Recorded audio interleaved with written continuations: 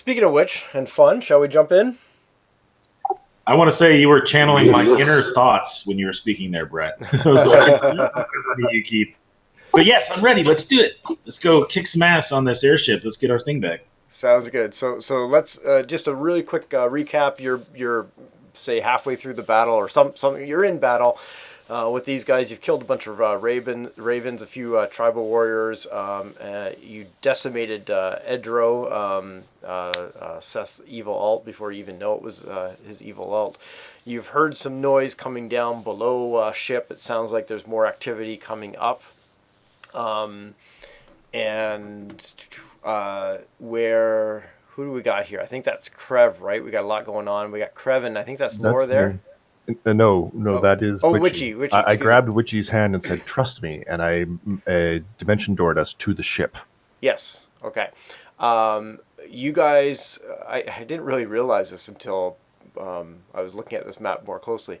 You are right in front of the doors going down below ship. So if Krev and Witchy were to look due south, that's the doors. So that's the. I thought they were like.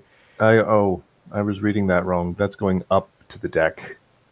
Yeah, and you know what? I actually had these guys. I think, or was it these? Anyways, I messed up where the doors were. Don't worry about it. Anyways, that's where they are. If that puts you in too much danger, we'll figure it out. And you got Figalos with you. And we're at the top of the turn order. And Seth, you checked that message that I sent about 12 hours ago? Yes. Awesome. Okay. Ishka is up, which is... Seth, should we be worried? I mean, look, I can't reveal too much right now. That's what I'm going to say. Panic! I asked Seth if he's okay to change lore into his evil alt and destroy it. I am not okay with this. And he said I wouldn't have done it except for what Vorpal did to my evil alt. Now I'm all in. So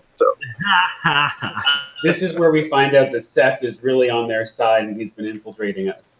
I mean, look, I can't confirm or deny these rumors or these speculation, but Krev can't be that bad of a judge of character, please. So Ishka is that Vorpal's evil alt? Evil alt? Yes, it is. That's the monk, right? Yes. Yes. The shadow monk? Yes. So you are up on top of what we'll call the bridge with Lore and Lore right beside you, Barile and Krev below you, about 6 feet or whatever below you, and you've got a couple direwolves around you, and Galen is also with you, which is your friend. Don't hit your friend. Ventus is off over here. He kind of surrounded too, and Fenris is over here, and you got a big dragon flying around over here. Oh my goodness, this is not looking good for Ishka. Ishka's going to reach out and grab this puny little human by the throat and attempt to grapple him. Oh, Ventus, right. So I'm just going to roll my... I can't find my dang sheet. Where is it? What is it? Shift click? Hold down shift and double click on the There it is. Awesome. Wait, just uno momento.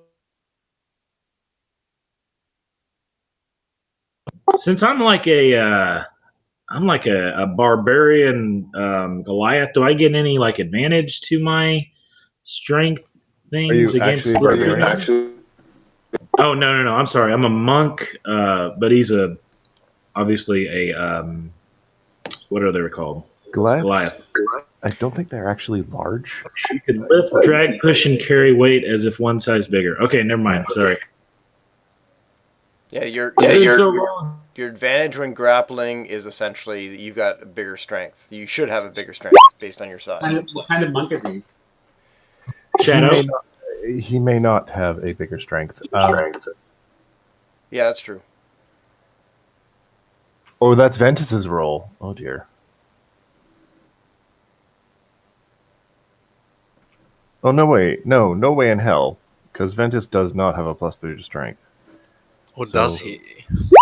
No. Sorry, that was what's her name? Oh my goodness, an automatic 1. No. Is it a 1? No, it's not. It's a 9. Oh, thank goodness. Okay. You beat him. The bearded man amazingly just kind of veers out of the way of his grasp. Yep. So that was my attack action. I'd like to use a key point to do a flurry of blows against him. Actually, before you go much further, I just realized you have a token on your token. You are actually down. I think you were doing death. Ishka was doing death saves. Oh, was he? Is that true? Brian? No. What's going on there? No. Somebody had put a debuff on him. I'm not sure what it was. But he had the shit kicked out of him. Yeah. And was like bleeding heavily and such. Okay. But I do know that because we somewhat lamented the fact that Lord did a full round of attacks on him, and I think he's only got like 5 or 10 hit points left, sort of thing. I've got him at 0. 0? Yeah. Well, then remove him. And he's got a dead. Well, I see the skull and crossbones. Yeah, skull and crossbones on him. Who has 0? Current hit points 0, it says on the sheet, so you're probably right. Well, that's it then. I thought you're something tells me based on that you're doing death saves or something like that. I can't remember. Okay. I'm Do we willing want to to go with it. and give him just 1 hit point? Sure. And let me try my turn again? Yeah, go for Let me it. try my turn again. All right. Has 1 hit point. He missed doing something to you. Just before you saw Ishka do his stuff, Lord just kind of serendipitously reaches out and touches his shoulder, and all of a sudden he's back up with 1 hit point. We're not too sure why. Instead of trying to grapple, can I cast darkness, and that's my turn? Yeah, go for it. All right, darkness on all of us. Got one more. How many attacks do you have at level 6? Still just 1? Just 1, but he's letting me retcon my grapple so I can cast darkness, because I didn't know I only had 1 hit point. Is that true? If not, that's fine. I just thought the darkness would be cool. I think that's fair. It's really annoying, is what it is. Yeah. I was awesome. basically going to kill Galen on my turn. Thank you. And now I can't, because I can't see him. Okay, so Brett, up to you. Do I fail my grapple or do I cast darkness? You also would realize cast that darkness. basically means that your friends won't be able to see the enemy either. No. He knows better. I'm not talking about you. I'm talking about Galen. Yes, I'm not talking about you. Which friends does he have left? Fenris, I'm still alive, thank you very much. Oh, yes. Okay, that's right. I thought you were the one who got hit. Okay. Yeah, Vorpal, I'm good with the retcon. So you cast darkness that fills a 15-foot radius sphere up to 60 feet. Oh my goodness. Yeah, just plop that right on top of us. All right. And thank you, Witchy, for that idea of darkness. I'm trying to plop that on top of you guys. Yeah, there we go. Kind of like that.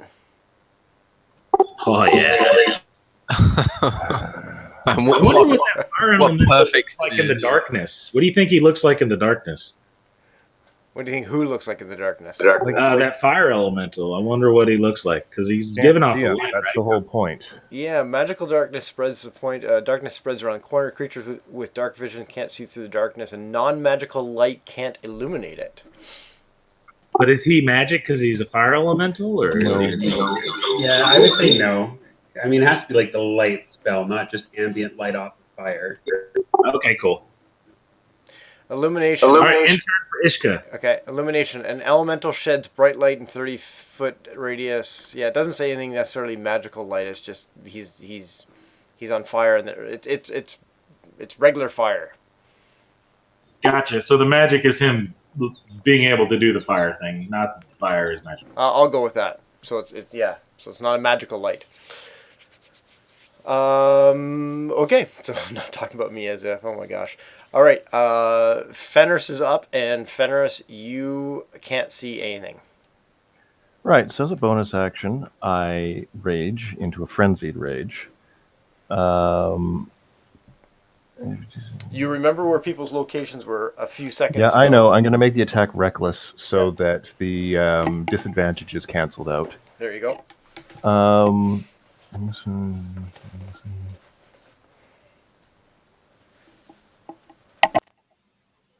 Oh, damn, I can't frenzy hit you this turn, but if I survive to next turn, I can.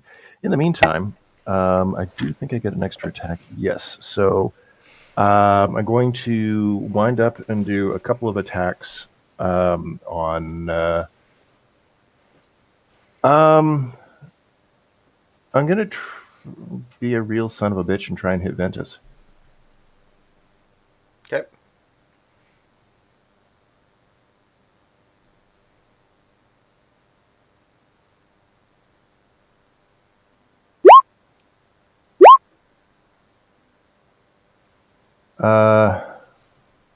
Okay, so does a 16 hit you? I'm sorry, sir, it does not. Great. My armor class is 17. Well, he roars. That's his turn. I don't know what the next marker is on the turn order. It's the Tribal Warriors. But before we get there, I noticed I started with Ishka at the quote-unquote top of the order, but Lore and Ventus are above that. And I would have thought that we would have ended the game at the top of the turn order. If you scroll up, you can see the text actually. Did let them do their 2 turns and then stopped it with Ishka. Okay. Is that what we did? We ended kind of halfway through the round? You believe it or not. Okay. I do have a memory of doing that, is the thing. Okay, if that's what we did, sounds good to me. Okay, Tribal Warriors are up. Yeah, if you scroll up, you can see all Seth's attacks. You get a crit. Okay. Okay, perfect. No, I remember I took my attacks that I left, and then I got Okay. my weapon. Alrighty, so we started at the right spot. Alright, well, how the heck are we going to do this? I have a question. Yep. Why does Vorpal show death save? Oh, that was for his ult. Yes. Oh, it's like, wait a minute. What happened to Vorpal? I accidentally disintegrated my beard off. It's horrible. Lore, no, not Lore, sorry. Witchy and Krev, you hear doors open beside you, and you feel 2 things run into you as they're coming through the doorway and realizing that there's something there. And that's their turn. You also, outside of this darkness, you hear Fegalos cry out, more coming from the east. And until we get to Ventus and Fegalos, I'll just leave it at that. And Krev, it's your turn. How long is this darkness? Concentration up to 10 minutes. It doesn't Holy matter. mackerel. Okay. It's gone. Oof. Oh, man. And because of the spell level, I don't even have to roll. Nope. No, you don't. Okay, and then, so with that, it's very hard to put it on the battle map, but... Underneath Ishta and Lore, below us on the stairs coming up, are, I'm guessing, 2 battle-clad sort of barbarian warrior people thingies. Yeah. I'm going to put them here and here just to have them on the map, but they're actually on the other side of you. And not as close as this is going to... this is not to... what's the word? That's just a reminder. Yeah, that's not to scale, but quite some way off. Are 4 more ravens with 4 riders. One rider that I've purposely kept off for now looks vaguely familiar.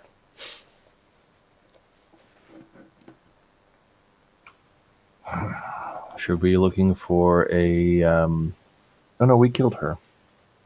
Never mind. And it is... So, Krev, is that your turn? You dispelled the magic? Is anything else going on? Not unless you're going to let me use another spell as a bonus action for some reason. Depends on your character card. I'm sad. I want a meta game. I don't want to kill Galen, but I mean, I'm sitting there with 2 wolves. Of course, he's. Your responsibility is to kill Galen in the next turn. I know, and it breaks my heart. I don't want him. He's got such good plans. Witchy, there's nothing that says you can't basically just say, in the next campaign, lo and behold, there's Galen. He's going to be a hero this time. No, I know. A dark hero, but a hero. Anyway, yeah, I have to. I'm sorry. It is the end of my turn. I can't move away without getting an attack of opportunity, and I don't have a bonus action that's like Blight, which I was about to use. Stares daggers at Deventus. But Bryle, your turn. Hey, you Don't guys forget your hex. I don't have hex. Sorry, you shouldn't tell me. No, You you wanted are to hex. do- Wow, my bad. Galen cast hex on you. Remember? Roll up. Galen cast hex on you. Fine. Kill him, please. I'll try it. Hey, let's Do remember, or do not. There is no try. let's remember you guys wanted the evil elves to be part of the game. So don't go fighting amongst yourselves. Really. Actually, I was never queried on that, but that's okay. That's true. Well, your guy was going to be retired anyways. Yeah, he's certainly old enough for it. Yeah, exactly. These two barbarians down here are behind the other 2 barbarians coming up the stairwell that you would have seen when the darkness subside and the doors are open. Yeah. Something weird happened to my direwolves. For his attack, it's called Misty Step, but it shows all his attack stuff, and then the description is Misty Step, and I did not do that. Huh? Yeah, that's weird.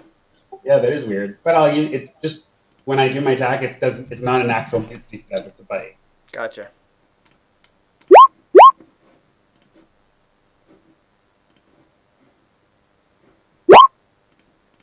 They both hit because they have advantage because of pack tactic. Good. That up. 7 piercing, 15 piercing total. Oh, Galen's not Really? dead yet. Ouch. No. But I still get to attack too. Mm-hmm. Yeah, but you got a tribal. You got a tribal Oh, mark wait. on your face. No, it's darkness, right? So No, darkness is gone. Oh yes, that's right. I dispelled it. Yeah, I remember now. And you have a barbarian in your face coming up the stairs to your south, which on the map I've put to the north. He's like, I didn't even think about what Bra was going to do. Give me 1 sec, sir. You're so focused on Galen and his mystical ways. Are any of our people hurt? No.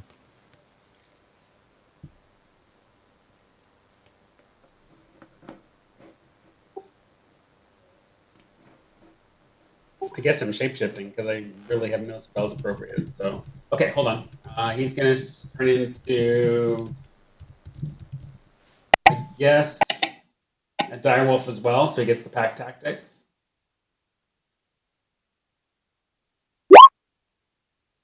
Yeah.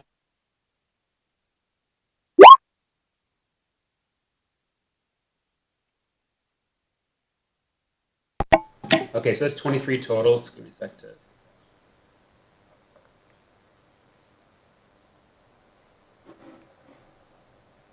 And hold on, just see if I have. So none of us are hurt at all.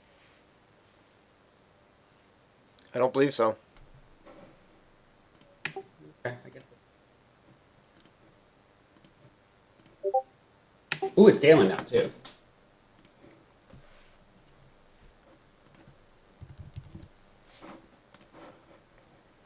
So that's Bryle's turn. Now Galen's going. Okay.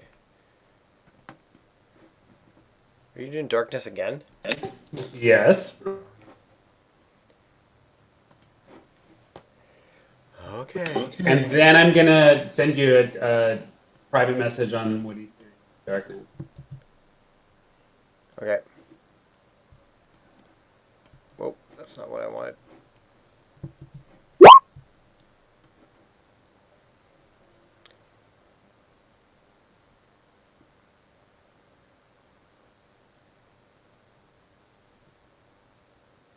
Just drawing the darkness circle here. I think I've drawn it too big. I think that is more or less it.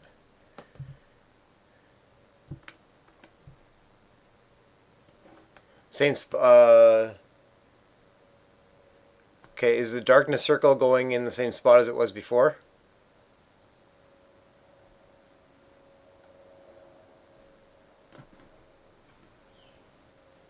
Rob? Yeah, around Bro. Sorry. Brile, is the darkness going in the same spot it was before? Yeah, just right around Bro. Okay. And then I sent you a message with my other action that happens in the darkness. Yeah. And that was Galen doing all that, right? Yes. Yeah, okay. Okay, I got your whisper.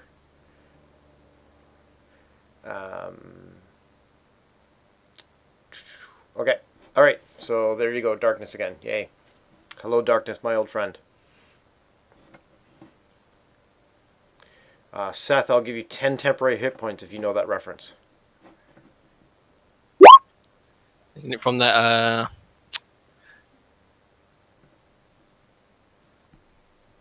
All I know is it's from a song. That's what I know. I forget the name of the song, but I know it's from a song. And I was going to say, if you give me the cover version, I'll take 10 hit points away from you. It's got to be original source. It's funny because I heard it on the radio the other day. Sounds I can't remember. Sounds of Silence by Simon Garfunkel, and it was recently redone a year and so ago by, what's that band, guys, that recently just redid it? I don't know. I didn't know there was a redo. All I know is the original. Yeah. I have a question for Vorpal. Just because I'm not up to date on some of my abilities. So check your DMs for a second. It was Disturbed that recently redid Sounds of Silence about a year ago. Okay, Darkness. Okay, gotcha, Brile. And is that Galen's turn? Maybe give me 1 second. I just need Vorpal to respond to me. Oh, okay. Where's the message? Where's the message? It should be a whisper to you in Roll20. Roll20 chat. I feel like I'm at like Houston Mission Control, and this is like a NASA, thing. No, because at Mission Control, everyone's working together. They're not working against each other. Yes, Witchy, there is. I should know this, but I didn't get a chance to study it. So, okay, so I do, and there is one more thing I'm doing now. So just before he does that thing that I whispered you about, Yep. Brett. Yep. He's gonna shoot off an Eldritch Blast from the darkness. He's gonna shoot off what from the darkness? Oh, okay, gotcha. And it's at Trev. Okay. Which one of us was the bonus action then? That's perfect. It's perfect because he can't cast 2 level 1 spells, but he can cast a level 1 and up spell and a cantrip on the same round. Really? Yes. He has to use one of his special things for being a sorcerer, which is haste, not quicken, or whatever. That's the information that I needed. Thank you. Yeah. So, anyways, does a 14 hit you? Actually, I think it does. Yes, it does. Plus, hold on 1 sec, because you're hacked.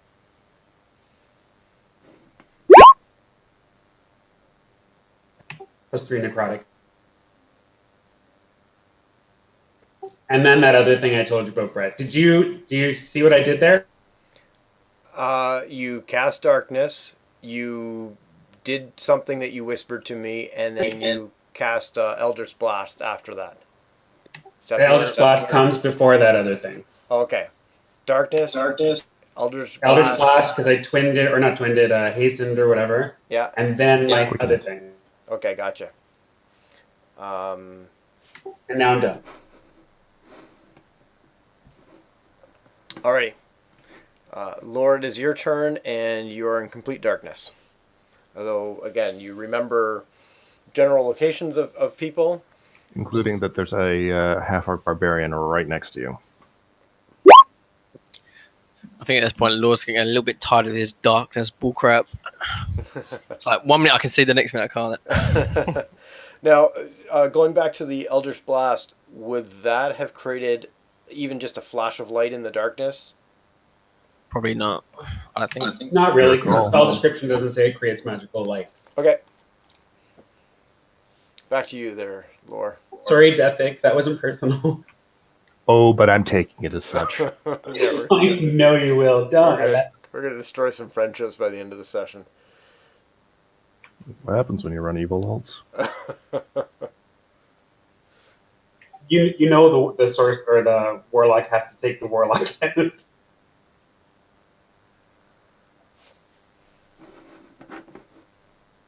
Okay, so I'm going to...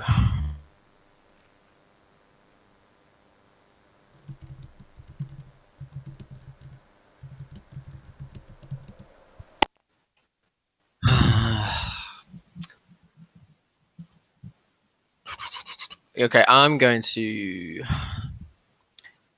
So I still know the position of Fenris, right? But you know it was right next to you. You saw him there. Yeah, but Brett, I know that if I remember rightly, because this was a couple of sessions ago, the airship is on the ground, but like how high up off the ground is it? That's a good question. If you look off to the left there of the little drawing, it's got like runners. So you guys are probably up on that bridge. You guys are probably about 10 to 15 feet in the air.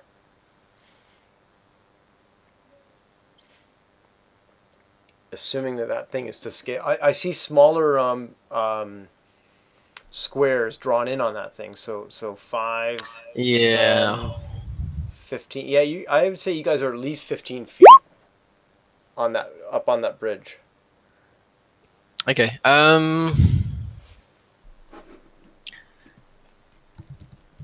I'm gonna take my attack action and I'm gonna shove Fenris off. I'm gonna push him off the side. Okay, roll with disadvantage given its darkness. Actually, he doesn't roll a disadvantage. Fenris used a reckless attack, so all attacks on him are at advantage. Cancels out. Good. Okay, so normal roll then. Actually, you know what? I'm just gonna stab him instead. Just stab him a whole bunch of times. I was gonna push him. Can you do 65 points of damage in a round? If yes, do that. I might be able to see if I'm roll good enough. You know what? Like I was gonna put if this was in the air, I think pushing him would have been cooler. But since if you only fall 20 ground. Yeah, I know. I was gonna say if you only fall 20 feet and then you get back up and you look up, what the fuck? It's not as cool. It's a little bit less cool, in fact. And plus, you might be able to get away. So. Yep.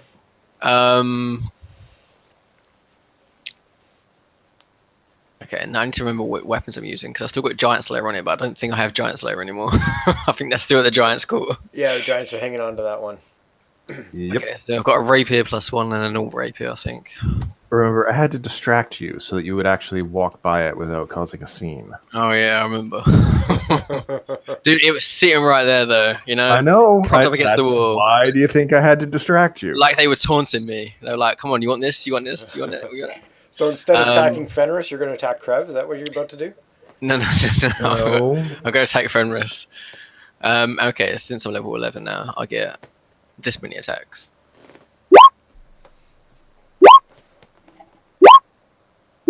Oh my. Oh my. Hit, miss, hit, crit. Oh gosh.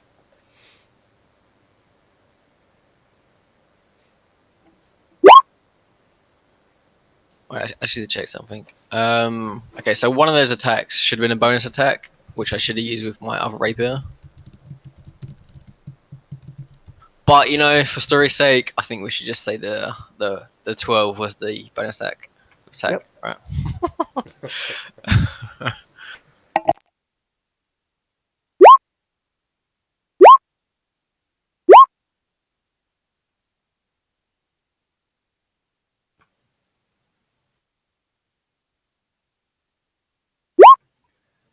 So let's see, 27, 37, 50. He's still alive.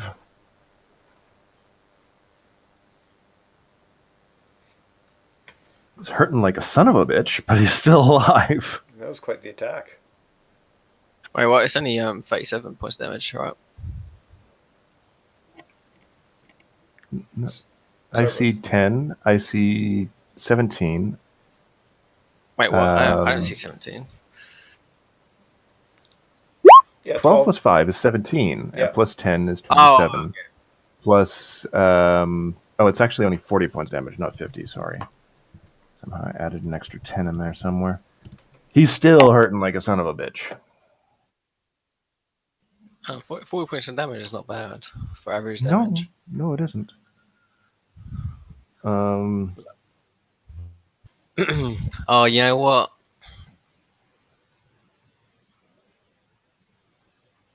Okay, never mind.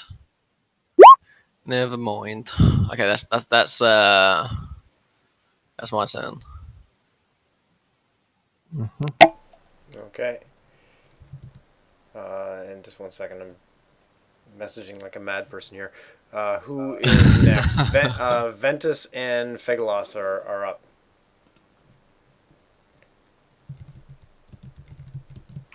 All right. Is there something you can do about the darkness, Ventus? Spell magic, perhaps? I don't have that one. I don't suppose you had a counter spell available. I do, but I didn't think about using it in time, so... Oh, sure, you thought about using it with me with the giants, but not when you're against your own evil alts, eh? I understand how this works. Well, I mean, we've had retcons. You killed my cloud giant just before he's about to teleport away and cause all kinds of terrible stuff for you guys. All right. Does Felgolo see anybody outside the area of darkness? Any targets? Yes, he sees these ravens coming in from the east, which will achieve those positions at the end of their next turn, so they're further away than that. And does Fegalos see anything else? I will throw that out there.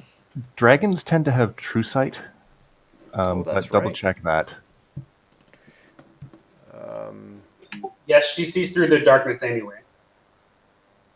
She has something called blind sight for 60 feet. Yeah, she sees straight through everything there. So, just kind of flame the warlock that I'm sure has taken to the air.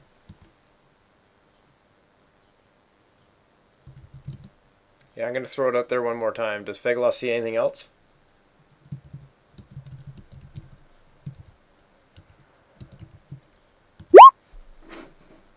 Going once. Who are you asking? I think he's asking Witchy. I'm asking everybody.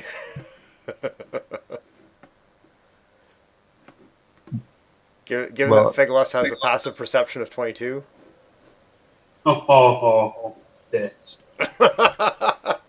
All right, he sees Galen. Can we proceed? Galen, where are you? Where would Fegalos see you?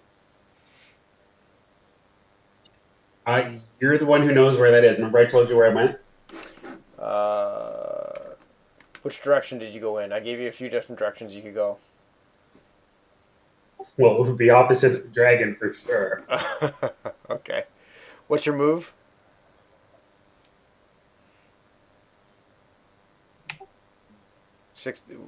What's your movement? Just 30. 30. Because I acted, so I couldn't do the thingy. Yeah. But remember what I said is happening next to. Okay, first of all, I'm going to move you there.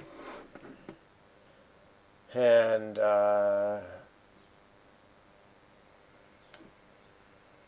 double that.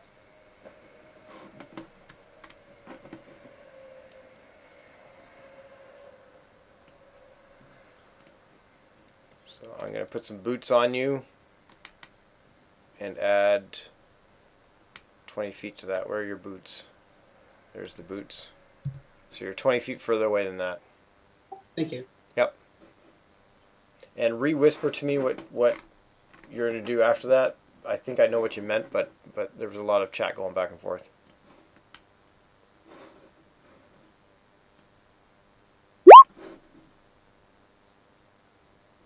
Gotcha.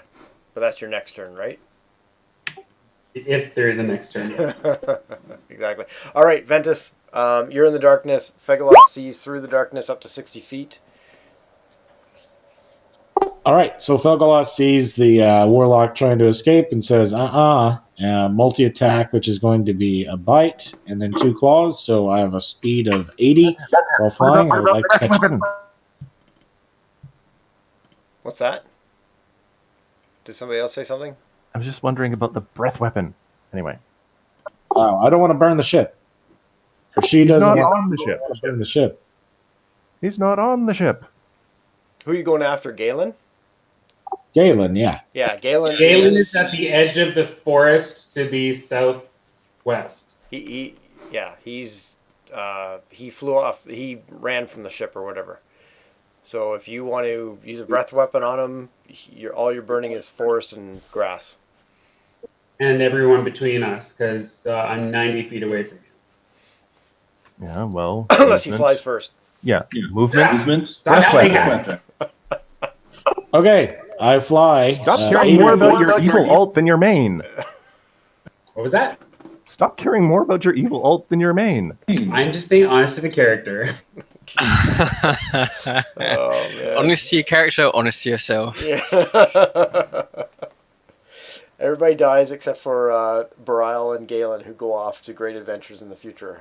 I think that's where this is going. Lovers. In a dangerous time. Oh, gosh. Kick at the darkness. Okay. So what's going on, Vet Vorpal? That 90 I fly 80 feet. Why didn't it do what I wanted to? I fly 80 feet, and then 10 feet away, I just breathe fire on this warlock. Which I will do here shortly. Time out.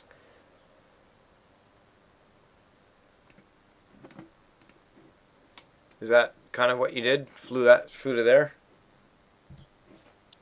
Yep. Okay, and you are 20 feet further than that actually suggests anyways.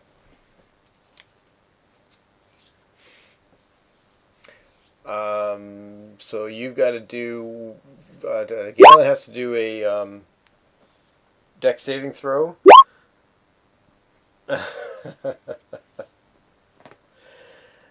And...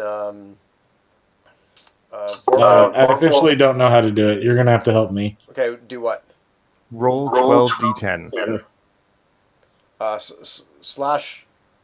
/R space 12 d10 in the chat box. Oh, there's no thing on there? What do you mean thing?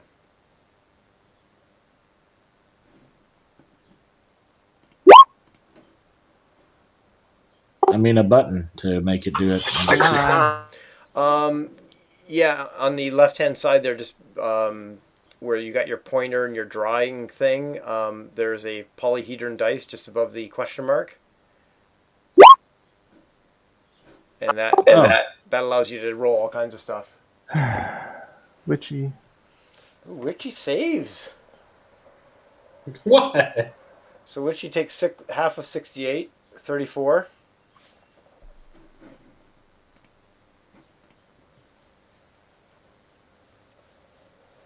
How many hit points does Galen have? Or, well, I guess He's not responding. Hold on. Okay.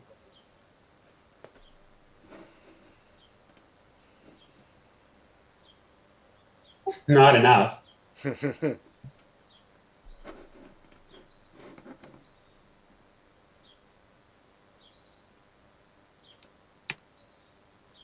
So what's the end result? The forest starts on fire, and he's in the middle of it. Is he standing up or laying down? No, he's not standing. Is he breathing Falls or to the not breathing? ground, takes more damage, fails immediate death saves. Was Galen flying away or running away? No, he can't fly. Okay. Because I keep seeing the wings on your thingamabobby. The heck was that for? Look at my character sheet. I showed you last week. I mean, last game. I can't remember last game. I'll DM you, but go ahead. Yeah, okay, let's do it that way. Well, if he gets back up, the dragon's going to do something about it. So what does he do? Exactly. Okay, is that Fegalos's turn? Well, it depends if he gets back up. If he gets back up. Oh, yeah, okay. Well, Galen, what's going on? Does Galen get back up or not? He wouldn't be getting back up. What's that? He wouldn't be getting back up.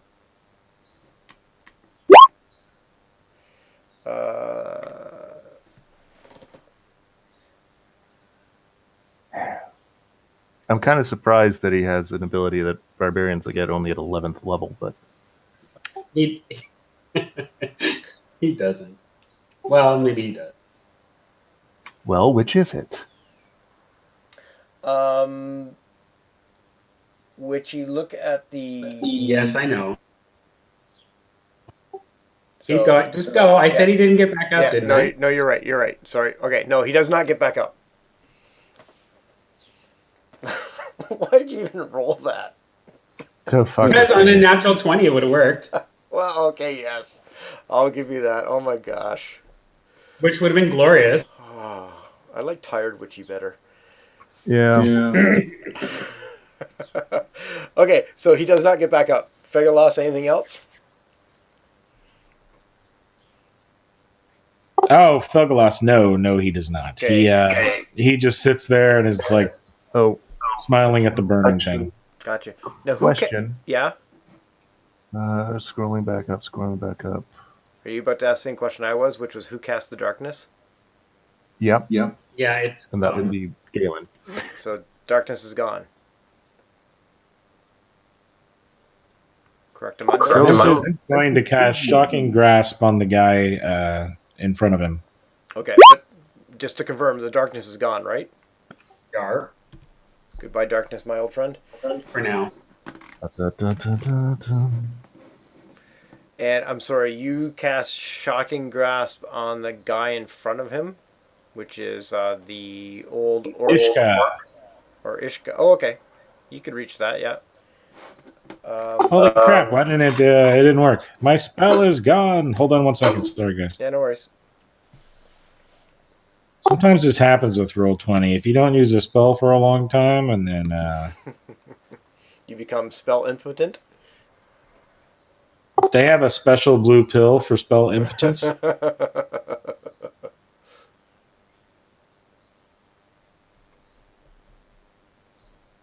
That's funny because isn't spell mana usually blue in video games? Why, oh why didn't I take the blue pill?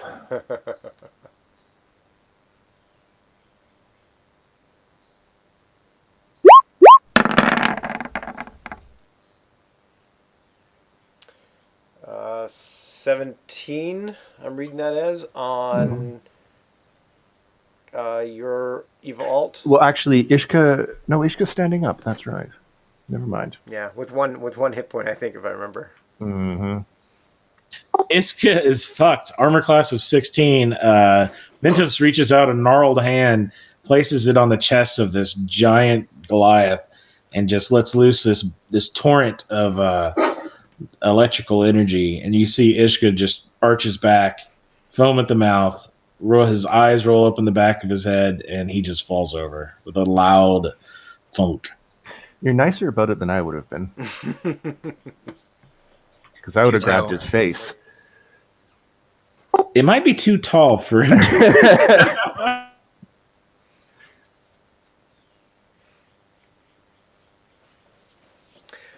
Is that Ventus's turn? Yep, intern. Okay. I'm reading angry messages from Witchy. Hey, they're not angry. Now, if you did that to Brile, there would be hell to pay. I'm sorry. I don't think we would do that to Barile, though. He's our friend. No. Given that it's Ishka's turn, do you want to give a death saving throw for Ishka? Or just have Ishka be down? No, let's just go ahead and have Ishka be dead. Okay.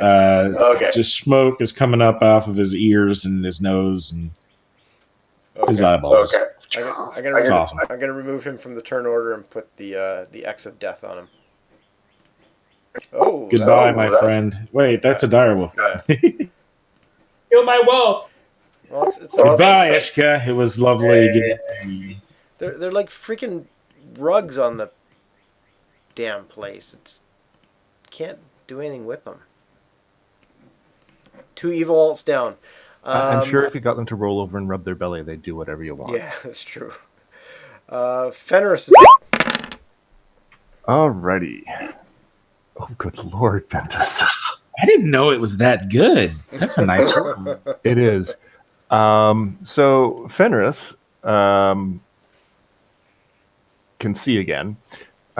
He sees Ventus and he sees and Lore. And he's going to take 3 attacks now on Ventus. Oh my. All right. 2 attacks normal. One is the frenzied attack as a bonus action.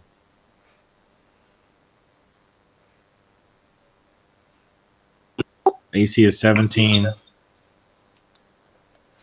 But you have to beat a 22. I have to beat. Sorry? You have to beat a 22 because he has shield for days. All right, well, let's see what happens here.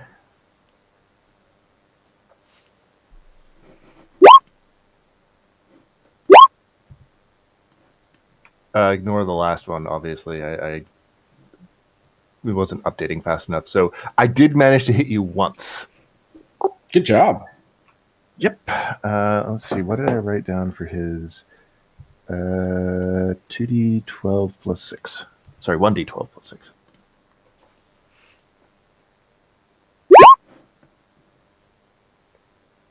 Nice. Take 16 points of damage.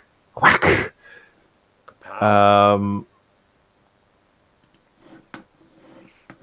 And he's just like deep in the bloodlust right now, so he's not going anywhere. He's like drooling at the mouth, going.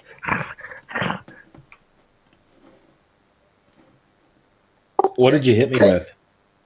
A great axe. Ooh, ow.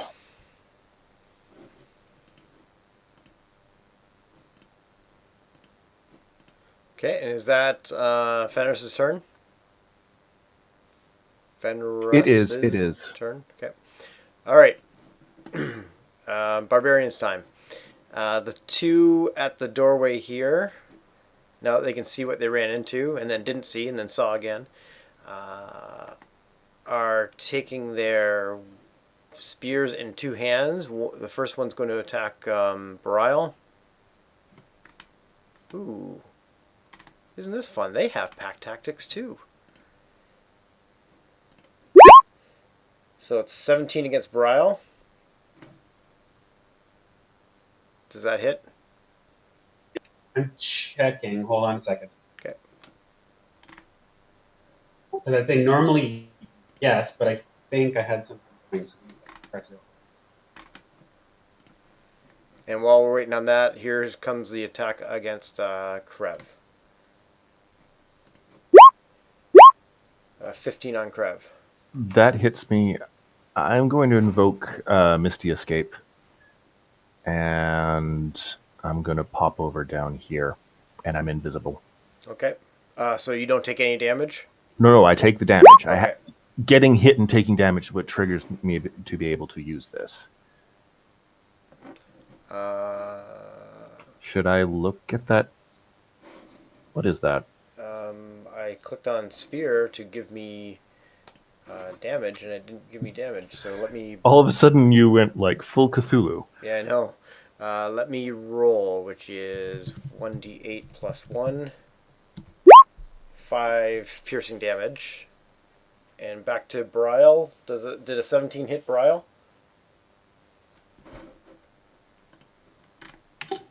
No. Interesting. Mrs. Brile, and you've got, again, 2 other barbarians foaming at the mouth behind them. And... Actually, I lied. Yes, it did. Oh, it did? Okay, 7 piercing damage to Brile. You have all these fun guys over here. They have flown into the position that they're at right now. You hear this one yelling as it's flying in. It's obvious that she has been yelling as she flew in anyways. But now that she's closer, you can hear her yelling out, "Where is it? Where is it?" And as they get closer, you start to get a little bit more sense of who's else is with them, and that's who you see. Sorry to interrupt. What is it you use on snapped grid? Didn't we already kill Edro? Yeah, it looks a lot like Edro, doesn't it? It's even got her name on it. Yeah, that confused me too. All right. Well, now I know who to blight. What do you use to snap to grid or not to snap to grid? I got it. Okay. And so they're at that position, flying in, and Krev, it's your turn. Okay, so I got Fenris right here, Edro over there. Sorry, Brile's now a direwolf? Is that what I'm seeing? He already was. I just hadn't switched him off. Yeah, But when I went to take the hit points off, I was like, ooh, I don't have that many hit points anymore. Okay, gotcha. So, actually what I think I'm going to do is shoot an Eldritch Blast, because I'm assuming that Lore has Galen's number, or Ventus does easily. So, I'm going, not Galen, sorry, Fenris. I'm going to hit that Raven, and I'm going to hit that Raven. Okay. Each with its own Eldritch Blast. They're about 40 feet in the air. That's fine.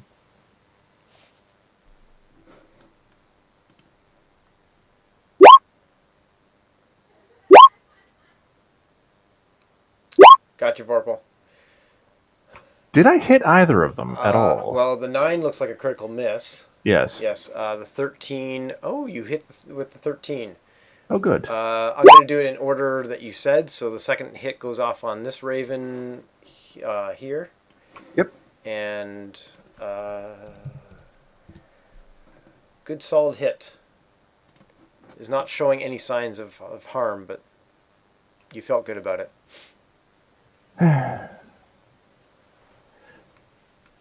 Okay.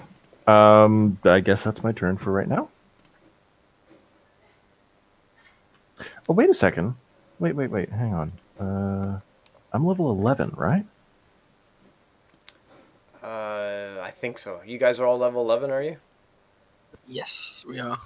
Second, finding the etherealness, expectation, retreat, entanglement.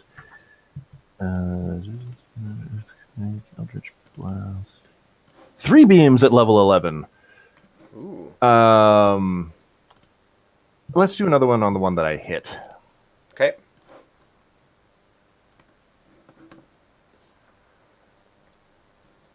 That's better.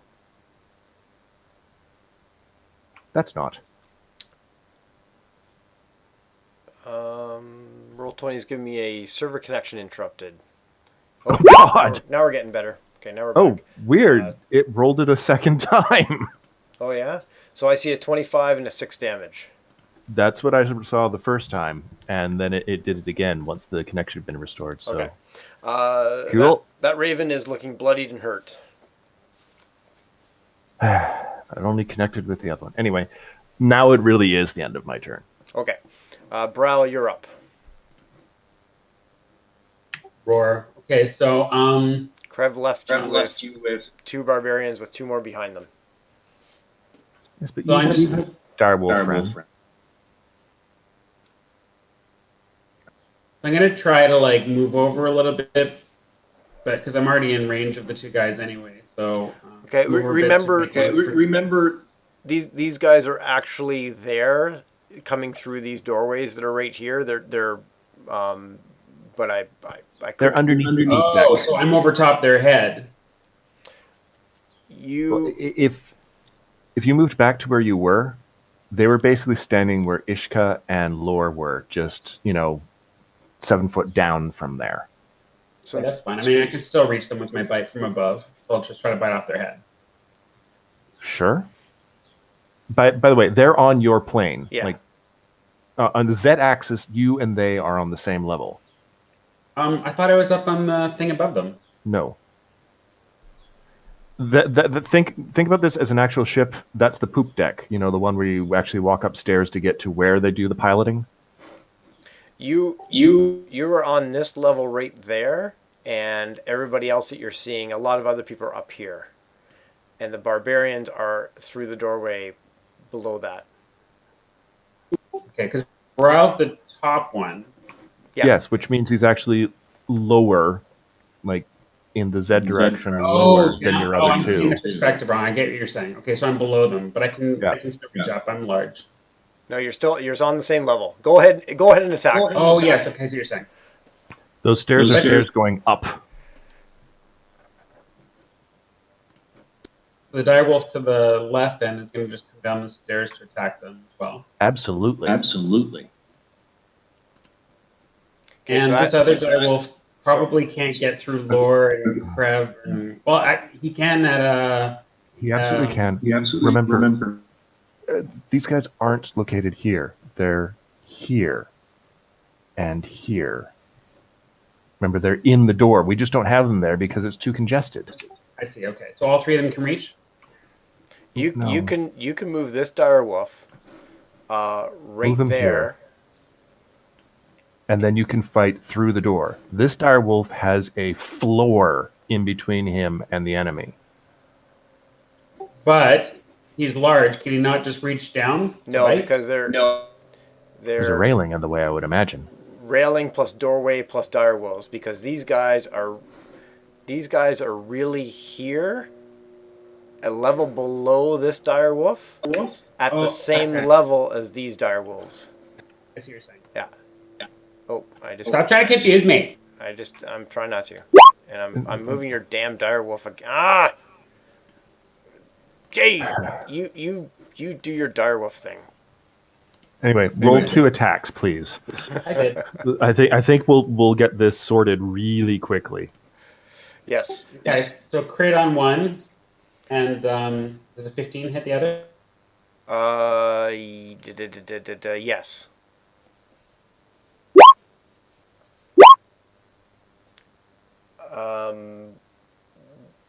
The crit is dead.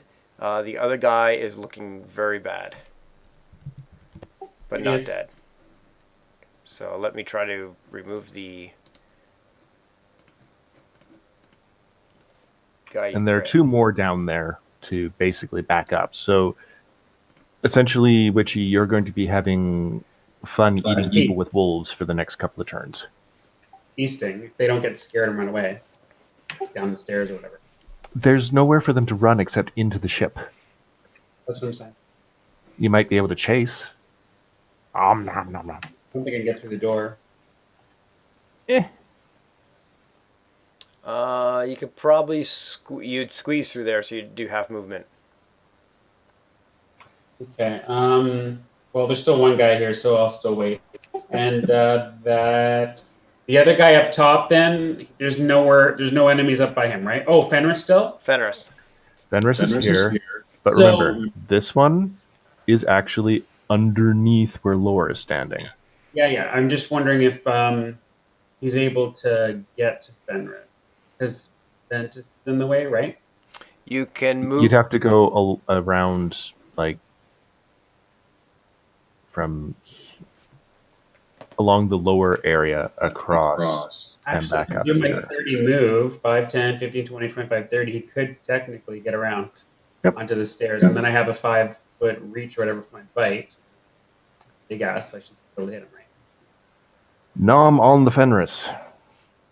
With pack tactics because, he does have allies in range. Oh, yeah, I was thinking it had to be good. It doesn't have to be wolves, it just has to be allies. 15? Oh, I'm decently certain that would hit. I'm trying to figure out what armor he would have. Based on your token, it doesn't.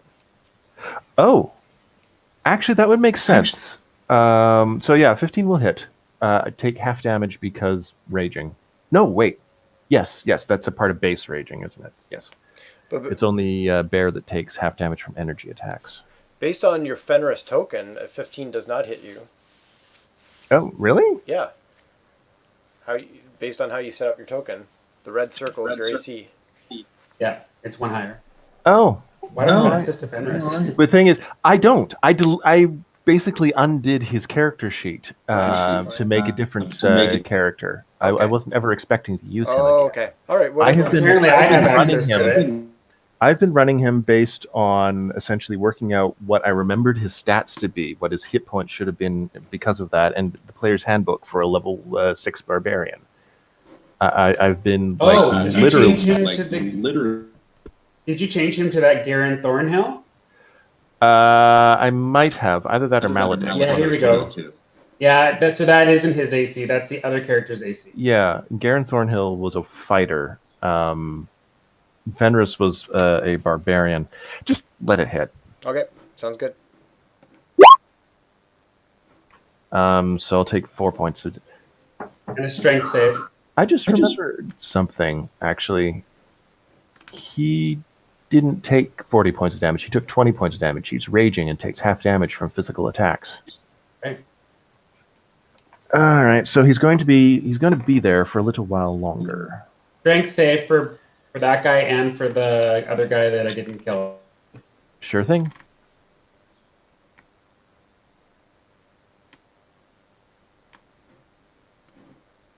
Okay, and is that Bryle's turn? Yes, so just make sure that those two guys aren't prone. Oh, he's prone. I rolled a 1. Oh, shit. And you should roll 1, 2, Brett. Yep. Ooh, 4. And he's Prone. Roar. That's my turn. All right. It's Galen's turn. Is Galen dead, or are we doing any saving throws for Galen? He's doing saving throws, but that's fine. We'll ignore him for now. Alrighty. Lord, it's your turn. I mean, I think I'm the one dying of old age over here. I've just been, He died. He died. Sorry, what was that for Lore? No. I got the rolls, but Seth, you were saying something about Lore? Oh, no, it's okay. So I think he was growing bored, waiting for his turn. Oh. That's what happens with Bryle. Green flames everywhere. So, how's Ferris looking at the moment? How's he doing? He's actually doing pretty well because I just remembered I had him raging, and therefore he takes half damage from melee. Or, like, spell damage he'll take full because he's not that type of barbarian, but he's frothing at the mouth. His wounds are, he's just shrugging off damage right, left, and center. So he's ready to, get hit again. And then hit again, he shall. I'm gonna. He is, however, you get advantage on everything because he's on the ground prone.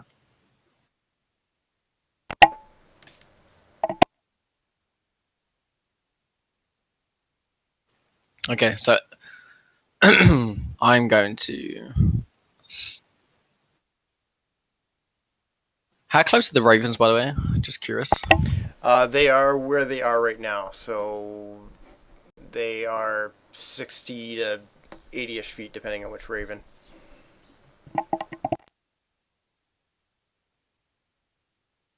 Okay, I'm gonna stab Ferris full of holes.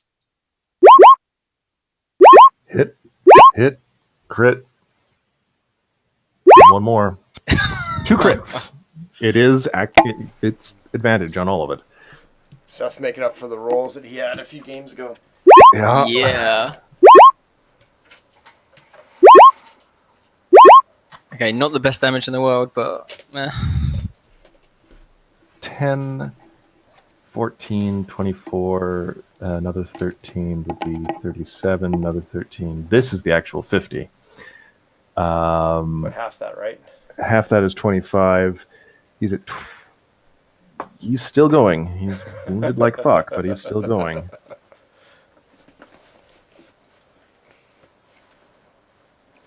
This is why at some point I would like to actually try a barbarian, because you can tank.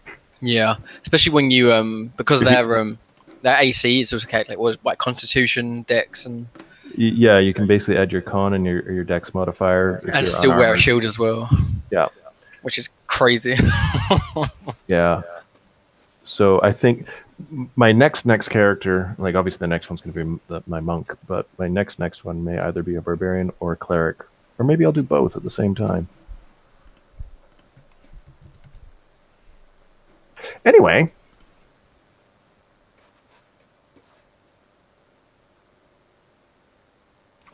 So Fenris is bleeding from wounds that you just punctured into his stomach and throat and whatever, depending on how cruel you wished to be. I mean, you can imagine it's very cute. You can imagine it's because Law's kind of, All right, so obviously you stabbed him in the butt as well. I mean, look, we're talking about Krev or Fenris.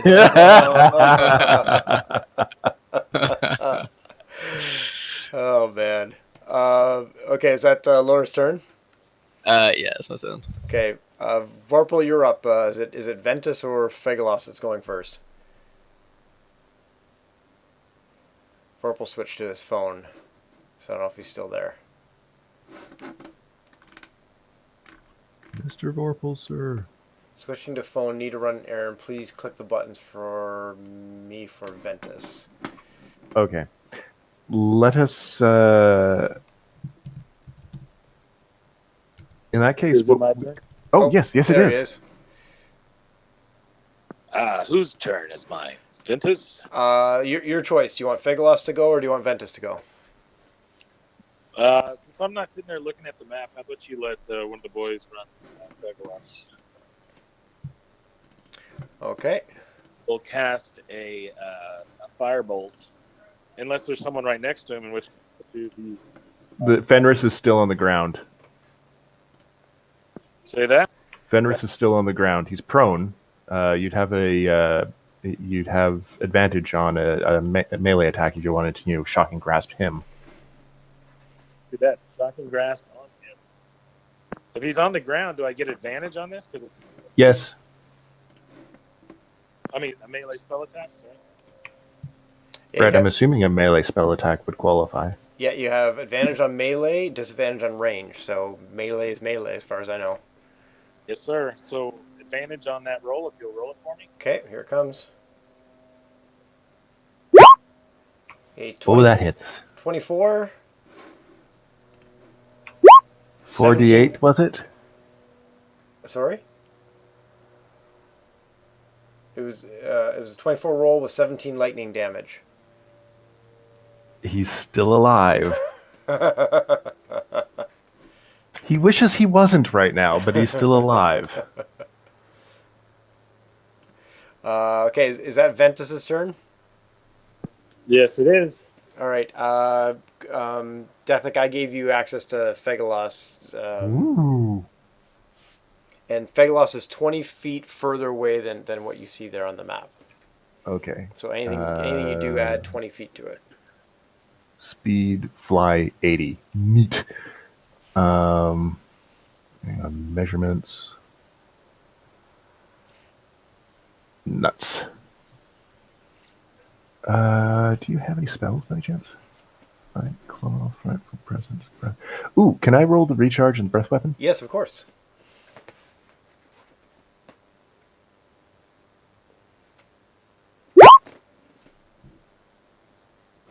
It recharged. It recharged.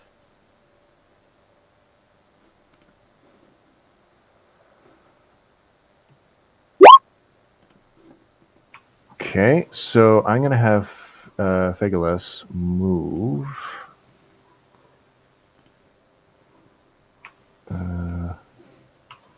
So what's his fly again?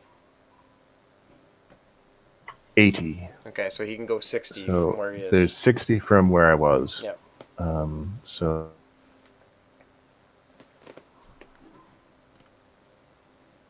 where's that boot? You got everything else but. Okay.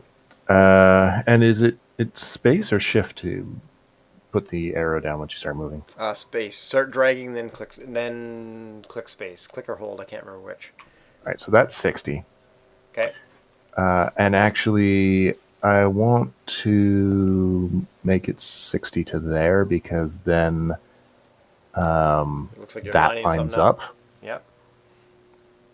And breath weapon across, this person, across basically, blah. I hit this one, this pairing, and this pairing. Now, assuming that they are aligned on a vertical plane. Yeah, If not, I'm thinking you can hit the two giant ravens, sure, but it doesn't necessarily mean you hit the riders. I think it would be tough to line up all four. Would you agree? All right, I'm.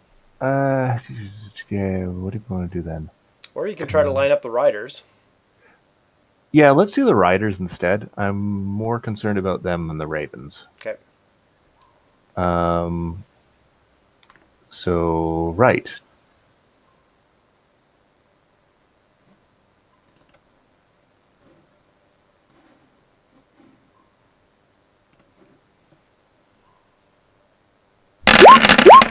No, was it 12d6 or 12d8? It was 12d10. Sorry, hang on.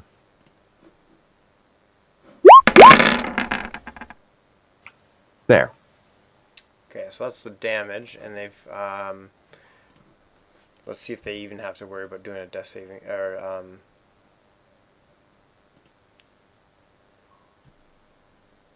Okay, this guy is dead right away.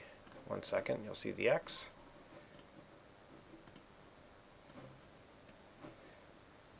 And this person has a dex saving throw, right? Yes. DC 19.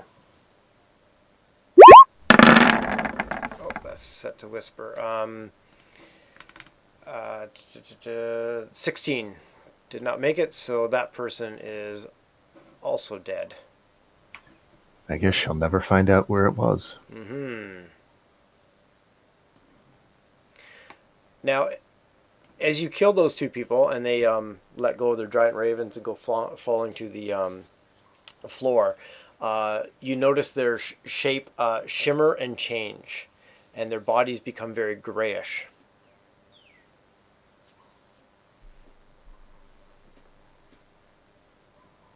Gray. Grayish, yes. And at some point, if you want to get closer to their bodies to investigate, you can. But that's what you notice. Mental note taken. That is Fegalos' turn because movement and action, and no legendary action this round. Or at this time. I think I can take the legendary action whenever, right? Yes. Yes. At the end of a creature's turn. So I'm not close enough to anyone to really worry about it right now. So. Okay, and let me just check one thing quickly.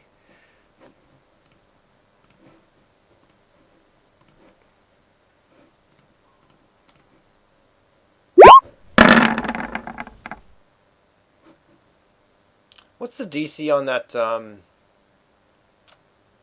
What's the DC on that breath weapon again? 19. Okay. Never mind. Thank you for your time. For you, always. Oh, actually, what? And it was 60. Yeah. Okay. And I actually rode below average. 66 apparently is like nominal. Yeah. Okay, we're good. Laura, your turn.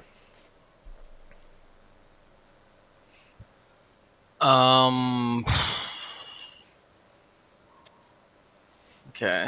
Wait, what? Did you skip me or something? No, it's Laura's turn. No. No. How did this happen? Oh, I skipped Laura actually because we'd gone to Ventus. No, how did this? What the hell's going on? I'm not sure, to be honest. Neither am I.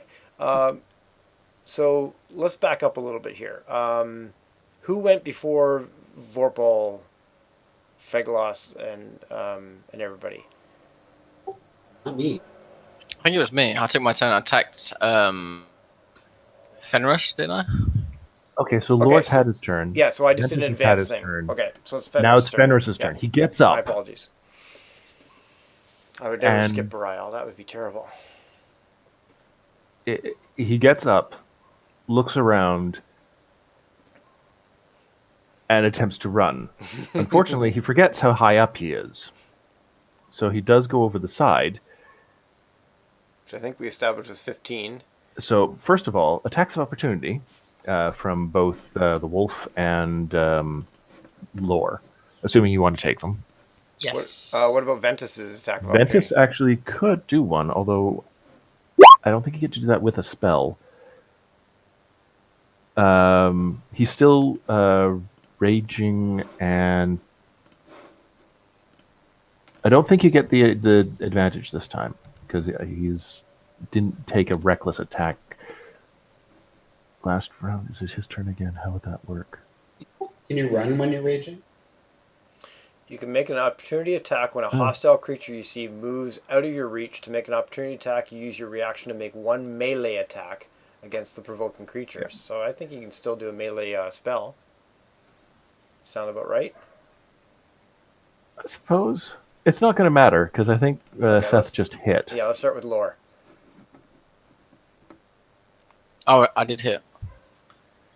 I think we established that the 15 would hit him. Anyway. He's dead. 7. Oh, that was only 1 damage, though. No, it's not 1 damage. No, I mean, I rolled a 1. That's what I meant. Oh. Yes, you hit him. He lurches, falls over the side, and takes another punk of damage. Fenris is no more. The old half-orc, or full-orc. Was he half or full? I think I had made him a half-orc. Yeah. If Volo's Guide had come out before then, I would have made him a full orc. Yes. Oh, Fenris. We hardly knew thee. You aged so quickly. Way past his best before date. All right. All right. That's that. We can remove him from the list. Yeah. We have a little list. 4 evil alts down, or are they? Okay, we got Barbarian time.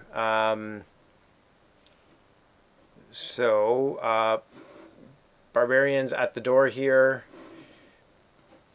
This guy will move up beside that guy. Barbarian's at the gate. Barbarian's at the gate. So I'm attacking direwolves, essentially. Yes, 2 of them. Okay, 2-handed spear. Direwolf on the left is a 19 with 3 piercing damage.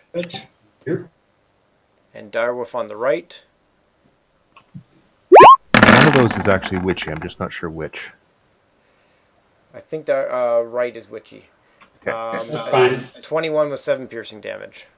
Okay.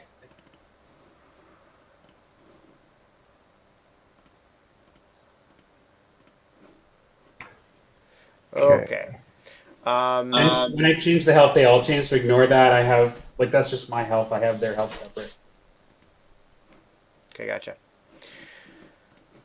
Okay, that was that. We've still got some ravens and stuff like that to deal with. Where are these guys on the initiative order sort of thing? They're with the... they're at the same order. They're with the barbarians. Okay. So... They have a fly of 60.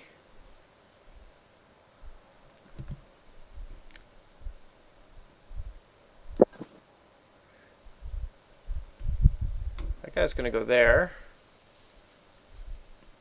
That guy's also going to go there.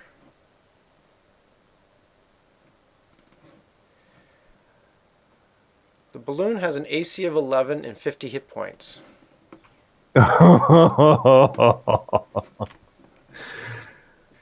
Oh, Brett, you are mean sometimes. I love it. First Raven, Beacon Talons, hits and hits. That's 14. Shoot, what did I say? It had 50 hit points? Yep. So that's 36. If you could line everyone up again, that would be perfect. And we'll just see if I can roll a 5 or 6. Okay, well, give me a second on that. Ooh, crits on the balloon. 15, 19. The balloon is now down to 17 hit points. Yeah, I did that right. I said these guys fly of 60, right? That guy is going to make it just in there. And this guy is going to jump down. We're going to do a dex saving throw here.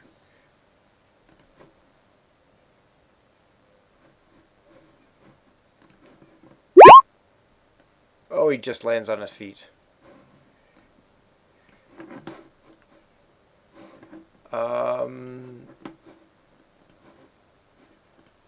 And Lore, Seth, Deathlick just asked if you would line up the Ravens. It would be very nice for him. Would you like to line up your Raven?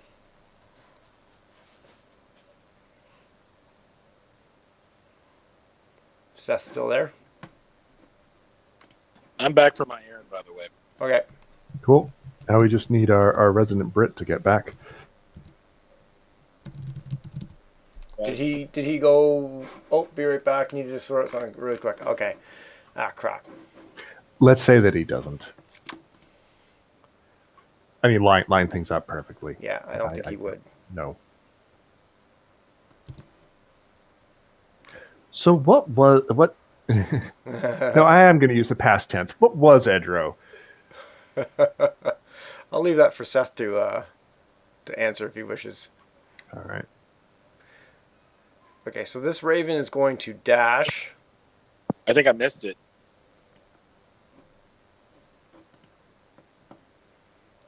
You know what? I really, really want Seth to make that decision. So if you... Should we just have a 5-minute break then? Oh, actually, you know what? That sounds like a good idea. Oh, that would be fantastic. Okay. Let's refresh coffees and all sorts of stuff. We'll be back in a moment. And, yeah. Sounds like a perfect idea. Sponsors. Stay tuned, kids. Yeah, there you go. See you in 5. We will have to see. And then going back to our own intrigue, just before we left for break, Deathic mentioned what Edro really was or something like that. And my additional answer to that is a hint lies with the dead bodies lying on the ground now. The grayish bodies on the ground. And that's all I'll say about that. Shall we get back to it?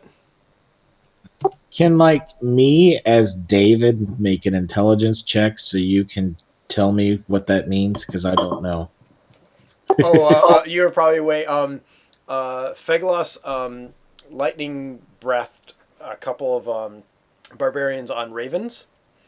They died, and as they fell to the ground, they shimmered and changed somehow, some way, and all that you saw was grayish bodies falling to the ground. And if you get close enough at some point to investigate, then you can look into that further. But Dethick was making a comment or relate about the fact that you guys obliterated Edro at the beginning of this battle, but there's somebody that apparently is Edro now on a Raven. So what the crap is going on? Oh, okay. And my answer to that as DM is, I don't know. I just make it up as it goes. Look, I mean, I know, but I know because Brett told me he knows.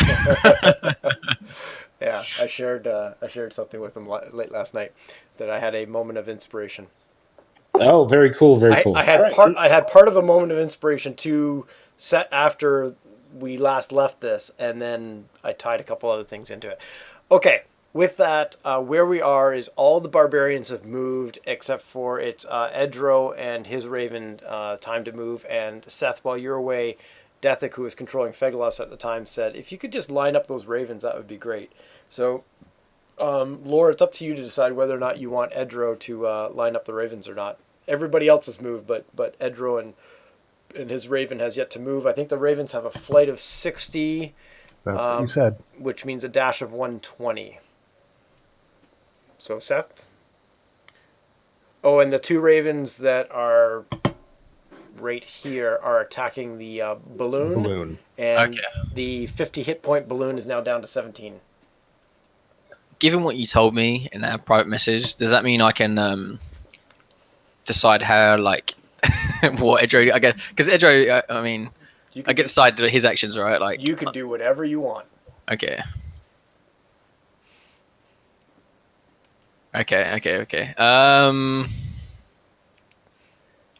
Fuck, I need to remember what Edro can do.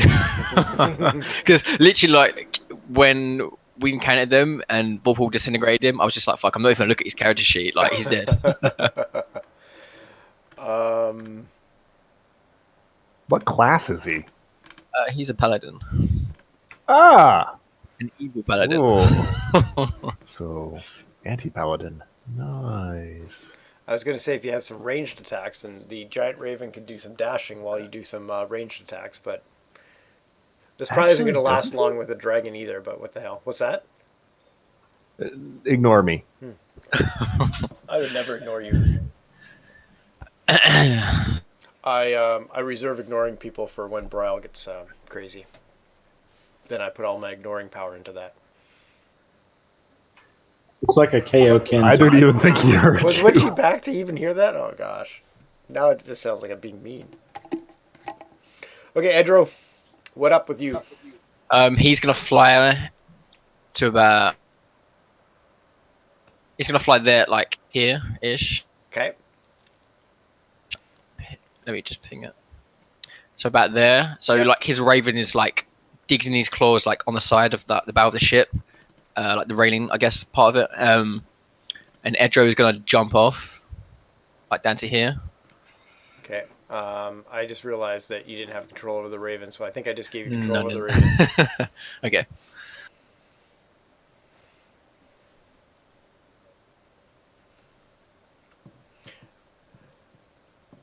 There. And then he's going to cast this on Ventus. Yes, get revenge. Get revenge on the person that disintegrated the other Edro. Somehow I'm having Matrix flashbacks right now and seeing like some poor barbarian kind of go and shift into Edro as he leaps from one program to the next. Oh, wait till I introduce. Oh my god. And he doesn't. I don't think he has to roll because whole person's lower than third level. Second level spell. Oh gosh, we were just talking about. You know what? You forgot about that. I've never felt. See, that's a second level enchantment spell. This is a third level abjuration. I don't even have to roll. Oh god. It's just feeling a little bit salty right now, guys. Just a little bit. You're gonna feel more salty in a second. Man, I now know how Witch was feeling a minute ago. I feel this conflicted emotions right now. Okay, that's his turn because he cast a spell, but he's not just going to move up into the middle of these guys. So he's just stand next to the raven. What do you and the say other ravens. the spell fizzles out? Do you do anything? Ventus smiles at you in this weird, creepy old man, just lots of teeth smile. You know what? Edro's one of those guys. He's a I think he's a half elf, but he's a big half elf. He's 6'1", 6'2", quite muscular. He's wearing. I think he's wearing plate mail. I'm not sure. I have to check his sheet actually. Okay, so he's wearing. Oh my god, he's got +1 plate armor. Okay, so he's wearing a plate mail, and he looks very. I think the description I had for him before, he looks very kind of. What was it Arthas from World of Warcraft before he turned into Lich King? He's very kind of not as muscular as because World of Warcraft just plays up too much. I think in the size of the. But he's the golden child, literally. Yeah, I picture though. I understand. Yeah, he's got the long blonde golden hair and the plate armor and the great sword in one hand. He's that kind of guy. To me, we shall purge this city in the name of goodness. I did that thing so many times. That little story thing. Yeah. I think probably one of the best fan comics I ever saw about that was a joke where it's Arthas and Jyn are surrounded by undead and everything. All right, there's no hope for it. Turn evil, as in turn undead. Mm-hmm. And he turns into the Lich King. It's shit. Dude, I used to watch that cutscene all the time. The one where he walks into his father's yeah. Oh yeah. My Dude, son, what are you doing? Succeeding you. That was so fucking cool. They have great animatics, CGI cutscenes. They're amazing. Yeah. I've always loved Blizzard. Actually, Blizzard is amazing at that. Diablo. Both Blizzard and Square Enix have always been the top two when it comes to animation. By the way, if any of you guys actually have a World of Warcraft account, go to the throne room in the Undercity, at the entrance. Turn the ambient noise up and just sit there and listen. And you will actually hear echoes of lines from the animations in Warcraft 3, the cutscenes about sending armies to the north, or my son, what is it you're doing? And they literally just put into the background that this place is haunted by its memories. Huh. Cool.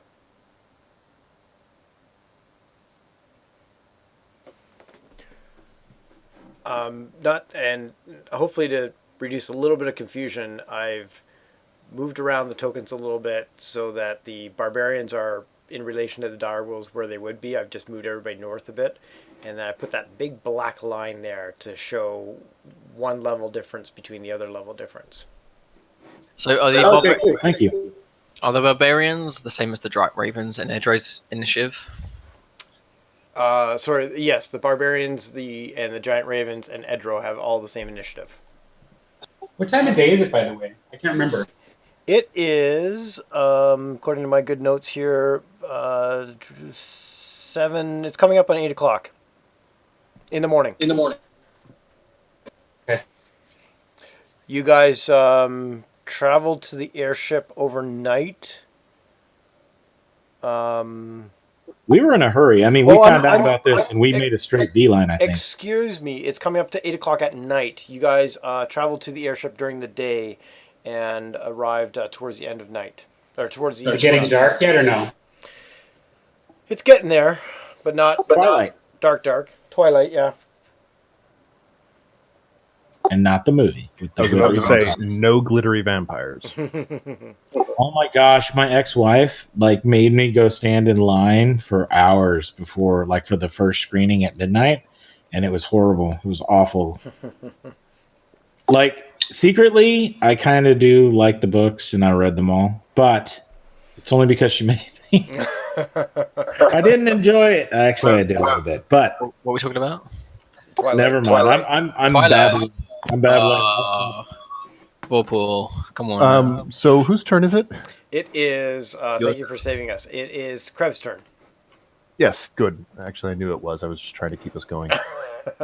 I'm going to move up here and... sorry, Elor.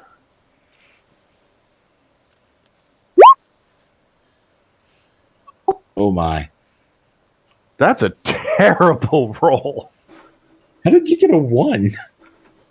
Wait, what is that? No, the 1 is the... yeah, actually, I rolled a 1 for the additional D8 from casting at a higher level. Yay. You just cast blight on me. He just Damn straight cast I blight did. on you. Constitution. Yeah, you're fucked. These guys are assholes, eh, Seth? It's a Constitution saving throw, yeah.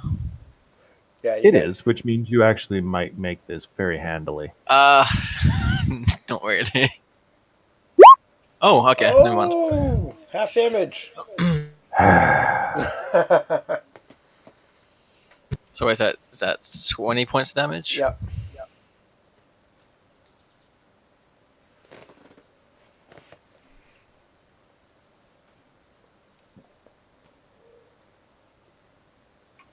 And that is my turn. That's Crow's turn. Okay.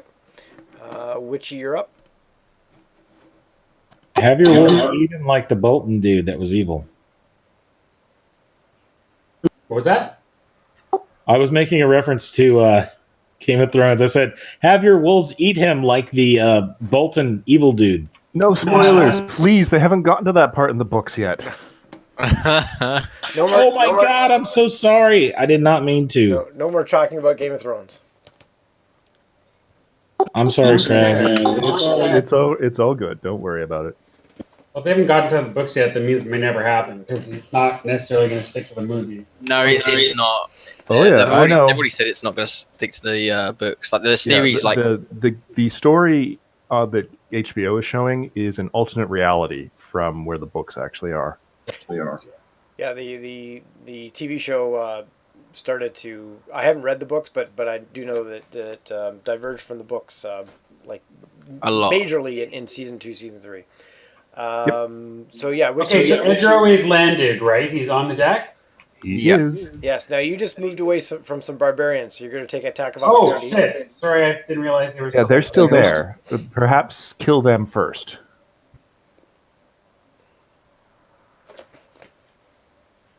Fine.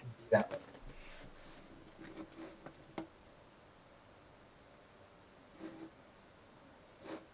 You attacking the two immediately to your south? You are. These two guys right here? Those both hit. I'm confident. Yes, they do. So go ahead and give me damage. 8 and 16. 8 on the injured, 16 on the non-injured. Wait.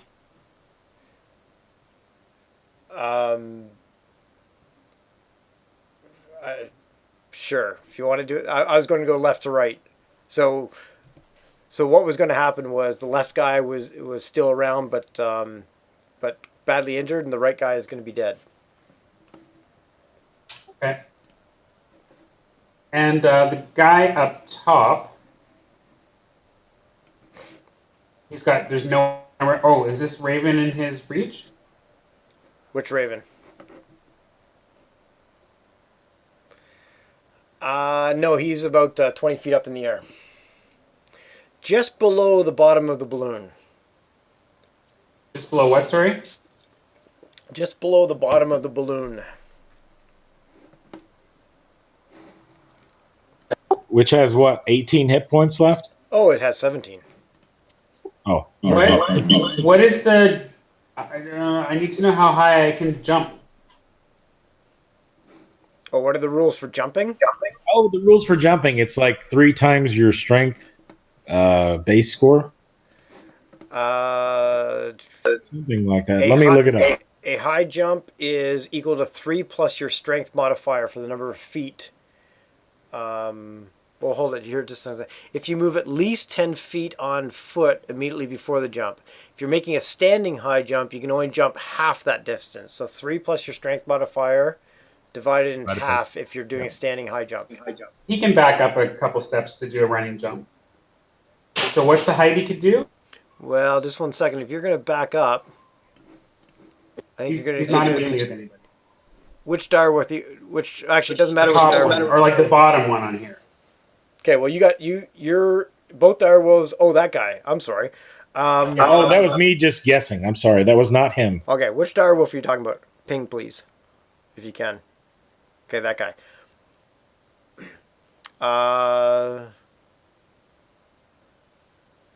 So remember, he's already large, so he's already pretty high up. Yeah. He's on the top deck.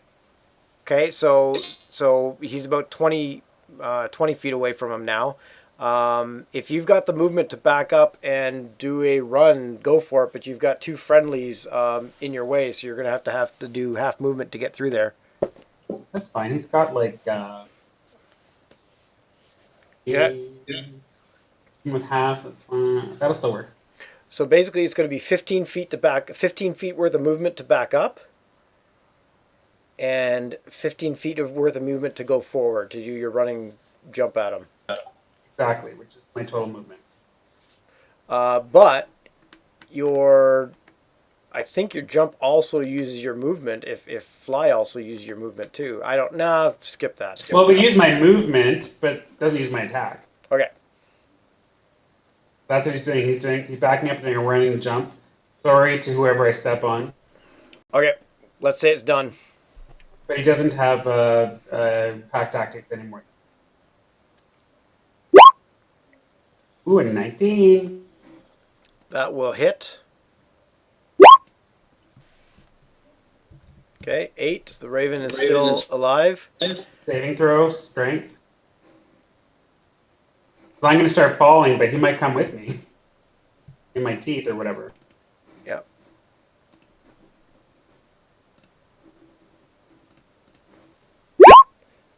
Fails. So how would you interpret that? I would say he jumps up, he snaps at him, but he holds on to him and starts to fall.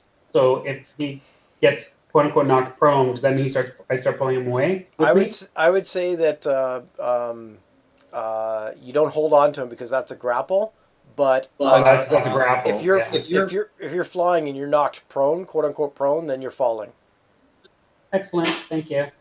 But I'm falling too. So I would say you both fall to the ground 40 feet, and what I will allow you to do, because you initiated it, is give me an athletics or acrobatics check, and if you hit a 10 or more, then you only take half falling damage. I just did a straight dex roll. Sounds good. I don't know, let's call it 30 feet. So is it 1d8 per I think it's 1d8 per 10 feet? Is it d8 or 10 feet? Or d10? It's either a d8 or a... Well, I don't know. I didn't think about I thought it was a d6. So it was d6. It's a d6, yeah. 1d6, excuse me. 3d6? Yeah, I've got it. So you take 2 of that. And the Raven takes the full 4. Hey, he should get his own roll. Oh, all right. Faster. Much better. Complete opposite roll. Yeah. Raven is dead. And you are somewhere over there on the ground. Okay. Has Brile gone? Or has all the direwolves gone, I should say? I think yes, so, right? Yeah. But I'm going to heal. Is it a bonus action or something? It is. Yep. Used up a level 2 spell slot because I did 2 hit dice. Okay. You're healing yourself, right? Right, dude? I can only heal myself, yeah. Okay, Laura, you're up. Oh, man. Get out! Tough, because it's like, I know what Law would do, but I don't want him to do it. I guess Lore would run right up there and puncture you full of holes. Yeah, he would. He's not going to be outdone by a direwolf. He's got to go mount a Raven. You can exactly. You could also climb up the netting with a athletics or acrobatics roll and start attacking the ravens from the netting of the balloon. That sounds like a lore thing. I mean, look, you know what? This balloon is very important to us, guys. Like, if we lose this balloon, we lose our airship. So, well, it depends. Who's got mending? No one. Of us? No one. None of us have mending. This is very important. I have to do this. All right. And if it breaks, I think it would explode and like incinerate. I will. No, it's just hot air. While the balloon or gondola has at least 1 hit point, it can be repaired. Below 0, it can't be repaired. Doesn't mean it can't be replaced, but it can't be repaired. Mending spells can repair superficial damage, but can't restore hit points. Go, Lore, go.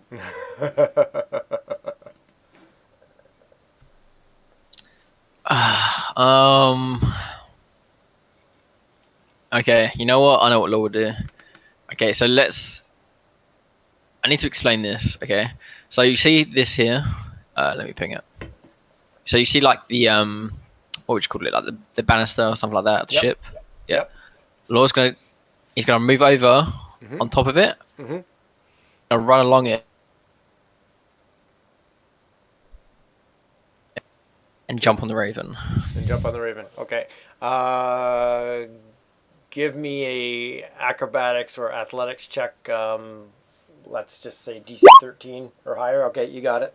So you run along the railing without a problem.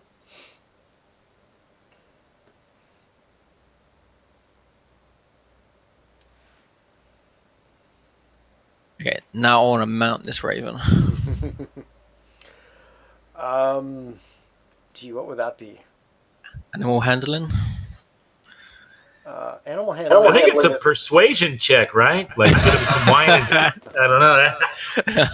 I mean, look, ravens are intelligent creatures, you know? Animal handling is to get an animal to basically listen or be calm with you. Whereas, like, are you just trying to jump on this thing and yeah, I mean, I'm kind of just trying to jump on it and, like... rodeo it? Yeah, like it, like, submit forcefully, which sounds really weird. Like, I'm not, like, that kind of guy, but, you know...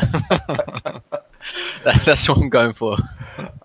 You know what? Let's just do a grapple contest. Sound good? Like, your ability to hold on while it's trying to buck you off? Yes. So, it is your strength, athletics against its... strength or dexterity. So is it athletics or is it like a saving throw? It's athletics, right? It's your athletics against its athletics or acrobatics. You got it. I have a 0 in that as well. So you've got it. Now every turn, if it tries to get out of your way or buck you off, we'll do the same thing. It'll be kind of a reverse check. It'll be its athletics against your acrobatics or strength. Okay, so I want Law to do something. I don't know if you can do it because it's not the Raven's turn, but what I essentially want him to do is, you know, like, similar to, I don't know how you ride a Raven because, you know, Ravens don't really exist, but I assume, like, if anybody would know, I would like, yeah, I guess that's true. I want to, like, you know, what I'm imagining is, you know, like a horse. I would, like, you know, just like, I don't know. I would do something, okay. And what I wanted to do is, like, I want to, like, how do I say this? Like, I want him to, like, I want to ram him into one of the other ravens. Okay. And knock it away from the balloon is what I want. Like, his intention is, like, kind of like, I don't know, wherever it's, like, bucking the size of the raven or whatever, like, just, like, kind of, like, trying to force it in this direction and trying to, like, collide it into the other raven.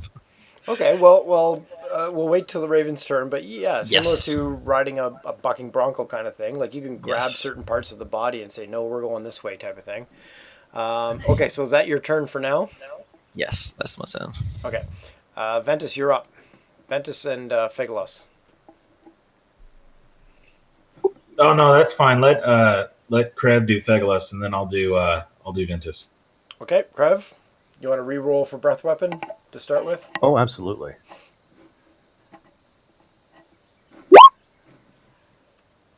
Hell yeah! He's got it. And I keep forgetting we have this big fucking dragon with us. Also, don't forget that the dragon has the tail, and the dragon also has the fear aura. That is true. Thank you very much. And the fear aura, especially if it's trying to get rid of the ravens. Yeah, we have not used Frightful Presence, and we've only used one legendary action, I think. Okay, so the dragon is going to now the tail attack. Tail attack has a range of what? 15 feet, reach of 15. Oh, neat. So I'm going to put the dragon here. Mm-hmm. Lore, hang on. So we'll do the Frightful Presence. I don't know why it's rolling those, but there, DC 17, make things run away. And he's going to, at the end of his turn then, do a tail attack on Edro, because why not? Okay, each creature of the dragon's choice. Okay, so which creatures are you choosing to Frightful Presence? How many can I do? It's you can everything within range, I guess.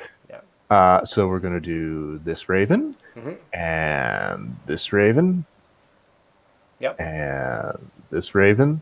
Hang on, Lore. And you know what? We're gonna fuck Edro up too, if we can, and then I'm gonna whack him with the tail. Okay, and you got two barbarians on the the ship. Yeah, sure. What the hell? We'll make them freak out as well. Okay, let's roll a lot of stuff. So I'm gonna start with the bottommost raven first. Wisdom. Yeah, we're targeting a DC of 17 in all cases. Yeah. Okay, so Edro succeeds. Okay, good. The second raven does not. Yeah, the raven that Laura's riding is coming up right now. Oh my god, please. It does not. Oh no. Oh no. So we'll deal with that in a second. And Edro you took care of, and the barbarian.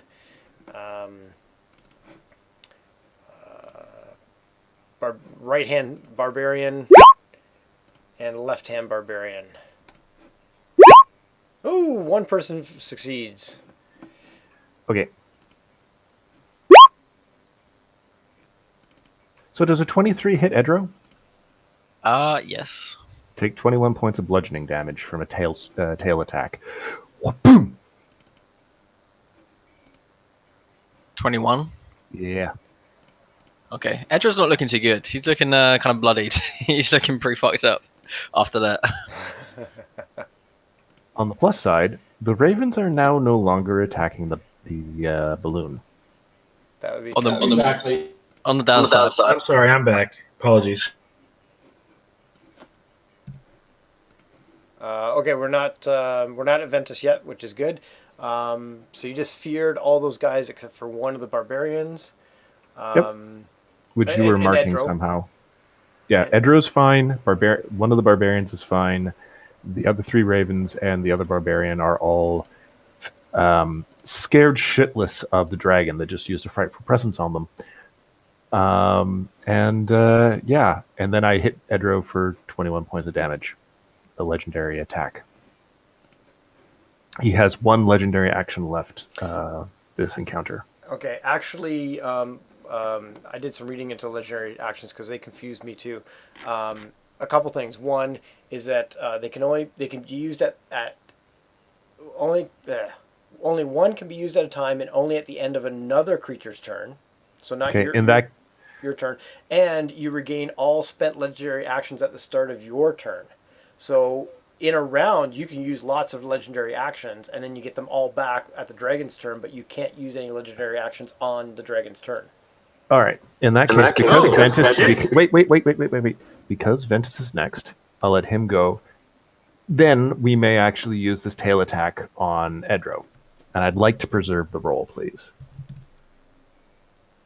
Sure. I'm good with that. Ventus, have fun. That's crazy. I didn't realize it worked that way. I thought it worked completely different. Apologies. This just makes dragons just that much more terrifying. The fact that he's worked this out before we fight Imrith is also moderately terrifying. I would like to think this is a nice way of teaching us maybe how to fight a dragon. No. Yeah, I.e. hey, this is don't. this is Yeah. this is Matthew Colville's. Here's how to learn. I'm twinning that, by the way. So that's 4 sorcery points. I'm left with 1 sorcery point. Holy fuck! What are you targeting? Oh, the barbarians. Okay. Is there a save or something like that? I can't remember with banishment. They have to make a Charisma. Sorry. charisma saving throw against my DC. Oh,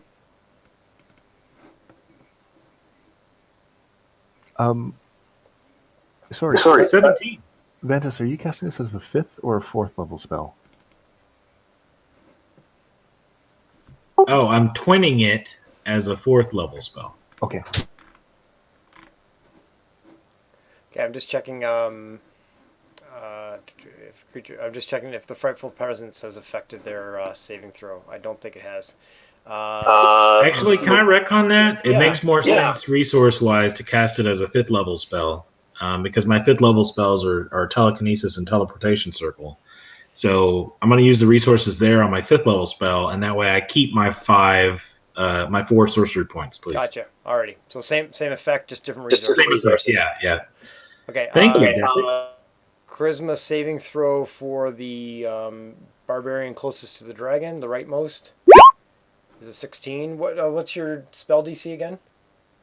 17, the same as my armor class. Okay, and then the leftmost barbarian who was not frightened. They have both been banished. Why did you banish?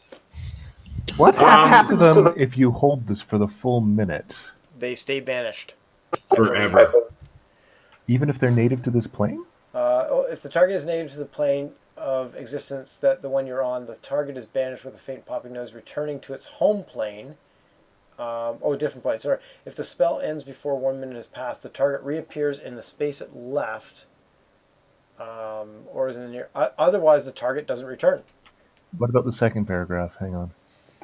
If the target is native to this plane. Oh, I'm sorry. Yeah. While there, the target is incapacitated. The target remains there until the spell ends, at which point the target reappears in the space it left or the nearest unoccupied. Oh, okay. I'm sorry. Because I know, because we used this before in air elementals, and the whole point was if we maintained concentration for the minute, the air elementals went back to the plane of air permanently until resummoned in some other way. But humans come from this plane, unless these really are something weird and you haven't told us. I guess we'll see after a minute. Yes, we will. Very cool, though. We don't have to deal with them. Everyone, turn around and kill the... I'm going to hold my tongue as to what I think it is. But I have a feeling there are memes coming. Memes? Well, if it's what I think it is, we've been teasing lore about them for a long time. Ventus, I'll ignore that for now. Ventus, I don't know if this affects your last turn, your last turn, but there was another barbarian that was behind all these guys, behind the doorway, who is going to come forward at the start of their turn. That's all right. Okay. All right. Ventus, you're done? Yes. Okay. Oh, maybe Penny is going to help. Let's see. Where's Witchy? Witchy is on the ground down here after jumping out a raven and killing it. No, that's not Witchy. Witchy's right. Oh, okay. Okay. Can we put a on okay. Witchy? Yes, we'll put a blue dot on Witchy. Cool. All right, so Penny is going to help Witchy on his next attack, please. Red dot on Witchy. Give advantage. Okay. Okay, sounds good. Okay, barbarians, ravens, and Edro turn. Seth, do you want to go ahead with Edro to start with, or do you want to wait until everything else is done? I want to go out. Did the ravens get to do another saving throw, or is that like? Yes, they do, but I believe it's on the end of their turn. Let me see here. Okay. In that case, I'll go with Edro first, I think. Okay, yeah, the ravens can do a saving throw at the end of their turn. Yes. Okay.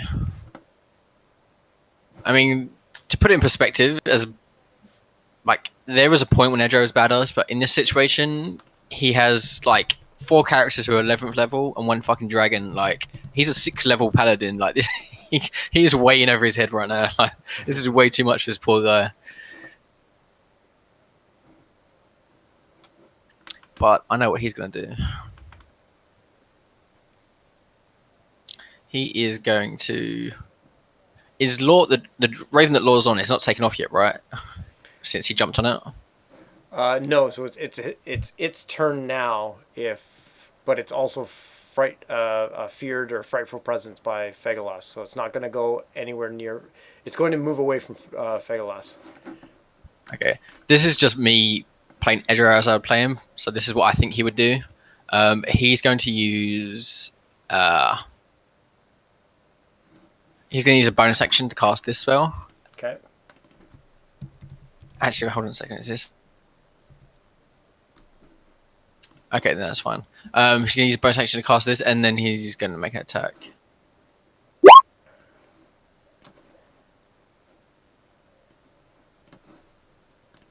Ooh, Thunderous Smite.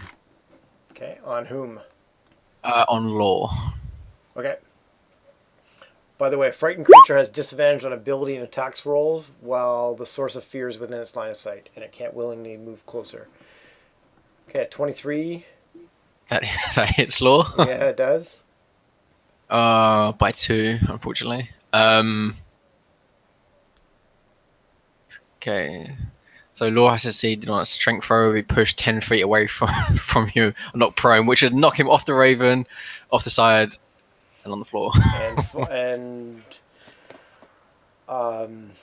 Let's do a athletics or acrobatics check to see if you grab the railing as you're falling to stay on the deck, or if you fall to the ground below. 10 or above succeeds you to doing whatever you want to do. Okay, but am I doing a strength throw first and then that, or because the thing says it must succeed on a strength saving throw? Oh, yeah, we push 10 feet. Yeah, do the strength saving throw first. Oh, if you're going to be pushed 10 feet, then I guess the saving throw is to see if he grabs onto the Raven or not. I don't know. Yeah, so go ahead and do the strength saving throw. Let's see if you succeed or fail first, and then we'll figure it out from there. Oh, failed. So you're pushed 10 feet, and you're knocked prone. I will still allow you a check to see whether you grab onto something, which I don't think is acrobatics. I'll allow you an athletics check to see if you... Actually, no, you're pushed 10 feet. You're off that freaking Raven. So since I'm pushed 10 feet and I fall off the Raven, tumbling down to the ground at this point, can I do an acrobatics check to see if I land on my feet? Or save my landing? Yeah, you know what? I was fooling around with this in my mind in that I thought, yeah, you can do that and potentially reduce the damage, but obviously the higher you fall from, like if you fall from 60 feet, it doesn't matter how acrobatic you are. So what I was thinking was you reduce the damage of the first 10 feet by half, but you take the full, or maybe the first 20 feet. Which is like dropping off the top of a 2-story house type of thing. Let it be known that Law has 20 dexterity, so he's like god tier in terms of dexterous, and he's got 9 in acrobatics. So right. He's good on his feet. I will give you an athletics check to have the first 20 feet of damage, and you're falling from 40. Or no, what are we falling from? Like 15, 20 feet, something like that. Okay. Oh, 24. Okay. So nice. Roll a 2d6 for damage and then have it. And let that, if everybody's okay, let that be the homebrew rule. Oh my gosh. Of course I rolled well. If everybody's good. I think go ahead. My previous group years ago used to do something like this with a tumble check for reducing damage from falls. I can't remember how that fits with like monks or rogues because I know they have an ability to actually reduce damage when falling. Yeah, I think monks have an ability to like negate falling damage. Yeah. Okay, well in that case that's still way better than this, so it's not taking anything away from the monk. So yeah, I think we're fine. And with D&D, specific overrules general. So if a monk has a specific rule, it overrules the general. And in my mind, absolutely. That also means homebrew. So if everybody's good with it, homebrew, you can do an acrobatics check to have the first 20 feet of damage. Everything out after that is full damage. So if you fall from 30 feet, you have the first 2 d6 rolls, and then you take the full next d6 roll. Yep. Makes sense? So if you fall off a airship, you still splatter when you hit the ground. Exactly. Yeah, I in this situation, because it's like 20 feet, which is obviously still quite high. Yeah. I imagine like Law would, do a roll or do a tumble or something like that to try and, lessen the damage. He would look suitably epic. Yeah, I just think he's dexterous enough to know that like if he's jumping off like a 2-story building or a 1-story building, like he knows good enough how to try and like lessen his fall or prevent him. Obviously, if it's like 100 foot, nothing he can do is going to save that. But from a reasonable height, I think it makes sense that he can try and lessen the damage or dampen his blow or fall or something like that. Yeah, sounds good. Okay, so is that Edro's? Right, so was that 5 damage to Law? Yeah. Okay, so that's Edro's turn. No, so he did an attack, but now he wants to move. So he wants he wants to try and get onto the Raven before he takes off, I guess. Okay, I would pretty much give, unless the Raven is high up in the air, I'd pretty much give that an automatic because it's his Raven. Unless you want to do some rolls. It was I remember when I said when he came over here that it landed on the like his claws are kind of like dug into the banister bit, so he's like kind of like on the edge of the ship, like where he is. He's just kind of like perched on the sides because where Edro jumped off, and that's where that's the reason why Law was like, look, I'm going to jump on that, and so he hops on there. And so Seth is spending a lot of his player character time mounting Ravens right now. Yeah, I mean, look, I spend a lot of my playtime mounting anything that moves. Well, I didn't want to be rude, but look, okay, let's just say how it is, okay? What did you want? No, okay. So is that Edro's turn? I know your giant Raven still has a turn, but is that Edro's turn? Yeah, that's Edro's turn because he's like, look, he's taking some damage and he feels fucked, so he's like, I'm getting out of here. Okay, essentially. That giant Raven can't move closer to Fegalas. Yeah. It also has disadvantage on ability checks and attack rolls. But then again, there is a prone lore on the ground about 30 feet below you, so or 20 feet below you. So you do what you want. I mean, I think at this point, like, because Edro's damaged and the Raven is obviously spooked by the dragon because of the fear roar, I think it's just a case of let's just GTFO and get the hell out of here. Okay. That's how I would play him personally. Yeah, go for it. So move the Raven in whatever direction. The Raven has dash if you want to dash. Like, question: Is the Raven within attack range of Fegalas? Nope.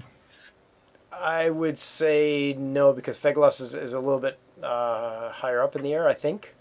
Well, no, they both have to be tucked under the. Oh, that's balloon. right. So, yeah. May I? You may, because the Raven's going to move. Oh, so. Attack of opportunity! I thought you were going to attack the freaking dragon before you leave. Now you're no. Oh, you couldn't do that anyways.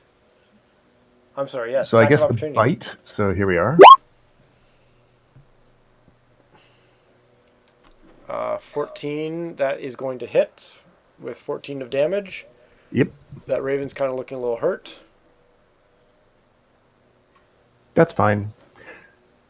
Now, I was going to mention you also have a legendary action, but it's at the end of the turn, so the Raven's going to be potentially too far away from you by the end of your turn. Actually, come to think of it, did we actually do the 20 points of damage to Edro at the end of Ventus's turn? Because I kind of started paying attention to other things. No.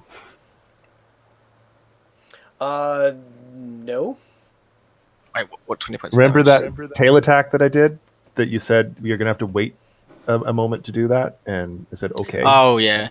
I already kept the damage from that. Oh, okay, attack, good. So he's so it was done. All right, then... well, it's not the end of their turn yet, so I can't actually make the wing attacks. No, you can't. So Giant Raven just took some damage. Now, where's Giant Raven going? Giant Raven is. I'm trying to think which way they would flee. I don't know which direction they would go in. Like, May I make a plea? sure. It's the end of Edro's turn, right? He's already done. Yes. Yes. Ruling from the DM. When can I do the legendary actions? Do I have to wait till the end of that initiative order or that character's actions? Let me open up Fegalos again and see. At the end of another creature's turn. So that's the creature, not the group of creatures. Okay. Go for it. But you can only use one legendary action at a time. That's fine. We'll do some wing attacks. But didn't you use your legendary action now to No, that was at the end of Ventus's turn, technically. Oh, okay, gotcha. All right.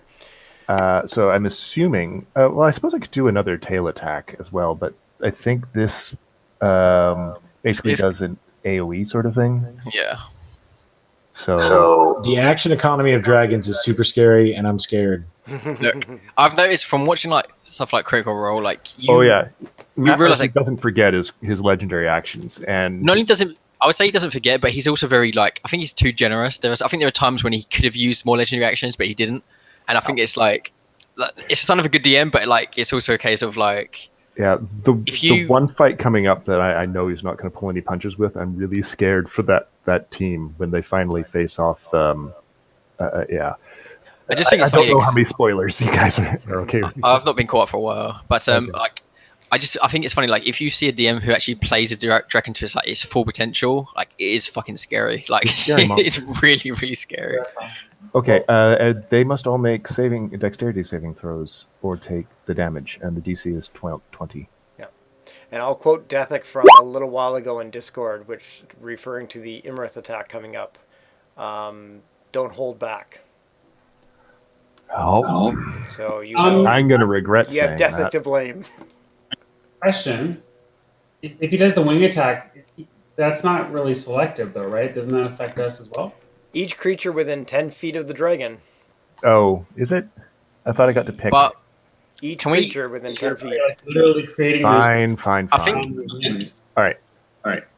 I don't want to hurt my friends. Yeah, because I think in this situation, it assumes the dragon is beating its wings downwards, so in like an AoE around it, instead of like in a cone in a certain direction. Yeah, right. I would argue that Lore and Direwolf on the ground are out of 10 feet range because Fegalos Let's is do up a in tail the air. attack instead. Okay. And oh man, look! I created the dexterity save for Edro though. Look at that. Yes. By the way, this is not targeted at Edro. This is targeted at the raven that Edro is on. I'm assuming Edro was riding that raven, yes? He was riding it. It's so Dothraki of you to go for the horse's leg. Yeah, that's what I was thinking. So 16 points of damage to that raven. Okay, the raven's probably dead, right? The raven is dead. I just imagine this scene, you know, like in Lord of the Rings with what's his name? The guys underneath the horse, the Rohang king. Like Theoden. Theoden, yeah. And Edro's like, So two things. Fegalos has used 2 out of 3 legendary actions so far. This so he's round. got 1 legendary action in this round left yet until his next turn. Edro, where do you want Edro to fall? Where are you trying to have Edro to fall? If you tell me, like, I think we should do a roll for it, but I would say, like, obviously, he would rather try and cling onto the airship than fall off the sides, because he's quite wounded. But at the same time, I don't think he gets to make that choice because I think it's kind of chaotic. So Well, I think we should roll for it. I think he would get a choice of what he tries to do. Give me an acrobatics check 10 or higher to see whether he actually does that. If not, he misses and falls off the side of the ship. Can I do an athletics check to grab and hold onto the nearest thing instead of acrobatics? Sure, why not? Just try and like cling onto the nearest like thing as he falls. Sure. Well, the nearest thing is the nearest thing would be the railing, I guess. You just made it. So you're holding onto the railing, and Man, Atro's such a badass. you're more on the ship side of the railing than you are on the ground side of the railing. Look at these rolls. He succeeds on his athletic checks. He crits his etc. Look, fate does not want this man to die. Okay, let's just put that out there. I don't think Fate's got much choice in the matter, but the other two Ravens get to move now, and then we can actually keep moving things along. That's what upsets me. Other two Ravens and one Barbarian. So let's start with the Barbarian, who's going to attack Direwolf to the northeast, two-handed spear. This is the unafraid Barbarian? Yeah. Okay. Missed anyway, so I'm gonna argue that he wasn't line of sight with Fegula, so for whatever reason he wasn't feared because I forgot about him. Yes. Man, for some reason I thought he was underneath the deck. That's in the lower level. Oh man. Oh, I'm sorry.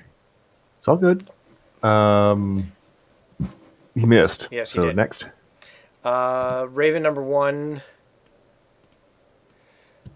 flies away from the dragon and takes a sharp turn and dive bombs to Lore, who's prone on the ground. And he gets disadvantage on the attacks from Frightened, but advantage because Lore is prone. So regular attack. Oh yeah, attack of opportunity. Oh, thank you. Ow. He is hurt but not dead. Okay. So regular attack on Lore, because everything cancels out. So 1 beak, an 8 will miss, and 1 talon, a 23 on Lore. That will hit, yeah. 11 slashing damage. I think that's the first time you guys took damage in this damn fight. No, excuse me, I've been hit twice. Oh, that's right. And Ventus, I think. I mean, I fell off the thing and got hurt as well. Oh, that's right. Okay, never mind. Even I got hit, and I never get hit. Bro. Let's do another. Oh no, you already used your attack of opportunity, so you can't attack of opportunity when this Raven flies away, correct? That is correct.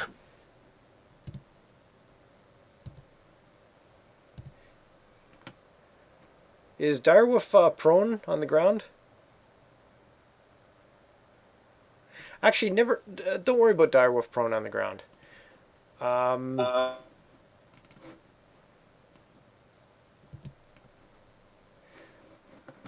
Disadvantage attack against the balloon. Attack number 1. Oh my god. That's a 7. That's a 7. Attack number 2. Can you imagine? Oh! And I think that is it for that round, or that group. Okay. Yes. Krev is up. 17 hit points left on the balloon. That's fine. We're Edro, do me proud. We're going to take a shot here. Yep. And we're going to take a shot here. These are Eldritch Blasts. Okay. I'm going to give that other Raven +2 on their AC, given that Fegalos is sort of in whichever, and we're going to see what lives, what dies. We're probably going to wind up doing 2 on this guy and 1 on this guy, but we'll see what goes on. Okay, so first guy on the southern Raven? Yep. Okay, go for it. Let me get this open. That's a hit. Nice. All right, damage. That's dead. Cool. Then I'm going to turn around and 2 into this dude. Okay. And you can tell me if they hit or miss, obviously. Number 1 just hits. Number 2 hits well.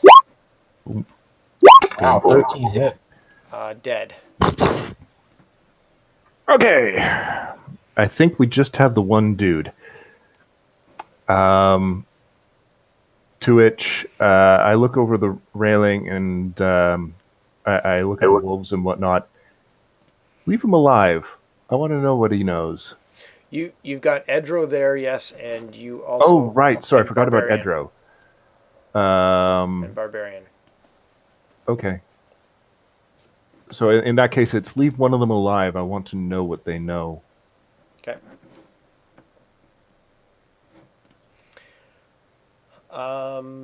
Okay, that's Krev's turn. It is. Brial. Okay, so there are still guys in this doorway. One of them. Yes. There's a dude here and a dude here. Okay, well, so the dire wolf will attack this guy first off, I guess. Purple dots mean bad guys.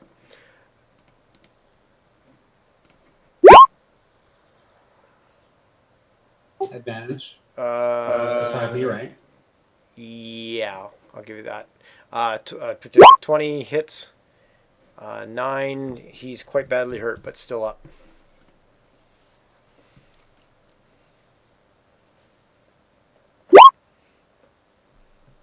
Same guy, barbarian, obviously. Dar. Dead.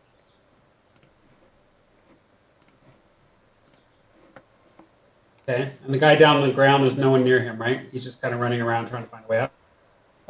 The direwolf, yes. There's only one person left to attack, and that's Edro. And I would say anybody within reach, like as you said, you're trying to keep some people alive. So anybody within reach, you can. Yeah. Well, no, it was the knock unconscious roll. Never mind. Yes, you can keep somebody alive. So my direwolf and I turn around and run over towards Edro. Okay. We can't attack again, but No, you can't. and I will heal again. So everybody that was frightened is now dead, I think. So I don't have to worry That about is frightened correct. anymore. No, you don't. But thank you very much. Who I think it was Witchy who reminded me of the frightful presence. Mm-hmm. And reminded me as a DM too. Anything you can do. That was supposed to be 1d8, so hold on, it's only 3. Well, I would then take the first roll and ignore the other 2. Yeah, that's what I did. 3 points. That still maxes me out as only 2 damage. Okay. Is that Braille's turn? Yes, sir. Laura, you're up. I would say it is about 10 feet. Once you get to the edge of the ship, it's 10 feet to climb yourself up there on some sort of rope ladder or something like that. So both the crows just went poof for it, thanks to Yeah. Yeah, the giant. Yeah, they exploded in a burst of feathers.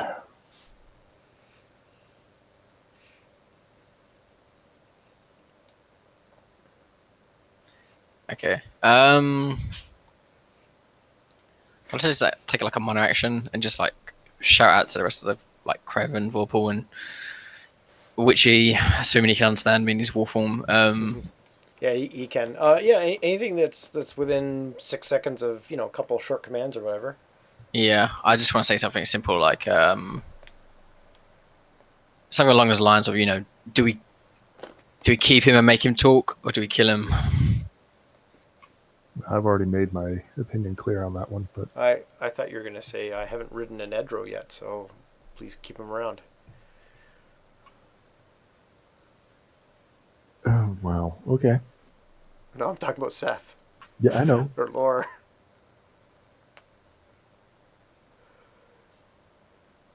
Ventus will probably mention that, hey, those guys I banished are going to come back in about 40-something seconds.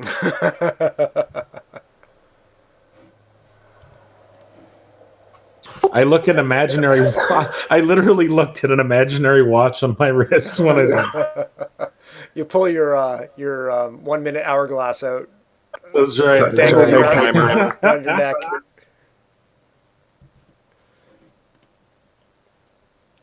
So basically, lore, it means kill him if you want to kill your evil. Yeah.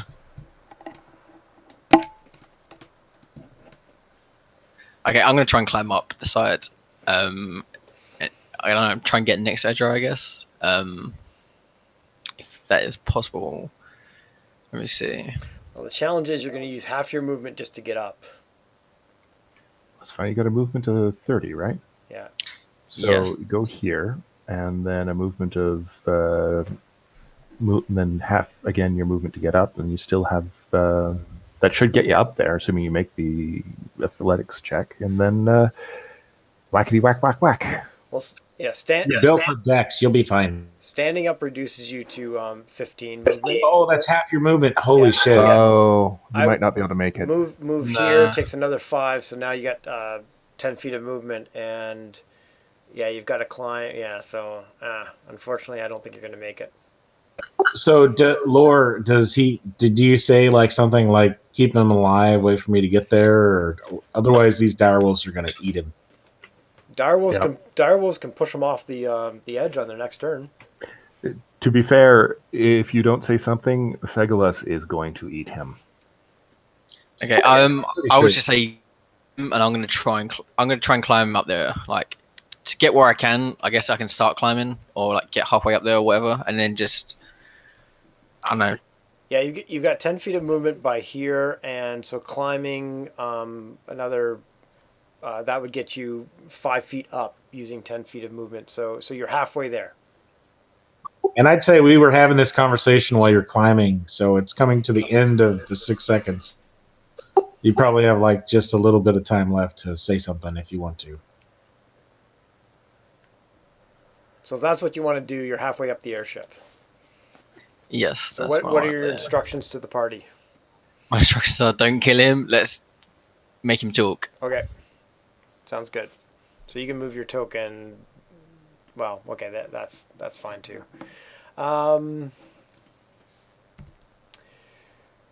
Okay, that's Laura's turn.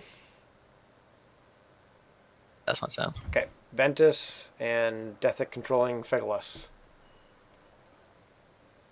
Ventus is going to step up on the deck, and he's going to inform everyone that in about 6 seconds or so, I'm going to bring those guys back, and I would like for you to eat them. I'm looking at Barial when I say this. Okay. You can choose to end the spell and have them come back right away.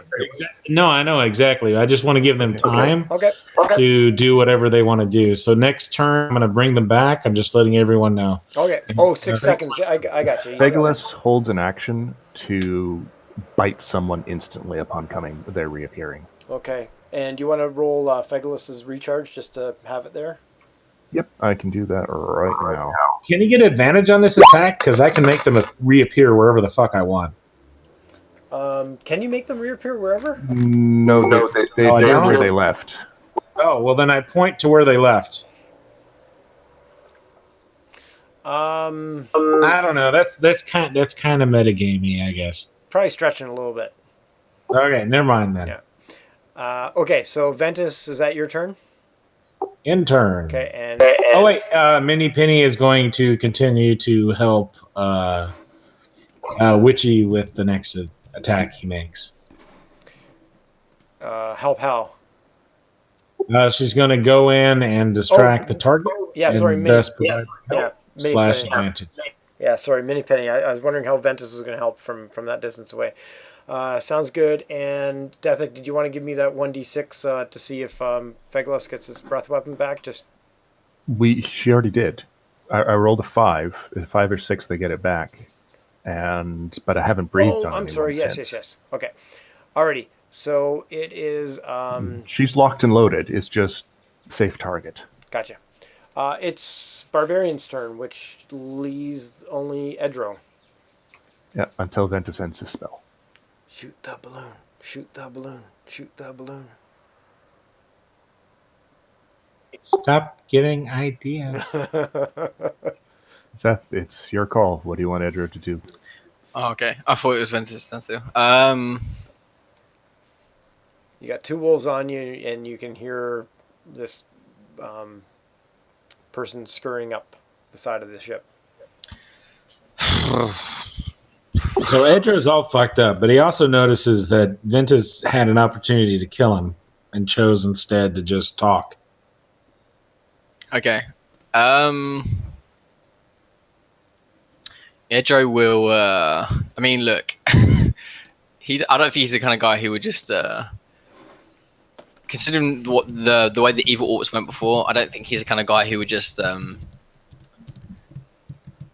He's sacrifice himself. Like he's in it. Like he was. The evil wolves are in it for monetary gain or like personal gain or power or whatever. So I don't think it's a case of like. I don't think he's an idiot. So I think he's gonna dig his like great sword into the woods, and like hold his hand up and say he surrenders, and that he's willing to talk. If you spare him. Is it my turn? Yes. It's made from dragon hide? What the fuck? I just noticed that. I would totally have said some shit about that. And it's class. It's class airship too. Oh my gosh. Okay. It's so weird. It's probably made of the skin of his enemies. And it's probably a gold dragon, goddammit. And I've been flying around on this shit. Probably. Okay, dominate person, Krev. You're trying to dominate Edro, obviously. Edro. It's like I look over at her. Surrender. as my eyes blink and go cat-eyed as I drill into her mind. Him. Yes. Drill into his mind. Yeah. Okay. So wisdom. Oh, wait a second. Wait. Is Edro an elf? He's a half elf. I would never have attempted this. What? He's immune to charm. Yeah. Wait, do half elves get the Fey thing as well? I can't remember. Yeah, charm resist. I think they get that. They get like advantage against saves against charm magic. Yeah, I'm just looking up now. Fey ancestry, you have advantage on saving throws against being charmed, and magic can't put you to sleep. Yeah. So well, fuck it. Literally, she's surrendering. I'm looking to basically grip the mind so that I can get truthful answers out of him. He, not she. He. Sorry. Yeah. So make the saving throws unless you don't resist, in which case. Oh, is it wisdom? Yeah, you have advantage. I believe it is a wisdom. It is wisdom. You have advantage, which is 21. That's pretty good. Oh yeah, no, you rebuffed me. Damn it. I mean, look, he's a paladin. This is kind of his speciality, is not being controlled. All right. Well, I had to give it a shot. Yeah. Now, I think in this case, like even him surrendering, like he's not willing to let someone go around inside his head. Yeah. Now, not to retcon too much, did Edro hold any actions that if attacked or whatever, would Edro do, or just leave it at that for now? Sorry, I'm not trying to be on the side of the evil alts. I'm just thinking. He said surrender. The next person tried to play around with his mind. What would Edro do? I think, given the situation that he's surrounded and there's a big ass dragon right there, he would want to cut Krev in half for that, but he's not. He's not an idiot. Not enough to. And look, he's not Law. Okay, Law might charge in there, but Edro wouldn't. Edro is just gonna. He's gonna glare at Krev and just say something like, "Don't do that again," or "Whereas I won't be so cooperative with you guys," or something along those lines. He's obviously he's making it known to Krev that he knows what he's trying to do, and it's. Of course, he knows what he's trying to do. We're not going to play that game. You do realize that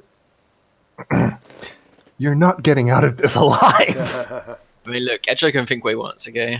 I, as Law, know what's going to happen, but... Gotcha. Okay, Krev, is that your turn? Yes, it is. Okay, Bryle's up. Is Witchy back? Mm-hmm, I'm here. And did you hear that Ventus is... were you here when Ventus said he's bringing back the barbarians? Yes. Okay, so you're up to speed? He's bringing back the what? The barbarians. The elementals. No, the banished barbarians. Oh shit! Why did I think they were elementals? Okay, no, I missed that back when they were originally banished. Okay, so Ventus said essentially at the end of this turn, at his next turn, he's going to bring them back so that you guys can obliterate them, and Edro is surrendering. Witchy, they reached here where they disappeared, and I pointed that out. Yes, but for whatever reason, I just assumed they were elementals. I didn't hear that they're barbarians. I didn't know you could banish barbarian. No, you can, but they return back either within a minute or if they're from the same plane, you can't banish them. You know what I mean? Okay, no, I get it. I for whatever reason back then I missed that part, so that's fine. Yeah, I know that they're coming. I was confused when you were saying you're bringing back the barbarians. I thought you were just a slip of the tongue. He's Oh bringing no! it back. I want the dragon to eat them. They're coming back after his turn. That means that they're back now. Not yet. My turn hasn't started. But where were they, Brett? They were like right here. Yeah, right here. I'll put them back on the map, but you're pretty close. Okay, well then the wolves, me and the other wolf will come to just basically surround him to protect him. That's where they'll be. But they're not going to get there until my round, which is after lore. Yeah, they're not there, but that's where they will be. And if necessary, I would have made like a minor illusion, like a little yellow exclamation point. Yeah. For a quest marker. So one. There, we're now at the yin yang around him. One right there, and one right there. Did my wolf find a way back up or no? I don't know. Remember, I said he was looking for a way back up. The only way up on this ship, I think, is a rope ladder. So, how well do wolves climb up rope ladders? I guess he's just pacing underneath in case something falls down and he can eat. That's probably not a bad idea because Edro's triplet is going to show up anytime soon. Okay, so that's it. Oh wait, is he hurt? Ventus? Is who hurt? Yeah, I'm hurt a little bit. Yeah. Just a little though. No, I'll be all right. I got a bunch of hit dice I can roll after this, so I'm fine. I'm fine. No, but so he's gonna be looking so Bra will be looking at you, and if you're looking worse for wear, I got hit with a battle axe, and it probably sliced my right shoulder a little bit. It looks like it's bleeding pretty good, but it doesn't look fatal or anything. Then I would have turned back into human and thrown a spell at him.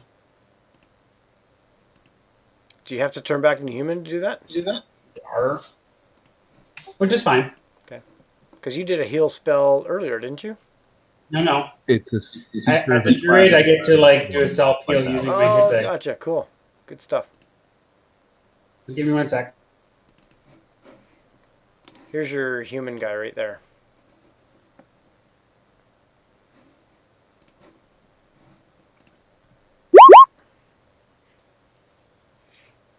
There you go, 12 points.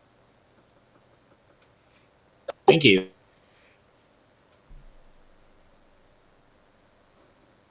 Okay, and Burrell, is that your turn? It is. Okay, Lore, you're up.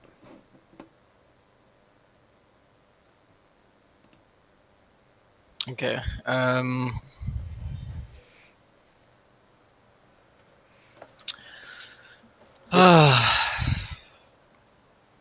With probably 15 feet of movement, you can be up on the deck. 15 feet? Yeah. No problem. So 5 feet of climbing, double movement, that's 10, plus kind of 5 to get yourself up and over there.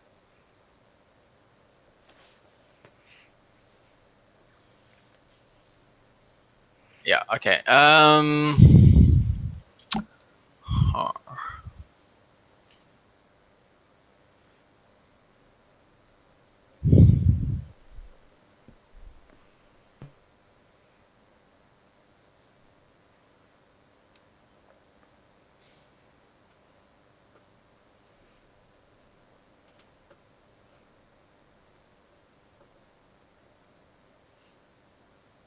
And on Ventus's turn, which is next, you know that the barbarians are coming back. But I don't think that will be an issue. Nope. First one's going to get his head bitten off by Felgalos. You got the oath bow, right? They're also lined up for breath. Yeah, I do. Yeah. Brett, if I were to do the breath weapon, I would basically blow a hole through the ship. No, I was going to say, like, on my turn before I brought them back, I was like, Felgalos, please don't accidentally burn us all to death. The ship can take it. Come on now. Actually, I would say it in like a really meek and like demure manner. It would be like, just please, just, Yeah, Felgalos, my lady, please do not destroy the ship. Totally like Morty from Rick and Morty. Dude, cool. I don't want to get into a tangent, but Rick and Morty season 3, fucking hell yeah. Holy Pickle Rick, man. Pickle Rick. I'm going to.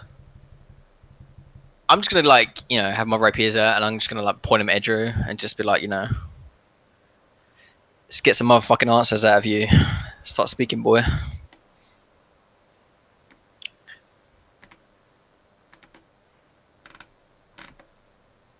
I love that you're interviewing yourself. Yeah, I'm just gonna say that I have to talk to myself. Well, I don't know the things Edro knows. Insert jokes about playing with yourself here. Hey, man, I play with myself every day. There you go. Okay. Increases your serotonin. I was reading something, so I know that Laura's talking to Edro, but I missed it from there. So. Oh no, I was just gonna say he has his rapiers, it gets his neck or whatever, or just it being threatening, and is requesting some answers about why they attacked him and why the airship is here, blah blah blah, all that kind of stuff. Okay. Do you want to provide whatever information that you know of, and then I'll just fill in the holes? I want to know what Edro knows, because I want to know what Edro would disclose to him. Because if he knows something that would make them be hostile, he's not going to give that away. But at the same time, he wants to give them something that's reasonable, not to murder him. He wants to give enough information that would be a reasonable trade for his life, essentially. Okay, so Edro wants to. So you want me to roleplay Edro? Is that what I'm getting? Edro knows. I don't know the reason. I guess 100% why he was here. Yeah.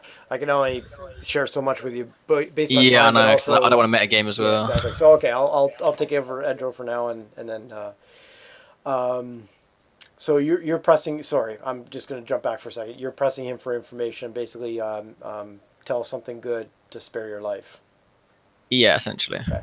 Well, this is going to take a little bit of chatting time. So, do we want to have the barbarians come back and just you guys automatically kill them, or what do you want to do here? Well, given that we know they're coming back, we could just, Felgalos eats one and obliterate the other one. I mean, they're not exactly dangerous. Yeah. I agree 100%. There's no reason to go through the time for that. We got some RP to do. Okay. Edro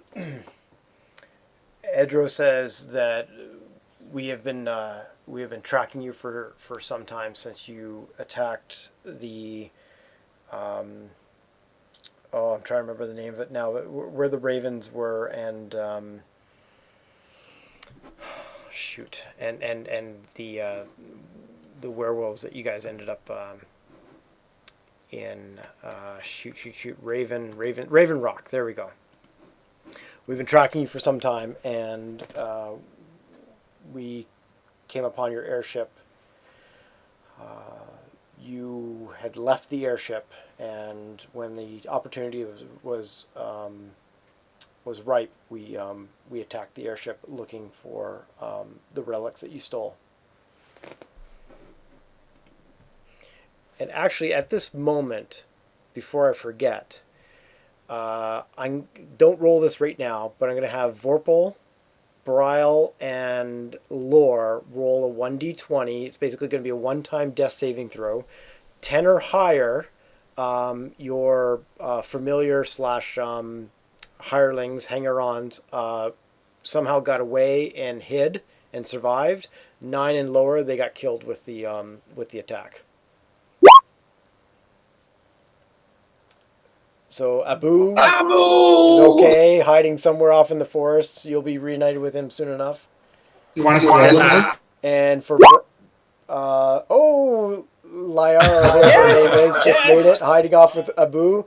And I'm going to give Witchy advantage on this roll because it is a what is it again? Tressum or whatever? Your cat thingy. Ooh, you fail. Your Tressum was killed in the attack. Oh, shit. Ouch. Later, it was probably Fenris. Later, He you'll saw find something some moved. dead flying cat thing somewhere on the ship. Oh, God, did they eat it? What's that? Did they eat it? Were they like, let's eat that? I don't know. We'll find out later. Let's go back to Edro. I just wanted to do that because I thought about that, but I didn't want to forget it. Yeah, they had tracked the ship, waited for their time when you guys had gone off on the cloud castle, and attacked the ship looking for the relics that you had stolen.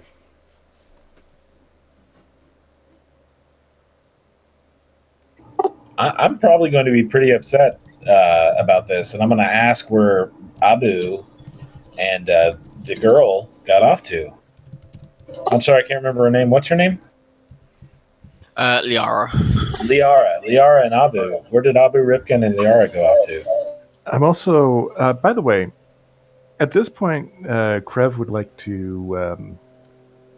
Krev calls Fegalos over, and I ask Fegalos, "Can you just pick me up and we go take a look at those two bodies that turned gray over there?" So I'm assuming that she doesn't have a problem, just grabbing me in a claw and we whoop over, and I want to examine what those bodies are while these guys interrogate Edro. Yep. Law's like, hey, nah, I recognize that grey skin. I'm Well, very familiar. I want to find out. No, I'm joking. Yes, Fegalos takes a couple of attempts to pick you up by the claw. She kind of fumbles the first kind of attempt. As she's trying to fly around, she gets a little bit too close to the balloon, and you're a little worried that she's going to cause some more damage to it. But luckily, she grabs you in the second or third attempt, flies you off, and you see two dead bodies. And let me know if you can see this because it's on my GM layer right now. But you see two dead bodies. What's going on here? Look a lot like that. Yep, that's That's creepy. Where's its mouth? I don't know if Krev would recognize these, but Fegalos probably does. Yes. So I look at them, I look at the dragon, it's like, Fegalos, what the hell are these? And Fegalos will tell you. And what does Fegalos say, Dethic? They're a type of shapeshifter. They're called a doppelganger. They can take the form of humanoids, of any humanoid that they can see, if I remember correctly. And they can read minds as well. Yes, they can. And I actually asked Fegalos because I don't know the answer to this. If I were to dispel magic, could I pop? Like, I look over at Edro, and it's like, or I look back over towards at Edro, and it's like, is there a way we can tell if Edro's one, or that paladin, I should say, because I don't know its name. Yeah. Doppelganger can use its action to polymorph into a small or medium humanoid it is seen and back into its true form. It reverses true form if it dies. But it does say polymorph, so I would say that if you have an ability to counteract polymorph. Are you trying to think about peeling back the layers on Edro? First up, I just want to actually blink for a second and turn on the detect magic ability. Okay. And is Edro under the effects of a transmutation spell? You don't detect any transmutation spell on Edro. I don't know if you detect any other magic other than the plate. Seth would know a little bit better than that. Okay. But there's a lot of other magic on this boat. I mean, all your companions are pretty much glowing. That's not the problem, though. I was literally specifically looking to see if Edra was under the effects of a transmutation spell, which I'm assuming you would see with a polymorph. I would think so. If you do detect magic, which is what, a ritual for witchy? It's a ritual for witchy, but I can just blink and do it. Spell active. I don't know. I do the same thing, but I can do it with just I blink and I can turn on detect magic without spending the spell slot. Yeah. I got you. I'm sorry. So yeah, I mean, if he's not, that's weird. I don't know. Do I know anything with my Arcana check? What are you trying to determine with the Arcana check? I was just trying to remember anything I can about the doppelgangers, but you've already pretty much told us everything, and Felgalos knew everything, so yeah, it's kind of a wasted. That's okay. You would know everything about doppelgangers because you've run into them before at Lost Mines, and probably after that you did a crap load of research on them.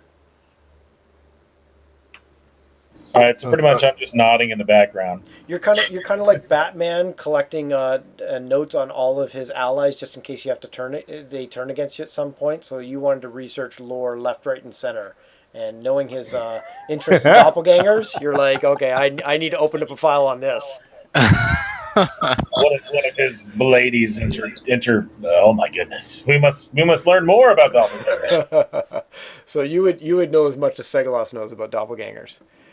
But you don't detect a transmutation spell on Edro. Okay. We can always knock him out and see what happens, Ventus says. Well, no, we'd have to kill him. Yeah. We can always kill him and see what happens, Ventus says. And that was a or Krev. Did I think somebody else said something else as well, and I may have missed it or forgotten. I want to know why they're interested in the relic, to be perfectly honest, but I've already done my spiel for the moment. I'll speak up again in a bit. Okay. Well, Witchy and Lore, what do you guys think? What do we need to do with Edro?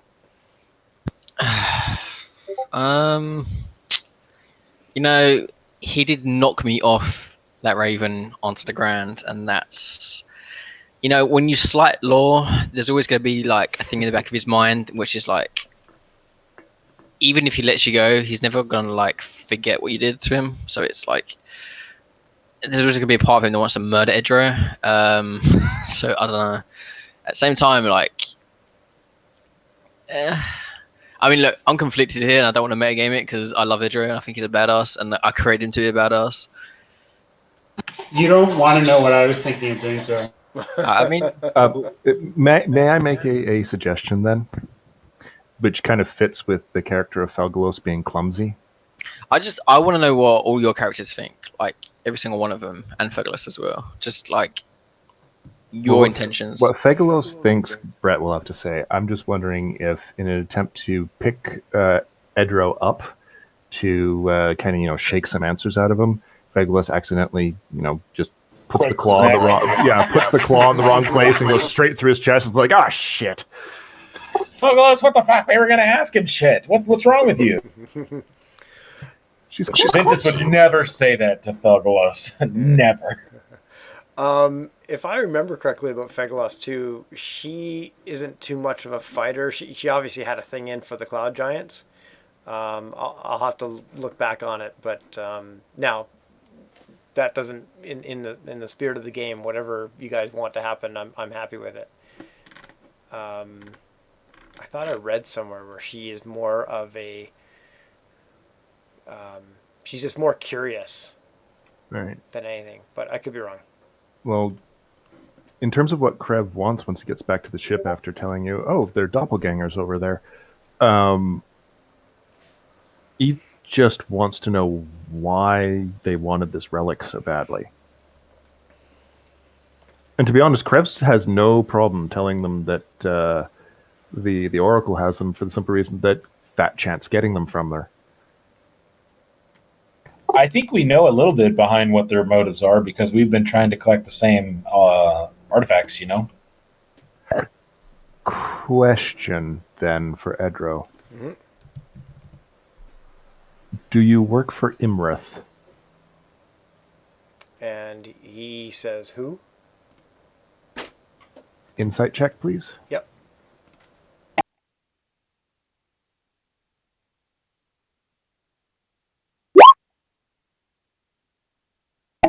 And I'm going to resolve that in 2 seconds. My daughter just popped in for a quick question. 1 second. Anybody else want to roll insight? Yes, we should have.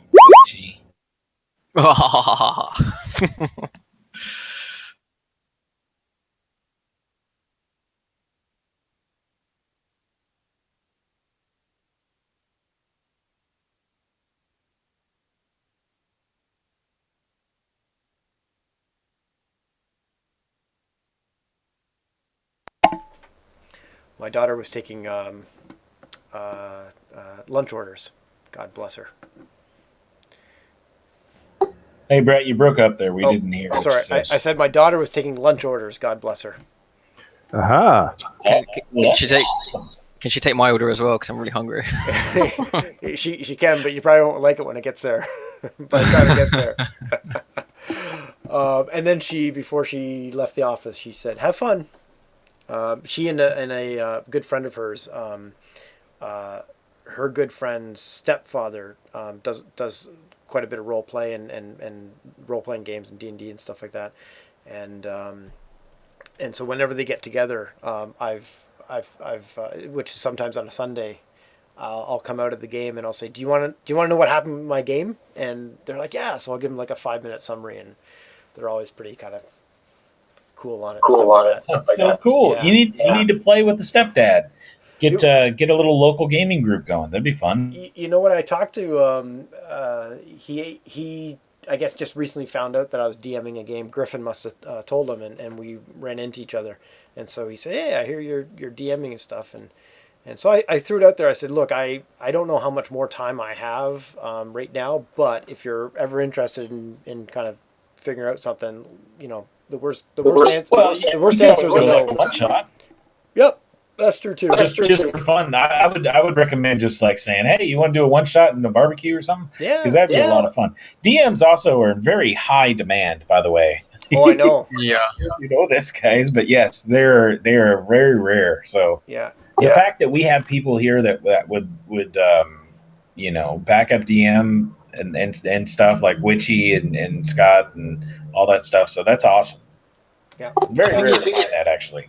I think it really depends on like the group, because I think there's a lot of people who just they don't feel comfortable DMing. But when you have a group that you play with and know, like we've played together for like over a year and a half, so it's like in that instance, like you feel a lot more comfortable around people, so it's not too bad DMing. I think, or trying to DM, but I think for like a lot of people that there's that hurdle where it's like it just seems like super intimidating and imposing to kind of like step into those shoes and like lead 4 or 5 people through an adventure, because it's that one instance where you feel like if you fuck up, then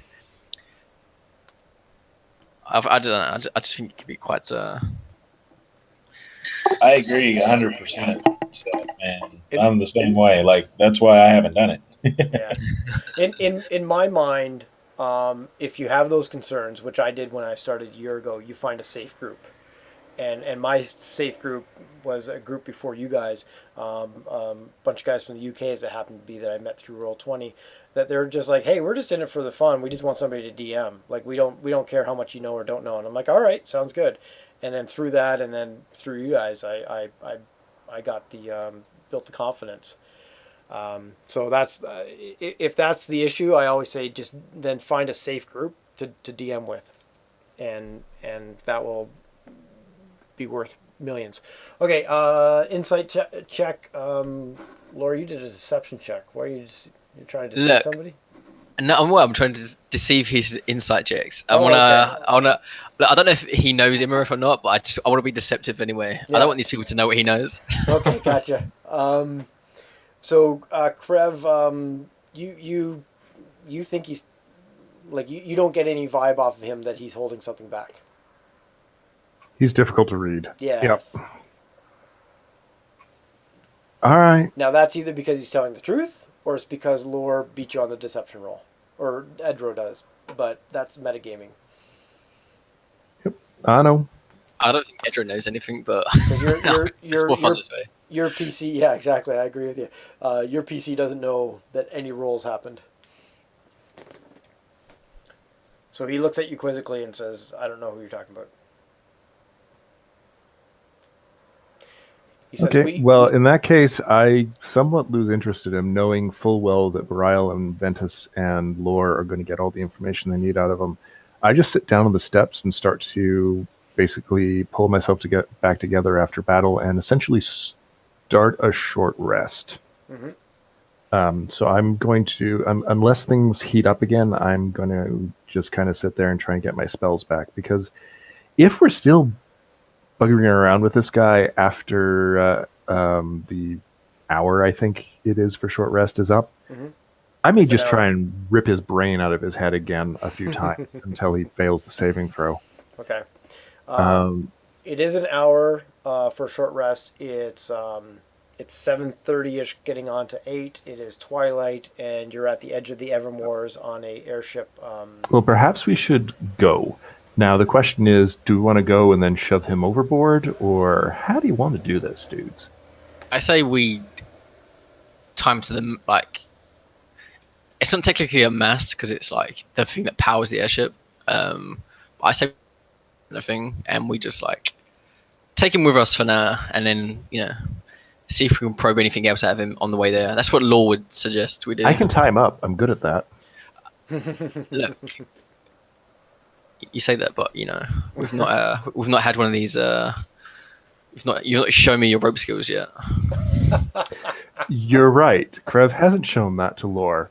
That's still coming. Take these things one step at a time. So you've left your. You do know that portion of the character was made up on the spot just to get a laugh out of you guys. Sure. And it's kind of stuck now. Sure, we believe it. It's cool. Like, no one's thinking you're lying, Defect. Don't worry about it. I've made up a million things on the spot.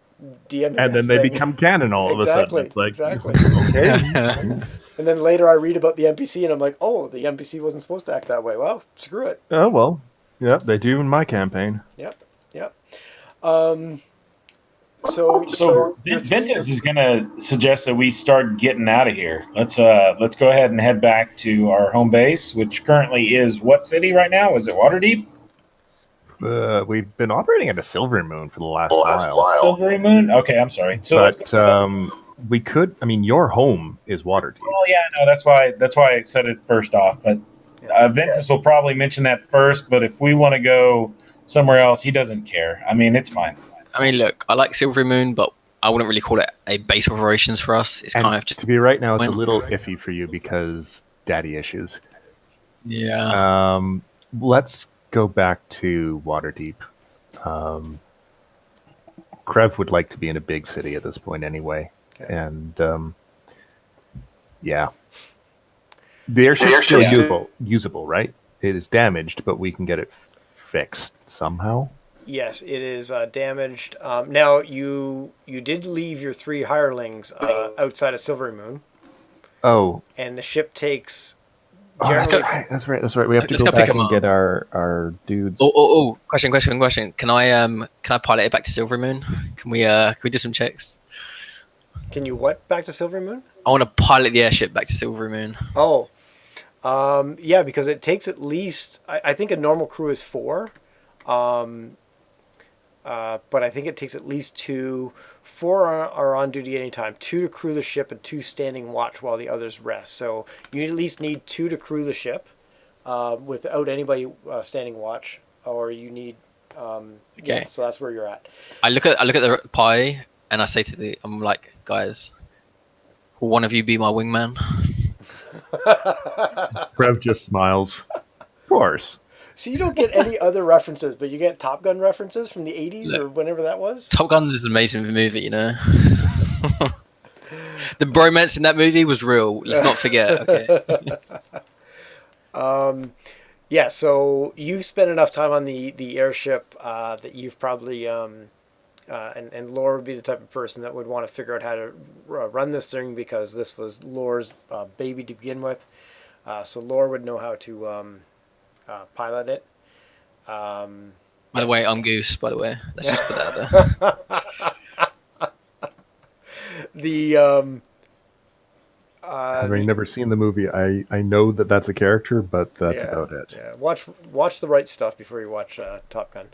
The balloon has 50 hit points total. It's got a 17 rate now, and repairing 1 hit point of damage to either the balloon or gondola requires 1 day and costs 20 gold pieces.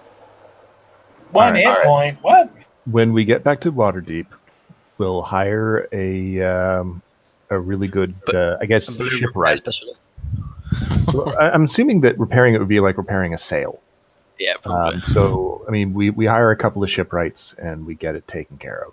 Or maybe like a level worker, because it's like Dragon Hide, right? We hire the right person. Yes, the right person. The only question is, they don't exactly have like an airship landing pad there, so where do we put it?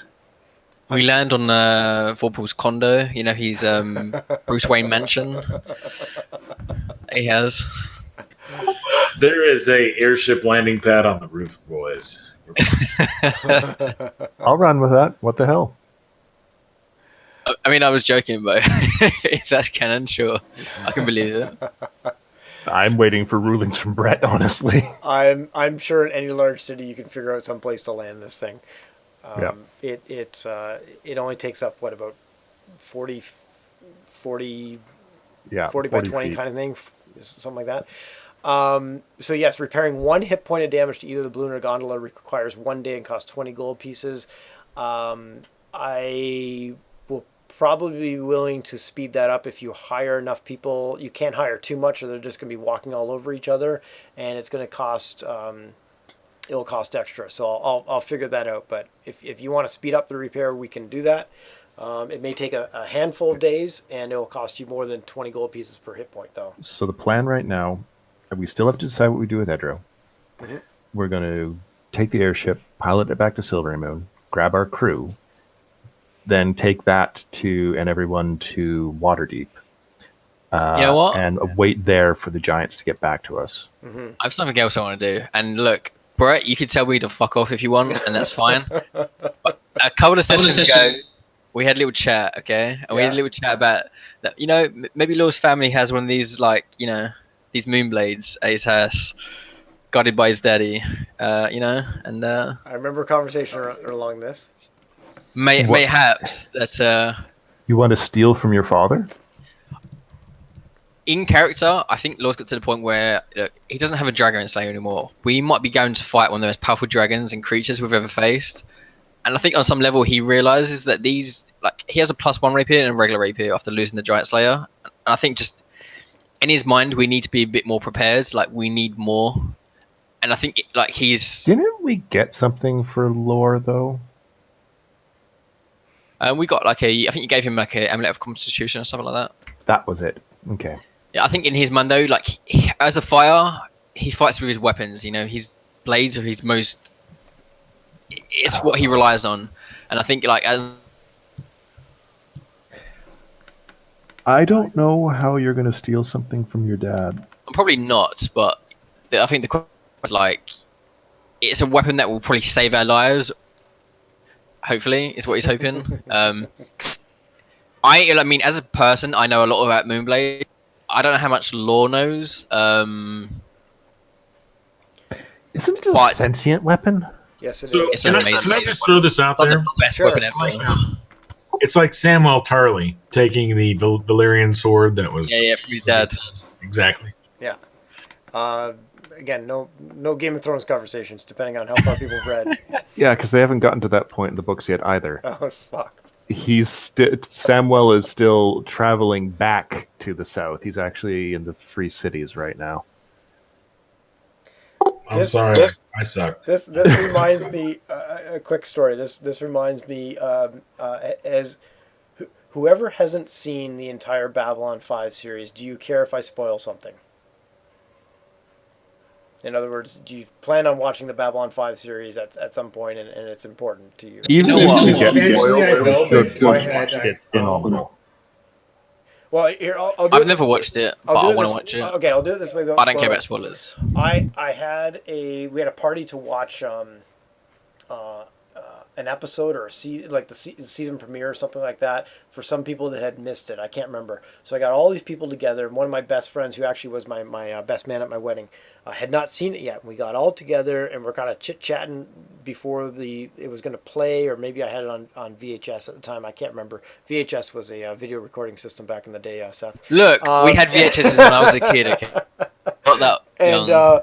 And just before we got going, there was a conversation going on, and another friend of mine, she said, "Yeah, but blah blah blah is dead now." And the dude my other buddy had not seen it, and this was the episode in which blah blah blah dies, and yes, and so he's like, basically that episode was the episode we're about to watch was ruined for him, and he didn't take those kind of things lightly, so it was kind of an awkward situation. Anyways, I played Final Fantasy VII, and the character that I was really focusing on the most was no one cares about Ares. Exactly. So I was playing her the most, and then my roommate walks in and he looks at me and goes, "Why are you playing her? She dies." I'm like, what? I'm like, "You're an asshole. You know that? No, how would I know that? I'm playing the game, asshole." Okay, let's get back to the Moonblade for a second, because I remember all of these stories make me feel really great about what I just did to Scott. Yeah, too. sorry. Yeah. Sorry, Vorpal. Do not worry about it. I am not upset in the slightest. Virtual hugs. Yeah, very much virtual hugs. Yeah. Okay. But you did. I'm sorry. Yeah, okay, virtual hugs. So let's get back to the Moonblade. I remember a conversation around the Moonblade, and I also remember the conversation around some sort of a book that can only be used once every 100 years. And if I remember correctly, the resolution to the book was that your father could get access to that book in Silvery Moon. It was being kept in Silvery Moon if you dealt with the Evermore's issue. I think the Major Domo kind of said, "Look, I think, or maybe he said it to Ventus or something like that I can get you access to that book." And I can't remember what the book was. All I remember is it can only be used once every 100 years. Oh, it's one of those skill books that increases your stats beyond 20, stuff like that. It gets you above the cap. If you find out more information about the Evermore's issue, given your last conversation with your father, I don't think he's going to allow you access to that book. I would probably say you have a pretty good feeling, and he's probably not going to hand over the Moonblade. Correct. We never really resolved whether or not your family has one, but what the hell, let's say he does. I think in the lore of the Moonblades, they're passed down between noble kind of lineage elven families, and they're very, very scarce. And I think just given the backstory of Lore's family, it might make sense given the whole military nature and the fact they're a very old noble family of elves. I think that's me personally. You can disagree. It's fine if you say no, but I feel like lore-wise it makes a bit of sense. Yeah, sure. Over the centuries, some blades have faded from the world. Their magic lost as the family lines have become extinct. Other blades have vanished with their bearers, giving great quest.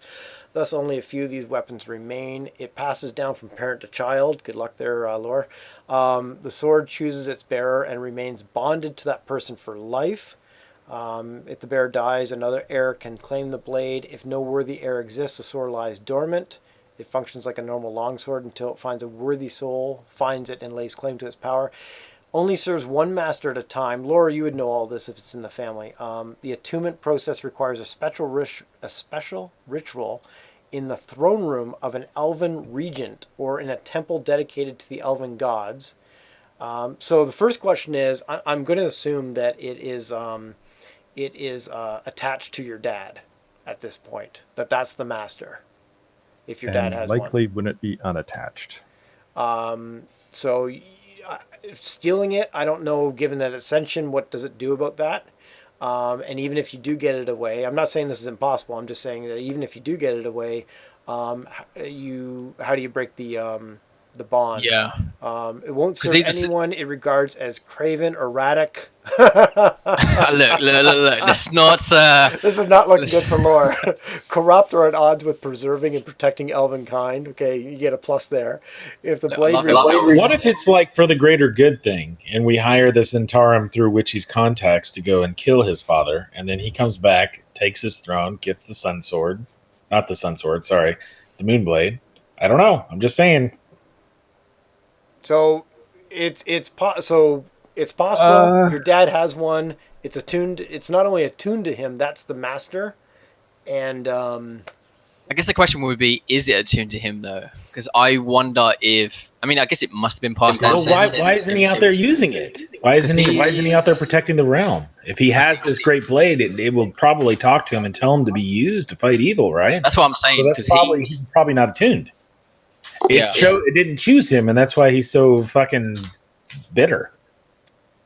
Ooh, maybe. Possible. I hadn't thought of it that way. I was thinking more along the lines of it is attuned to him, but he has his own opinions about how to best protect Eldendom. And if Silvermoon was ever attacked, he'd grab it and, slay whatever evil army was coming. I can see that too, but a conscious weapon, it has a purpose, and a sword's purpose is to be used. It will not like to sit there while his father just sat there for, what is it, like centuries? How old are you, Lore? Lore's like 90 years old. His father's like very old. Almost like 50 years or something like that, right? Yeah. Your call, Brett. But Vorpal makes a good point. Yep. How best to say this? I don't know if Lore would not have. What would Lore? No. Shouldn't everyone in the kingdom know if there is a wielder of the Moonblade? Isn't that like a giant? I mean, like that's a champion. It is one of the most prized and jealously guarded. One of the most prized and jealously guarded is the Moonblade. Yeah, so if he has it, it'd probably be like a very close guarded secret in the family. Maybe Lore can go back and prove himself in some sort of way to earn this. We tried that. It didn't work out very well. Maybe he challenges someone to single combat. I don't know. Actually, there is one thing. Yep. I really want to we forgot to have the conversation between Lore and Krev. Remember, way back before we started this and got our airship back, after Lore had socked a fellow in the jaw in an attempt to say, you need to be ready to be attacked at any moment. Mm-hmm. And then he wandered off, and I basically grabbed him and said, we're going to go get breakfast, you finish the interviews. We never had the conversation over breakfast. That's right. I don't know, Seth, if you remember what was Lore's frame of mind that morning. Vaguely, yeah.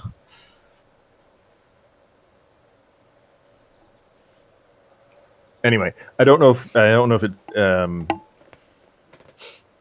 it's a useful thing of time at this point, just because it's like weeks ago in real time. Plus, we're just trying to get the airship to Waterdeep and repaired right now. Okay, well let's do this. First of all, here's what Lore would know about the Moonblade. He knows that his father has one. He's never seen him wield it. He doesn't really know what that's all about. And he doesn't talk about it with his family. So it's kind of like a secret that they have the Moonblade. He keeps it secretive of other people, and he's sworn the family to secrecy about it, that they have a Moonblade. But even in secret conversations, if it's ever brought up, he doesn't talk about it. Gotcha. That makes a lot of sense. I like it. And that's what Lore would know about it. Who has now broken the oath of his father because he's now told all you guys about the Moonblade.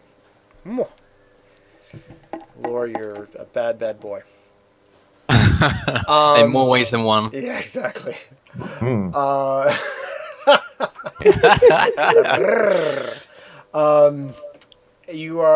So the idea is to get the airship going and to go back to the edge of Silvermoon to pick up your I can't remember where you left your hirelings.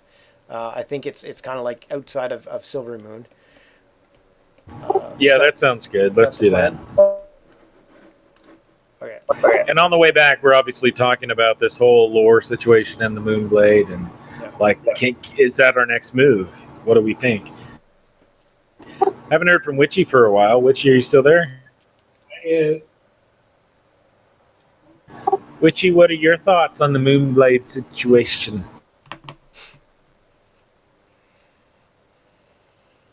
I'm thinking about it still. I haven't decided. Okay, while you're thinking about it, it's a 10-hour flight back to Silvery Moon. It's about 8 o'clock at night, so that's gonna put you about 4 in the morning by the time you arrive back at Silvery Moon, or close to Silvery Moon. Just as you're about to take flight, Ventus, you get a message in your head. You recognize this as the sending spell. I think it's a sending spell. Essentially, it's a text message. Like 20 words or something like that. It's either called messaging or sending. I can't remember which. And you hear the voice of Uthor, I think it's Uthor, the brother of Hecaton, saying, so it's been about 2 days since you left the court. Almost, actually, it's been just a little bit more than 48 hours since you left the court. And this message says to you, Ventus, we have found Imareth's location. We have prepared a small party to go with you. Please return with any information you have of the wooden coin, and we will continue our attack on Imareth.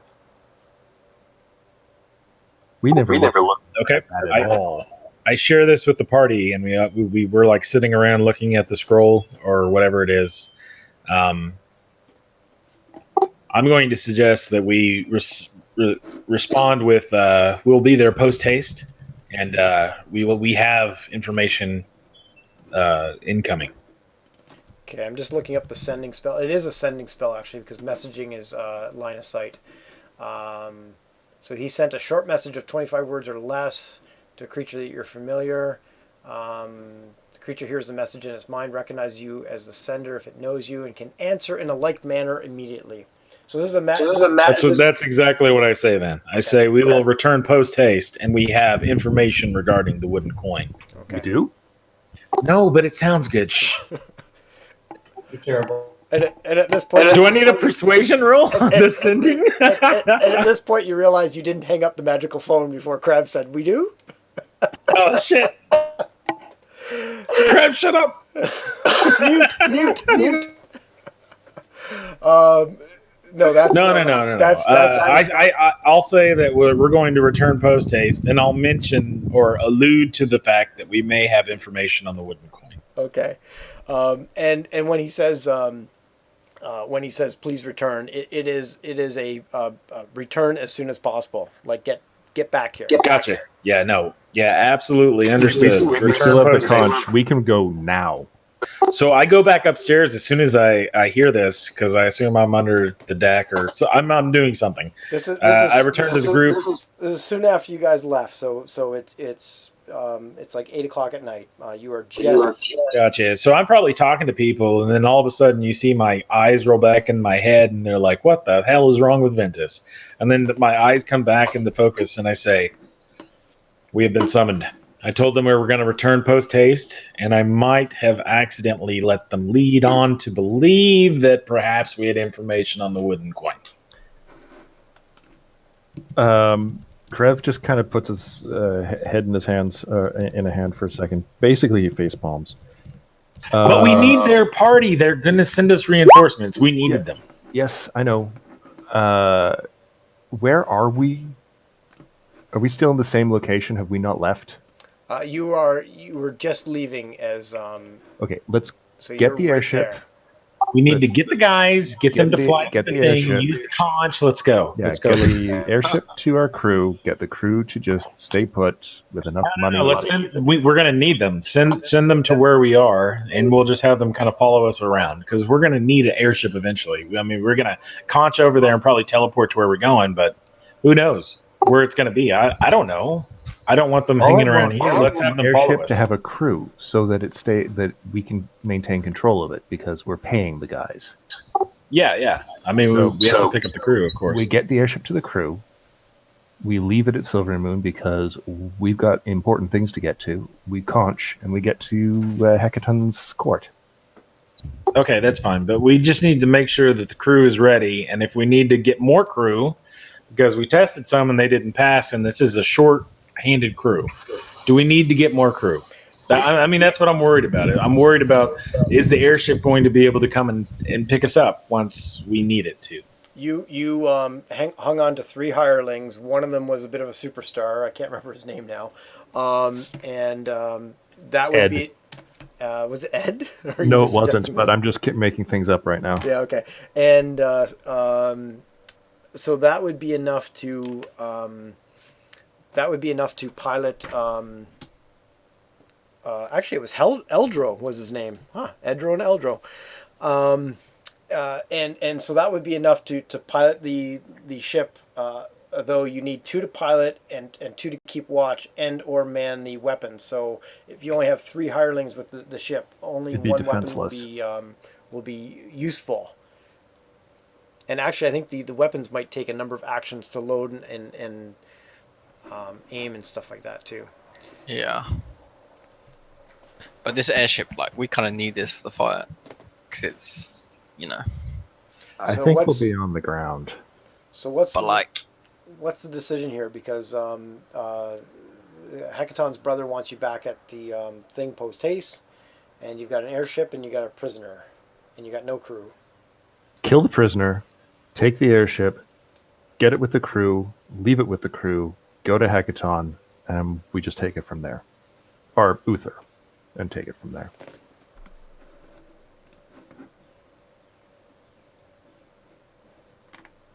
Sound good, gang? Yeah. Just checking his name. Uthor, yep. Okay. So once we achieve an appropriate altitude, I shove Edra over the side. Whoa. And well, I did say the first thing on the list was kill the prisoner. I think we should talk about this first. After I shoved him over the side, I said, okay, did you want to talk about it? Laura, what are your thoughts on everything?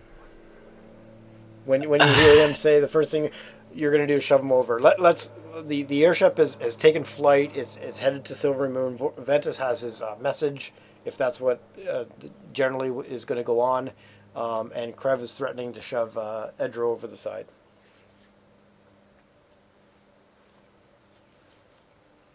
I like it. I am for this. I think that... Man, what do I think? and I'm good with you guys repurposing these characters at some other point because it was a lot of hand waving and I also pretty much knew that they're probably going to die in a fight when they showed up anyways. See, it's difficult because I don't know if it's a metagaming. Because on one hand, it's like I would want to just leave him somewhere, but at the same time, I don't know if that's very Law. I think Law would just step inside the neck and throw him overboard as well. But I don't. I'm conflicted. You want to leave it to a dice roll? Sure. Do like a 1d2 or 1d20, and the bottom half is he dies, and the top half is you leave him somewhere.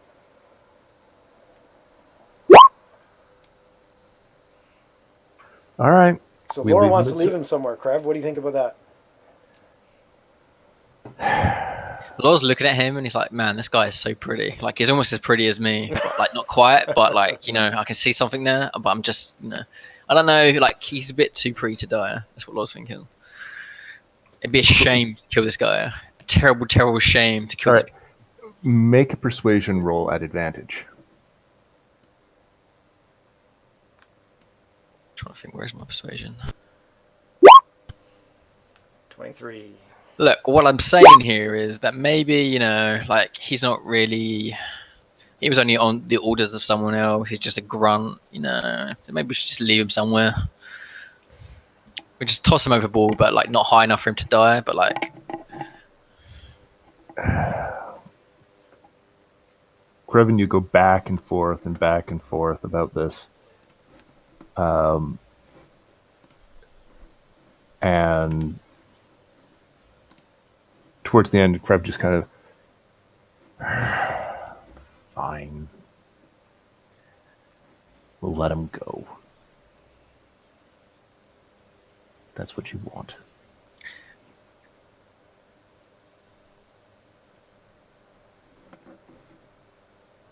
I'm waiting for the point where Ventus just comes up and stabs him in the neck and makes it all irrelevant. So I'm good. No, Ventus is smoking his pipe, sitting in the corner, just enjoying the nice air on his face and watching what plays out between the two of you. He doesn't want to interfere in your relationship because, it's not his place. So,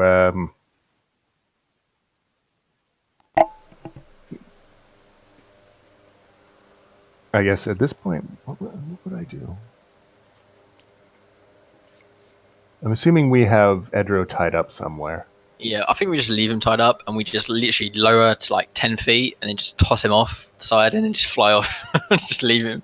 Doesn't matter where we leave him in the marshes or wherever. We just like, I don't know, I'd give him like 5 gold or something like that and be like, no, I'm not going to give him gold. Fuck that. No, like, look. we'll just kind of go low over the moonwood, and I go into the hold. I pick him up. I hoist him over my shoulder, and it's like, well, we decided to let you go, and well, not in the in the physical sense, not in the metaphysical sense. So, can I say one thing? Hope the impact's not too hard. As I get up, and he probably notices that we're not landed, but that we're quite close to the ground. And as I'm going over to the railing, if you want to say something to him, or if you want him to say something, I pull the gag out of his mouth. Before that, I would say when we tied him off and stuff like that, we took his armor off because look, that's a +1 set of plate mail. Let's just take that shit and so look. Yep. Look, I like Edro, but like he needs to fend for himself right now. So you don't slight us and get away with it like fully unscathed. Like let's take some of his shit. Okay. So I'll set him down. I'll cut the ties on his legs. Stick the dagger, or basically strap the dagger to his belt, and turn him around. It's like, it's been nice knowing you, and basically give him a oh fuck it. Give him a kiss on the cheek and then a short shove to the chest and just have him go whoop over. The idea being that he can cut himself free when he lands. Yeah, I imagine he just curses like when you take the gag off and as you kick him off the road, he's just like, "Fuck you guys!" Like, there's no time for that. You killed me, blah blah blah blah, like all that kind of stuff. There's no time for that. So you're dropping. I'm sorry, that was hilarious. I let go and pass.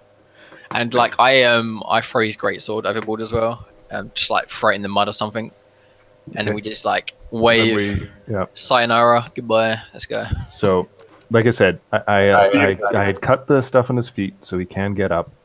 There's a dagger that's within reach so he can free his hands. This isn't an attempt to kill him, but he is without his armor, and we've robbed him blind. If he had any gold, it's ours. But we leave the great sword goes down about 30 feet from him. So, and then we go on. So hands tied, you chuck him over the edge near.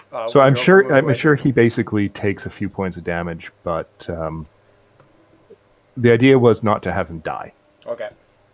So hurt, yes. I mean, I may have slapped him around a bit when we were tying him up, but yeah.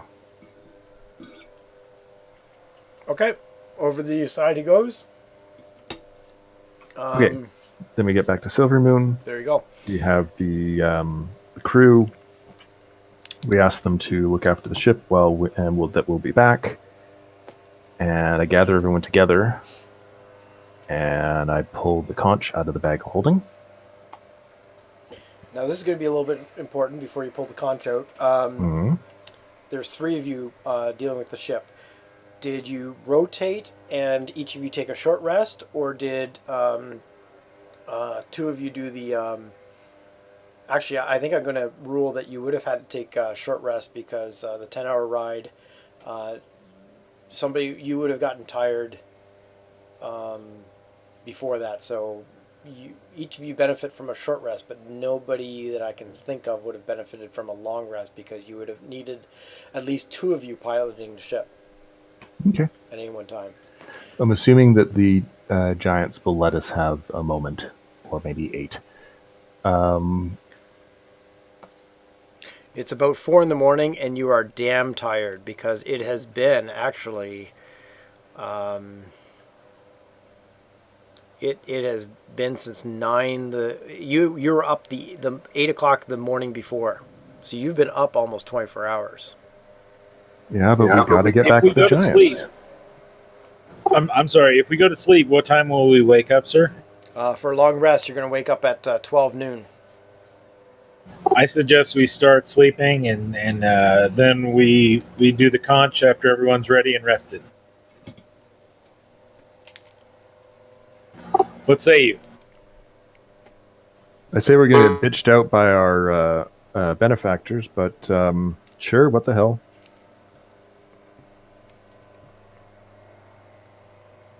I mean, this was the plan, right? We were going to come as soon as they called, right? Yeah, I guess so. And if it's 4 in the morning before your long rest, they called 10 hours ago. Well, we can't answer a literal call to adventure. Come on. I mean, we could, but what kind of heroes? You might want to freeze some of your sperm. That is Dude, it made me laugh. Yeah. Fucking what was it called? The fake Avengers or whatever they were called. Forget the name of them. It was so great. I love how Rick was the bad guy. I'm sorry. 1 million ants. All right, so we take our long rest. I did my math wrong. You arrive at outside of Silver Moon at 6 in the morning, so you would have to long rest to 2 in the afternoon. 2 in the afternoon. It's fine with me if you guys are okay. All I'm saying is, going back to this Moonblade thing, what are the chances of when they're all sleeping if I, did a little bit of a hanky-panky? Well, Duggery. Yeah. Right at this point, First, you have to basically carefully lift Krev's arm up from over you. Then you got to get past the owl. It's probably awake.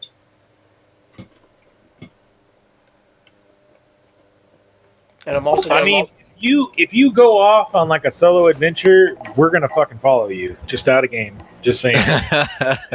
and I'm getting really close to ruling exhaustion rules at this point because you guys, with only a short rest, you have been up 22 hours before your long rest. It would be very easy for you to run away. Let's get yelled at by Uther for being late and just carry on and push this story forward. Okay. So we have the long rest. We're good to go. Gather everyone up. Blow the conch. We appear, and it's like, hello? Okay. It is 2 in the afternoon when you blow the conch. About 3 hours shy of your of the 3 days since the court. We'll do this a little bit theater to the mind.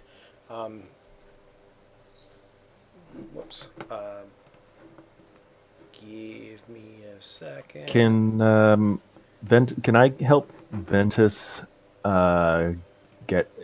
basically make our apologies and help basically back him up with it such that he gets advantage on the roll? Sure. So you arrive, you blow the conch, you arrive your familiar spot where that sigil was. There are 2 storm giant guards standing guard now there. You get the feeling that the guard is increased as much as possible around here, and we've answered Lord Uther's summons. Yes, and they escort you. It looks like they were waiting for you. Escort you up into that original room where you ran into the two sisters. They walk you into the throne room, past Cersei or Sarissa or whoever. Game of Thrones, Cersei, right? So this is Sarissa, and they walk you through the throne room this time. There, other than a guard standing guard with Sarissa. There's nobody else in the throne room. I distract Lore again as we go by the giant Slayer sword. Yeah, so to your left, straight ahead, is the kind of storage with the giant Slayer sword. To your left is the room that you teleported out of before, and to your right, they lead you up some stairs into what looks like some sort of, let's call it an office or a study where King Uther is. Or not King Uther, excuse me. Uther is sitting there, and he is looking a little bit. And also standing there are two fire giants and two storm giants. You'll recognize one of the fire giants as the Duchess and one of the storm giants from before. And he's looking a little bit disgusted and frustrated. And he barks out as soon as you arrive that it took you long enough. As we walk in, Ventus turns around and says, "It's okay. I deal with angry clients for a living." And then he faces the angry giant and says, "My lord, I am so incredibly sorry for our delay." And then I bow deep and my beard touches the floor. As I come back up, I look him in the eyes and say, "Unfortunately, we came across some circumstances with our personal transportation that could not be delayed. I apologize immensely for our delay in arriving upon your summons. However, we are here now, and we are ready for the attack on our mutual enemy." And I give him a wink. And the persuasion is 26. Yep. Yes, it is. What would I? That's assuming you. Well, yeah. I ooze charm and help him with the roll, backing him up on exactly what happened. But that's also assuming that Uther isn't so pissed off that you would get disadvantage and it's back to normal roll. Either way, fine. It's above 20. Yeah, true enough. What would I contest that against? Another persuasion check or? Generally. It's straight up charisma or something. Probably persuasion. So it'd be just a charisma roll if he's not trained. Yeah. Son of a... Really sure that I can We have 26. So fine. He looks at you and says, "I do not care for your excuses. We have a larger issue than your transportation problems. And you are hanging on by..." I interrupt him at that point, and I step forward and I say, "My great lord, I understand. My problems are not your problems, and they should not be. However, the fact that we are here and ready to champion this expedition for you means that we are indeed part of your solution. So please forgive our slight delay in answering your call. That's all that I ask." And then I kneel down. And he just sighs and says, "Whether you're part of our solution or not will be based on the battle to come and the information that you are bringing me today." The battle to come is yet to come, my lord. That is why you need us.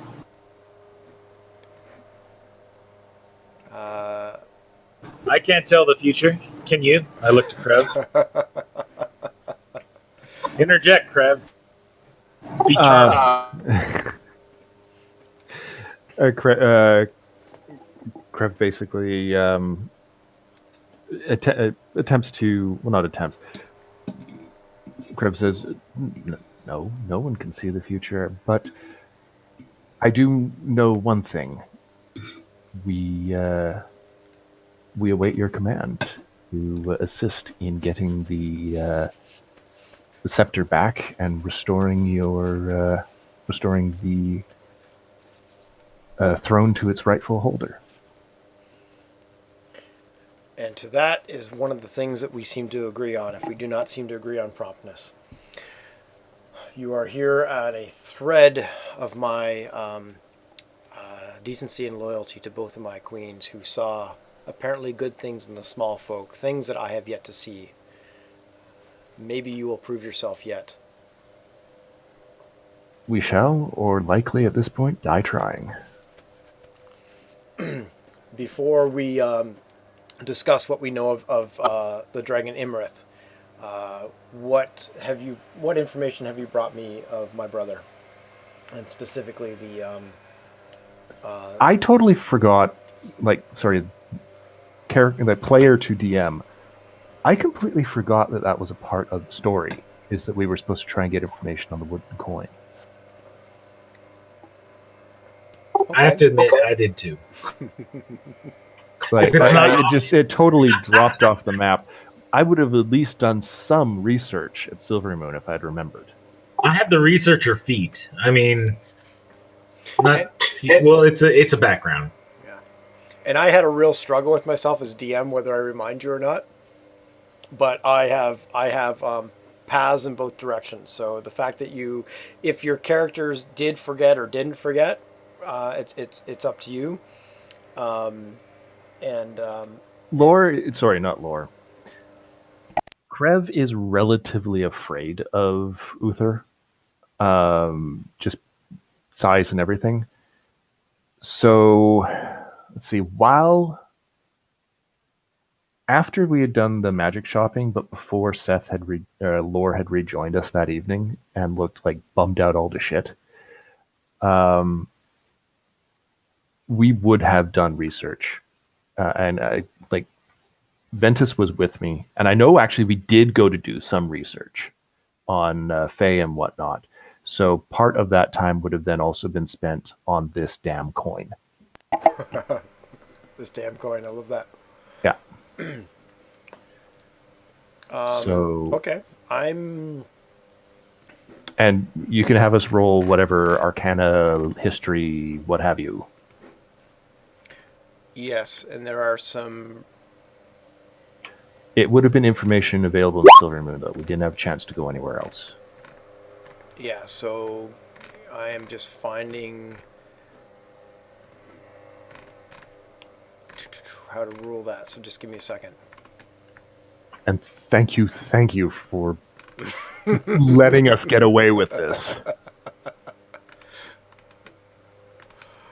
I was looking forward to seeing how you're going to deal with this part. Like, oh shit.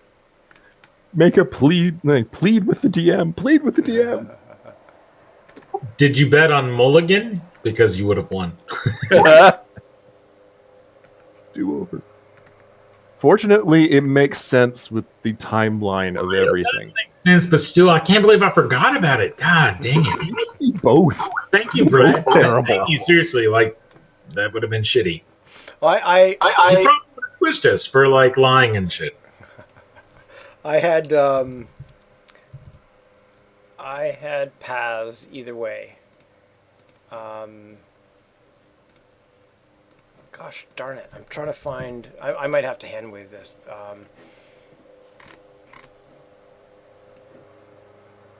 Bloody because I know that there's Oh, you don't fret and look for shit on our stupid account. Just make something up. I'm eating a cracker. Sorry. Yeah, it's all right. But there's actually some good stuff about this damn coin. Oh, I now think I remember. Because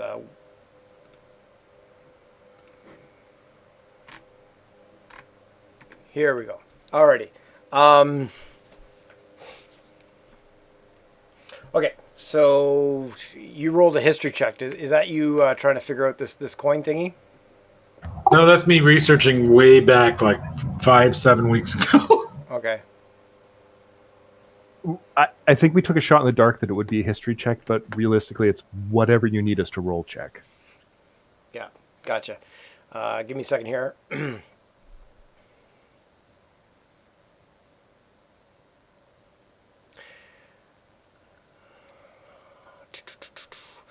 Whoever wants to take responsibility, this is going to be the number of days it's going to take you to find out this information. So you're going to want to hope that you roll low on this. You roll it 1d4 and add 1 day to it. I feel like my roll kind of sucked today. Scott, will you please do it for us? I will. 1d4 plus 1. Yep. This is how many days it takes you to find out information about it.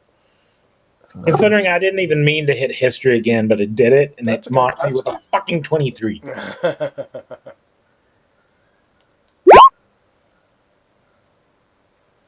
Yes! Okay. Holy fucking shit. Way to go, dude.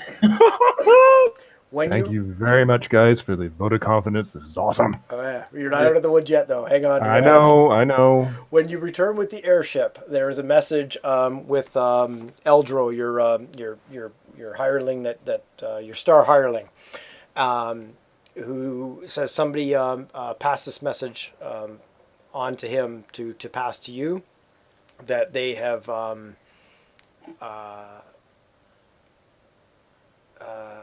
that they've provided some information. Now, the information that it provides is going to base on an investigation check. I'm going to have you. We're not going to do this as a group check. I'm going to. Well, I guess sort of. There's not going to be any people providing an advantage or whatever. Everybody, go ahead and make an investigation check, please.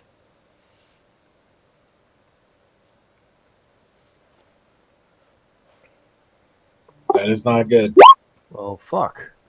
We all have these great rolls on the second one, but all right, we made I think that's an okay pass sort of idea. Yeah. Like 10. I think we meet at 10 DC, maybe. Yeah. Yeah.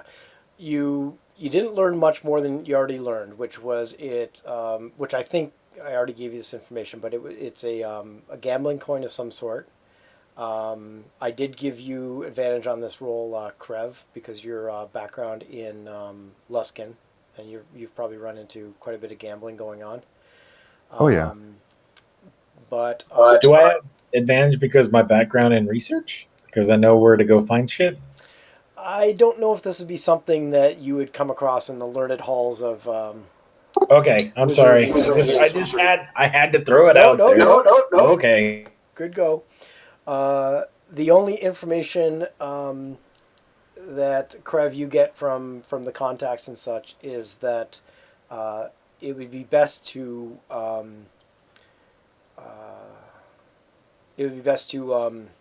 sorry, I'm thinking about a million things at the same time. It'd be best to go check a large city that would be better known for its gambling. And Witchy, with your advantage on investigation, you've been sitting around thinking about this coin, and you do remember seeing a coin like this.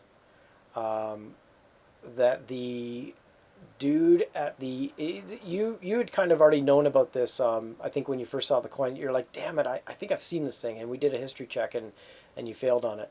But over time, you've been thinking about this, and it has come to you that you remember when you picked up Jericho in Yartar, that the dude that ran that in there had offered you some coins like this to go gambling, and you had dismissed him because I don't gamble. Yeah. So the information you have at this point is that it's probably a gambling coin. Best to check a larger city, like a large city that deals with gambling. Silvery Moon is a large city, but it just doesn't deal with gambling as much. And you remember. Does Luskin come to mind to anyone? I think Luskin comes to mind to all of us, having been around Krev for a while. Yeah. We've heard basically his entire life story. I think we think about this, and when Baral brings it up, we're just like, fucking Luskin. Is that it? Do an insight check or some shit? Figure out if that is indeed the place. Yeah, I'd say that right off the bat.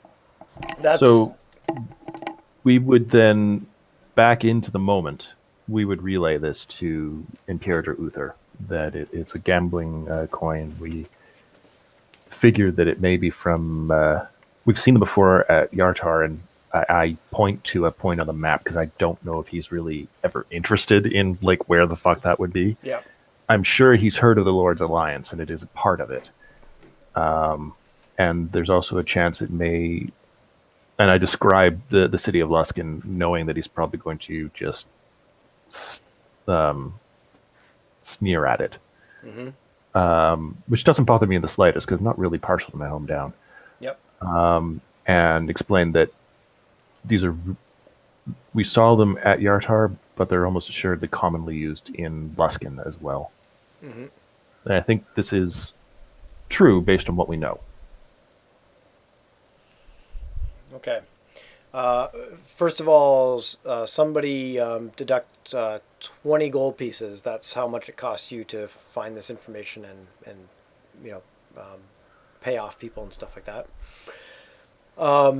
He kind of grunts. Who's doing that? Crab, are you doing that or am I doing that? I'll do it. Or 20 gold is 2 platinum, right? Yeah, or share it amongst yourselves. 5 gold pieces. Each. It doesn't matter to me. Whatever you want to do. You're kind of like our banker guy. I find that kind of funny because we all have equal money, but regardless, I'll knock off 2 platinum pieces. We're all good. Actually, I've heard of other parties where they have essentially a treasurer, and they just keep adding all the treasure to one. Yeah, sheet. They have the same thing in Critical Role as well. I think that's where I heard. Yeah, but it's Grog that does that. No, it's what's her name? Grog has a bag of holdings, but Vax actually has. She counts the money, but he keeps the items. Yes. So all the items go to him, or the money goes to her. Yeah, I wonder what the Percy's power ratio of my relationship is. Sorry? I was just making a joke about the power dynamic relationship in that particular between her and Grog. Like the, well, I know. I'm just talking about it in real life. I'm like, she makes him carry all the shit items like poop and stuff and dead bodies. But I mean, look, have you seen him? Gold and steals brooms from people. Dude, I'm pretty sure that she is a little bit authoritative. Let's just say, from a physical point of view, I see exactly what she sees in him. He's beautiful. He's God, yes. Yeah. Anyway, how do people look like that? I don't even understand. He hunches and he still looks big. Genes. I wish I was 6'4". That's not fair. Look, we all wish we were 6'4", but you know what? What is that, like 2 meters in English talk? So, yeah, kind of. Like 2.5 maybe? I don't know. 2 meters, it's not 2.5 meters. Good lord. No way. There's 3 feet to a meter. Yeah, so... More or less. Give or take. Yeah. Anyway, so Uthor kind of grunts at you and says, "I assume you followed up these leads then."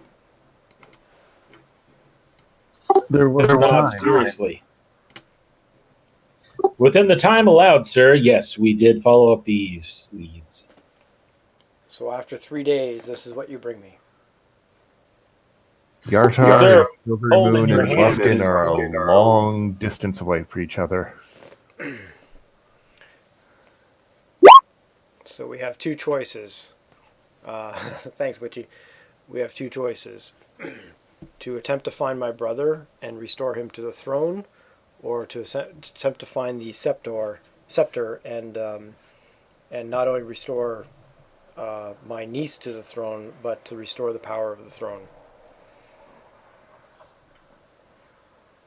I'll look at Uther Imperator. If I may make a suggestion, surely restoring your brother will be easier once your niece and the throne are back under the control of your family, or under the control of your niece. You do know he is being held by a kraken, sir. We will need the full might of your power behind us when we strike to retrieve your king from this evil beast. However, we can strike Imerith right now. She will not know. And he looks torn because we are talking about his brother after all, and his niece, obviously. And he looks to Duchess Tartha and the fire giant Duchess and Braxow. And they look equally torn, and they kind of indicate that, Duchess Tartha speaks up and says, I hate to choose between our king and our queen, but the small folk may have a point that one could lead to the other quicker.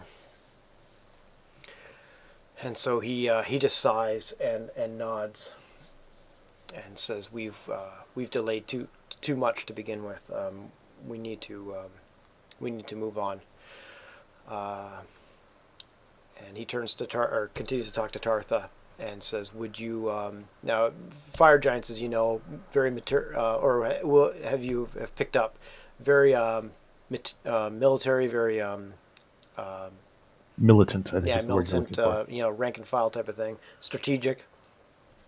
So he turns to Tartha and says, "Do you wish to share what we have learned?" And she nods. So if if there's nothing else, she is going to start to fill you in on what they've learned of Imarith. I think we both step forward in anticipation of this news, just like bright-eyed. I would imagine Lore does as well. Yes, of course. I'm not sure. It depends on how Burial's feeling. What do you mean? Ral might not give a shit. Yeah, that's just it. I don't know. Like, you know me. I'm like, I just follow what you guys decide unless it's something that really bugs me. If it's something like, I would imagine that you're kind of ambivalent. Storm King You're like- or Imarith, you're not really whichever one. yeah, so it's not that I'm not invested. It's just I don't care. You know what I mean? It's like, yeah, whatever, that works. Exactly. It's Okay. yeah, I understand So- completely. It's like you're talking to a bird outside or something about some pretty acorns. Yeah, I mean, if you're talking about burning down a forest or something, you'd have a fight on your hands, but you're not, right? No. Whatever. We're talking about killing an evil dragon. This is just stupid humanoids talking about killing bigger humanoids and maybe a dragon. So Lore, Krev, and Ventus step forward with looks of honest interest on their faces. Okay. Now, out of game, we're getting close to where I was hoping to end this session, which we are. We might go a little bit longer than the 30 minutes that we have, if that's okay with everybody. If not, Yes, please. And does anybody want to take a break, or are we all good? To just I keep need going? like 1 minute. Okay. Before you go, may I ask this question, please, everyone? Yes. Is it okay if we kind of hang on and play a little bit longer this afternoon? I have nothing going on personally, and I think this is just awesome, riveting, great stuff. We have everybody here. Can we please just bleed it out for as long as possible? I can probably stretch it to 2:30, which is about an hour from now. We aren't. You're not going to finish Storm Kings at the end of this session. No. But There's some great role play coming up. Yeah. Some other cool stuff. Yeah. So if everybody's got another 30 to 60 minutes, I think we will be able to find a good ending point if everybody can hang on to then. Yep, I can stick around for that, certainly. Okay, Seth, what about you? Yeah, I'm 100% down. Right on, Witchy? No worries. Whatever. It's not about me. Okay, everybody take a really quick break. Do Back. Do your bio thing. I'm going to do the same. Be back in less than 5, hopefully.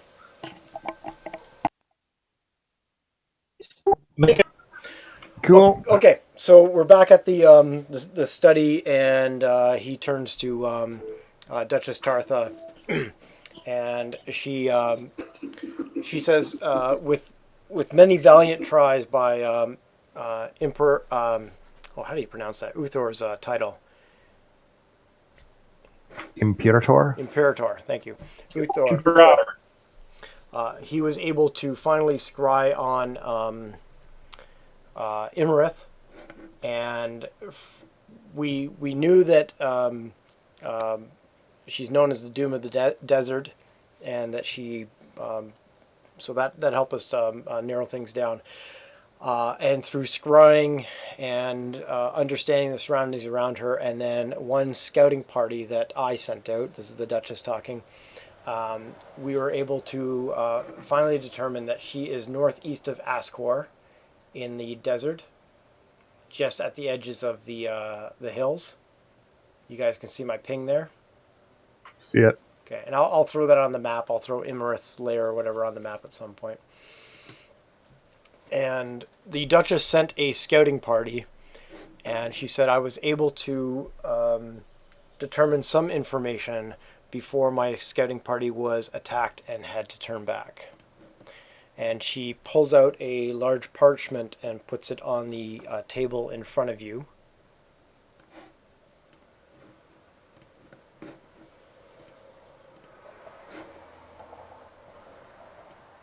I zoom out. Yeah, you might need to zoom out on this one. She says, it appears that Imerith's lair is a long-forgotten city of the desert that has been buried by sand, save a amphitheater. I sent in my scouts with on rocks, ROC rocks, the flying ones, and they were able to come back with this information before they started to be attacked. There is a amphitheater. So these yellow lines that you see is an amphitheater. So this is, if you kind of put yourself in the position, she didn't come back with a perfect map of this, or her scouts didn't come back with a perfect map of this thing. They came back with information, hurriedly drawn, and here's what it is. So these yellow arching lines are the outside, the outer perimeter and inner perimeter of a amphitheater, which is about 150 feet wide, and there are steps going up this way, so it gets higher as you go back. There is a trebuchet here and a trebuchet here, and this is what attacked them, that they had to turn back and fly back. There were a handful of gargoyles manning these trebuchets. Do we know if trebuchets are dangerous to dragons? Can I kill one?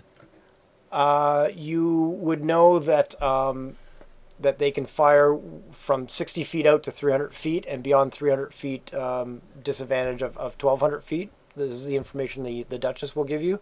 And they had absolutely no issue firing these trebuchets outside of their normal attack range, so beyond 300 feet to dissuade any attackers. Damaging to dragons, I would assume so. They're piercing damage, so if a dragon has anything against piercing damage, either resistance or immunity, I doubt they have immunity against it, but they might have resistance against piercing damage. Let me just check. Roger that. No, you don't have to. I understand now. Yeah, I'm just checking Fegalos here quickly. Fegalos has immunity to lightning, and that's it. So it's quite possible that dragons don't have any resistance to it at all. All right, go ahead. So I'm sorry. Speaking of Fegalos, by the way, she is not with you. When you guys had made the decision to come back here, she had decided that it probably wasn't a good idea for a dragon to show up in the court of the Storm Kings. That's totally understandable. Yeah, so I'm not even sure if she's kind of in for the fight on Imerith or not. We need to go back to the ship and find out. She needs to come with us because that's like the main point of my plan. Okay. If you would have had a chat with her about that, she would be somewhat reluctant to do that, given that A, she's not fancies herself a great fighter, but at the same time she also is worried about creating a kind of a dragon-on-dragon fight, given what has happened in the last few years. That being said, chromatic versus metallic, she might be persuaded. But that's the last conversation you had with her about it. That's the sense you got from her. But that doesn't mean that okay. She won't go. She's reluctant to go. I'm gonna suggest that we go back to our ship, our airship, bring our dragon, and attack from the airship, and not try to teleport in or do any of that nonsense. Okay, well let's see what the Duchess has to say, and then you can kind of make some comments from there. or you can make some decisions from there. Sound good? Oh yeah, of course. Okay. Sure. So, she was pointing out a couple trebuchets here, manned by 2 or 3 gargoyles each. There's also a number of statues around this this amphitheater that may or may not be gargoyles, because they do know that she is a spellcaster. They also know that obviously she's immune to lightning damage, and that she creates living statues to guard her lair. So, there's any guess that any one of those statues could be more sentries and defense mechanisms. Now, could these gargoyles be dispelled or banished? They don't know that. It's a possibility. I can summon a gargoyle too. Mm-hmm. So there's at least 4 to 7 gargoyles that they saw active dealing with these trebuchets. It obviously required more than one gargoyle, or it required multiple gargoyles to make them as effective as possible. But again, other statues around, and knowing that she creates living statues, put 2 and 2 together, there could have been other defense mechanisms in play. There is a demolished building here with no roof. There's a demolished building here with no roof, and there's a demolished building here with no roof. The one special thing about this building here is that it has a stairway leading down. There is an opening here, a doorway here, and a doorway here at ground level of the amphitheater, heading to somewhere. There is some sort of encampment here. There's 3 tents there. And there is a large hole in the sand here that they can only assume that would be Imris' natural exit and entrance point to her lair. And at this point, she pauses for any questions or information before she goes into what she believes would be the best strategy, again, given that she's militant and strategic of mind. And you're amongst giants, so they're going to be kind of calling the shots, but that doesn't mean that they can't be I will persuaded not to call the shots. I'll not say anything, just listen for her assessment. Okay. I'm just going to read out quickly some information just to make sure I've given it to you all. Some of this is my own doing, some of this is as written. So I just want to make sure that I get it to you. Ancient blue dragon, known as Doom of the Desert. She's also called the Dragon of Statues because she creates living statues to guard her lair. Her lair is a ruined amphitheater half buried in the cold desert sands northeast of Asgore, an ancient abandoned city, and she is a spellcaster immune to lightning damage. Okay, so we got that. So she will continue if there's no other questions or comments. And she says, I have devised a plan that I believe is the best way to take her down. Myself and Nimar, she points to the other fire giant, and Braxau, she points to the stone giant that you've already run into, and Vasha, which is the other stone giant, will accompany the party if they are still willing. She kind of gives you a sidelong glance. And she says, I recommend that Braxau and Vasha, again, 2 storm giants, lead the way in to distract the fire. And she turns to Braxau and says, are you up for a game of catch? And Braxau just has this big grin on his face. His or her, I can't remember, it's a female. It was him. Him, thank you. And without saying anything, you can tell that he is up for whatever the Duchess is suggesting. It dawns on Krev for the first time that, right, like, We invented trebuchets to do what what giants do as a matter of course, hurl boulders at each other. They probably literally literally play catch with boulders in the same way that we would throw them at walls to knock them down. It's possible. And it just that thought just whacks into Krebs' head. It's like, oh my god, we're going to battle with giants. I don't know how to do this. So she recommends that the two storm giants. No, you do mean stone. Stone, excuse me, stone. Thank you. Okay, sorry. Yep. Wanting to make sure because getting my storm S's giants, wrong. like storm giants, could probably do the same thing, but I mean they're even stronger. Yeah. So I was thinking we should like bring a bunch of like pitch and stuff like that we can drop to, right? Well, let's hear the rest of their plan. That this may fit in with it quite well. Yeah. And you guys are welcome to interrupt at any point. I have no ego about this plan. This is just based on what I think the Duchess would do. The stone giants will head in to draw the fire. She's also going to suggest that they pair up with effective frontline party members, i.e. you guys. So I'm assuming Lore would be one of those. I don't know. I know Ventus tends to be a ranged and spell person. And they can take cover behind the stone giant. So the stone giants would draw the fire as well as protect the PC behind them. And as if any of the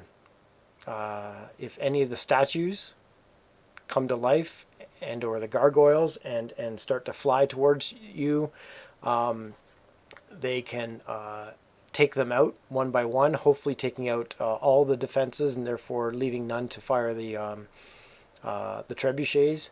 At the very least, taking them out so that that they leave less people to deal with the trebuchets. And then when they're not attacking them, they can be chucking rocks at the trebuchets and try to destroy them, as well as the two fire giants and the two other PCs that stay behind will start to come up from the rear behind them and use ranged attacks. They will also stay spread out to spread out the attacks from the trebuchets rather than get them all bunched up together. So essentially, she's suggesting to pair up, and I just happen to throw tokens in, but you guys can decide how you wish to pair up. And then she says there's only a couple problems with this plan. The first problem is Imarith knows we're coming. The second problem is we have absolutely no idea what is below her lair or in her lair. She's looking pretty proud of herself, and she looks back more to Uthor than anybody and says, "Any questions?"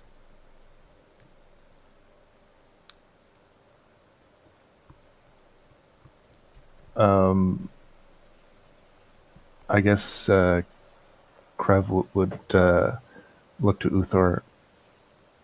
I know you were successfully able to scry upon her. Is the inner of her lair protected from divination? I'm just wondering if we could magically manage to see possibly where the scepter is inside. He says, I did attempt to scry on her a few times in the time that I had. A few of them failed. Two succeeded. Once when she was flying above her lair, which gave us a little bit more of an idea of her location, and then the Duchess was able to narrow it down from there. Once was as she was entering her lair, and all I saw was a large room. Can we get her to exit her lair and visit us on the battlefield? Oh, I'm sure the assault will probably cause that to happen. And his answer. I just don't want to go into the ground with a dragon.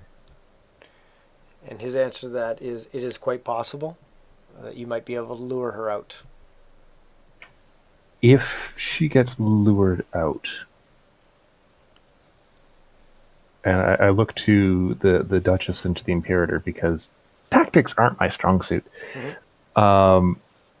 Do you want us to try and magic ourselves inside to attempt to get the to the scepter, or should we try and defeat her and then go and get it afterwards? Thinking back to seeing Felgalos just roast the party that we just were dealing with. Mm-hmm. Krev decides to double down. It's like, I am trepidation. I'm. This is a very old, very powerful dragon. A frontal assault. We could probably easily handle, or you could probably deal with her defenses. I'm more worried about her. I've never fought with giants before. I don't know how this will go. Mm-hmm. The Duchess. Sorry, go ahead. No, it's just, and I was just thinking, if she leaves the lair to confront, perhaps we could steal the target of this out from under her nose, and then everyone could pull back. Mm-hmm. Gloat to herself as though she succeeded in driving us off, and before she knows what's happened, we've stolen the item from her, brought it back to its rightful owners.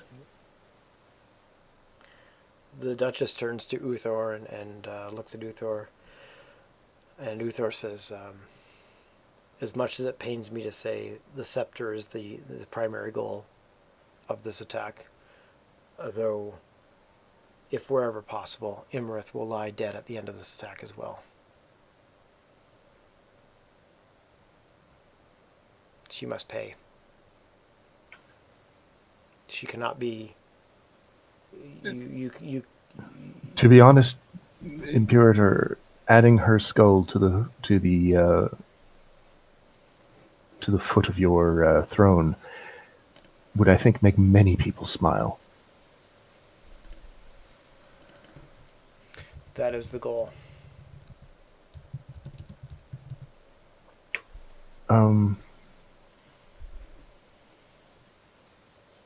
Then the initial part of your plan, and I don't presume to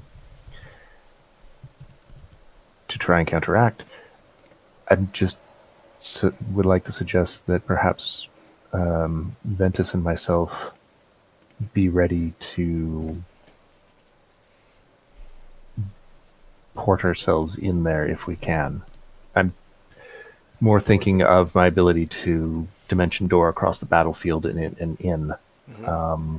And basically down one of the layers. But likely we'll encounter defense mechanisms in there as well.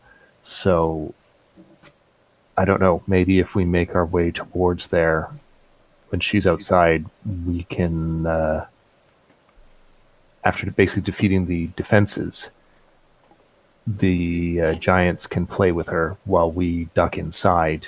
And so essentially what you're saying is you want to use the giants as a distraction to draw her out while we form a separate strike squad and teleport inside, find the scepter, get out. Well, I think that it will have to be in two phases.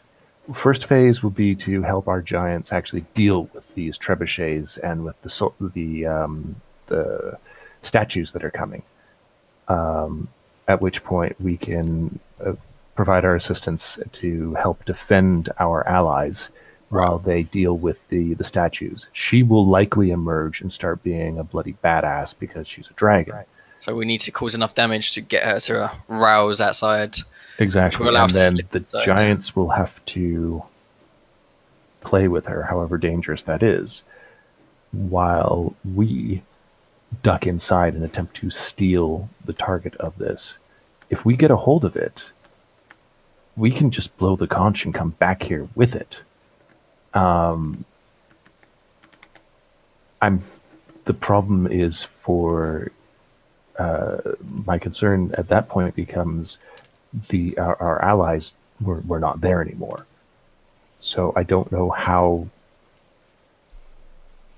good giants you wish to deal with that part of the plan, assuming that you're okay with this in the beginning.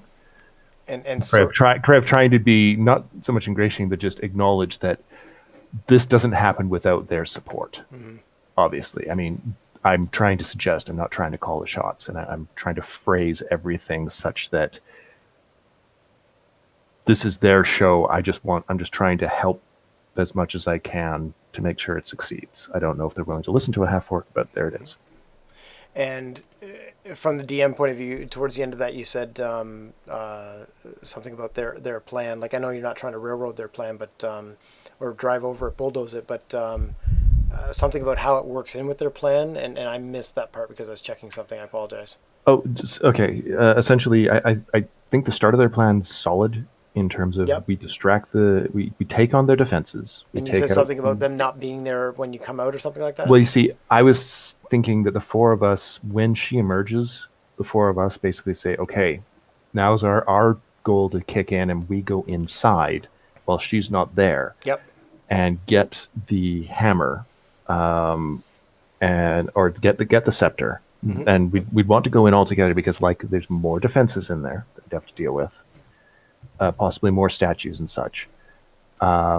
We get what we're after.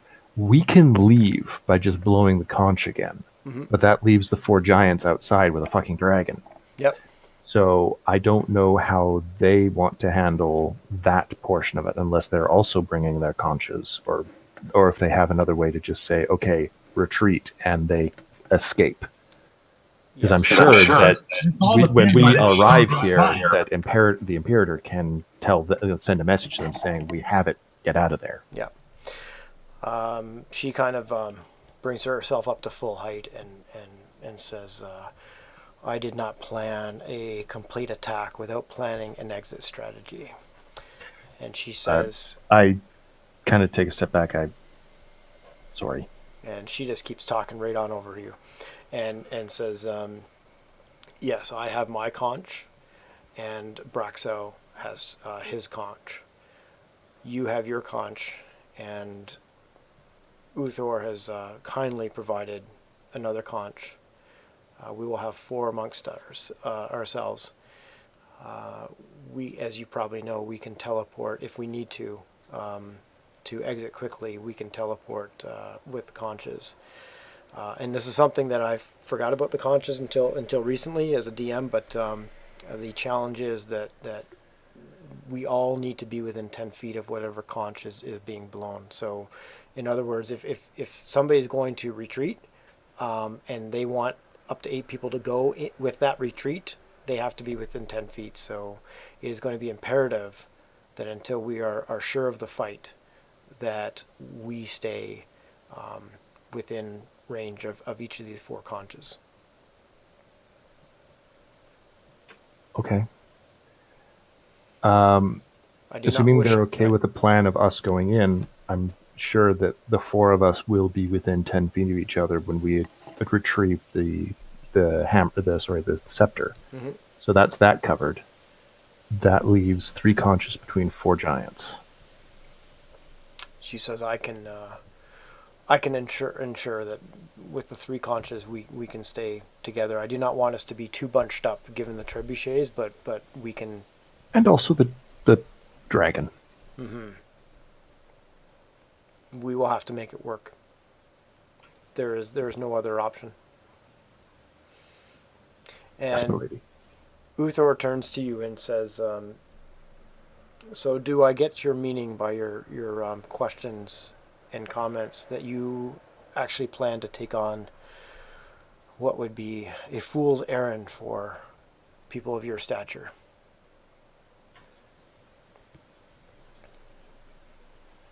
And Kriv actually stops himself for a moment and realizes what he's suggesting, and it's like,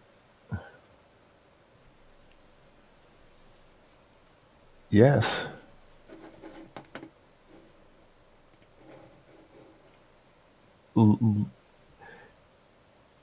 is also looking at like Ventus and looking at Lore, if they're going to interrupt him at all. But yeah, we will do this to help stop people from dying.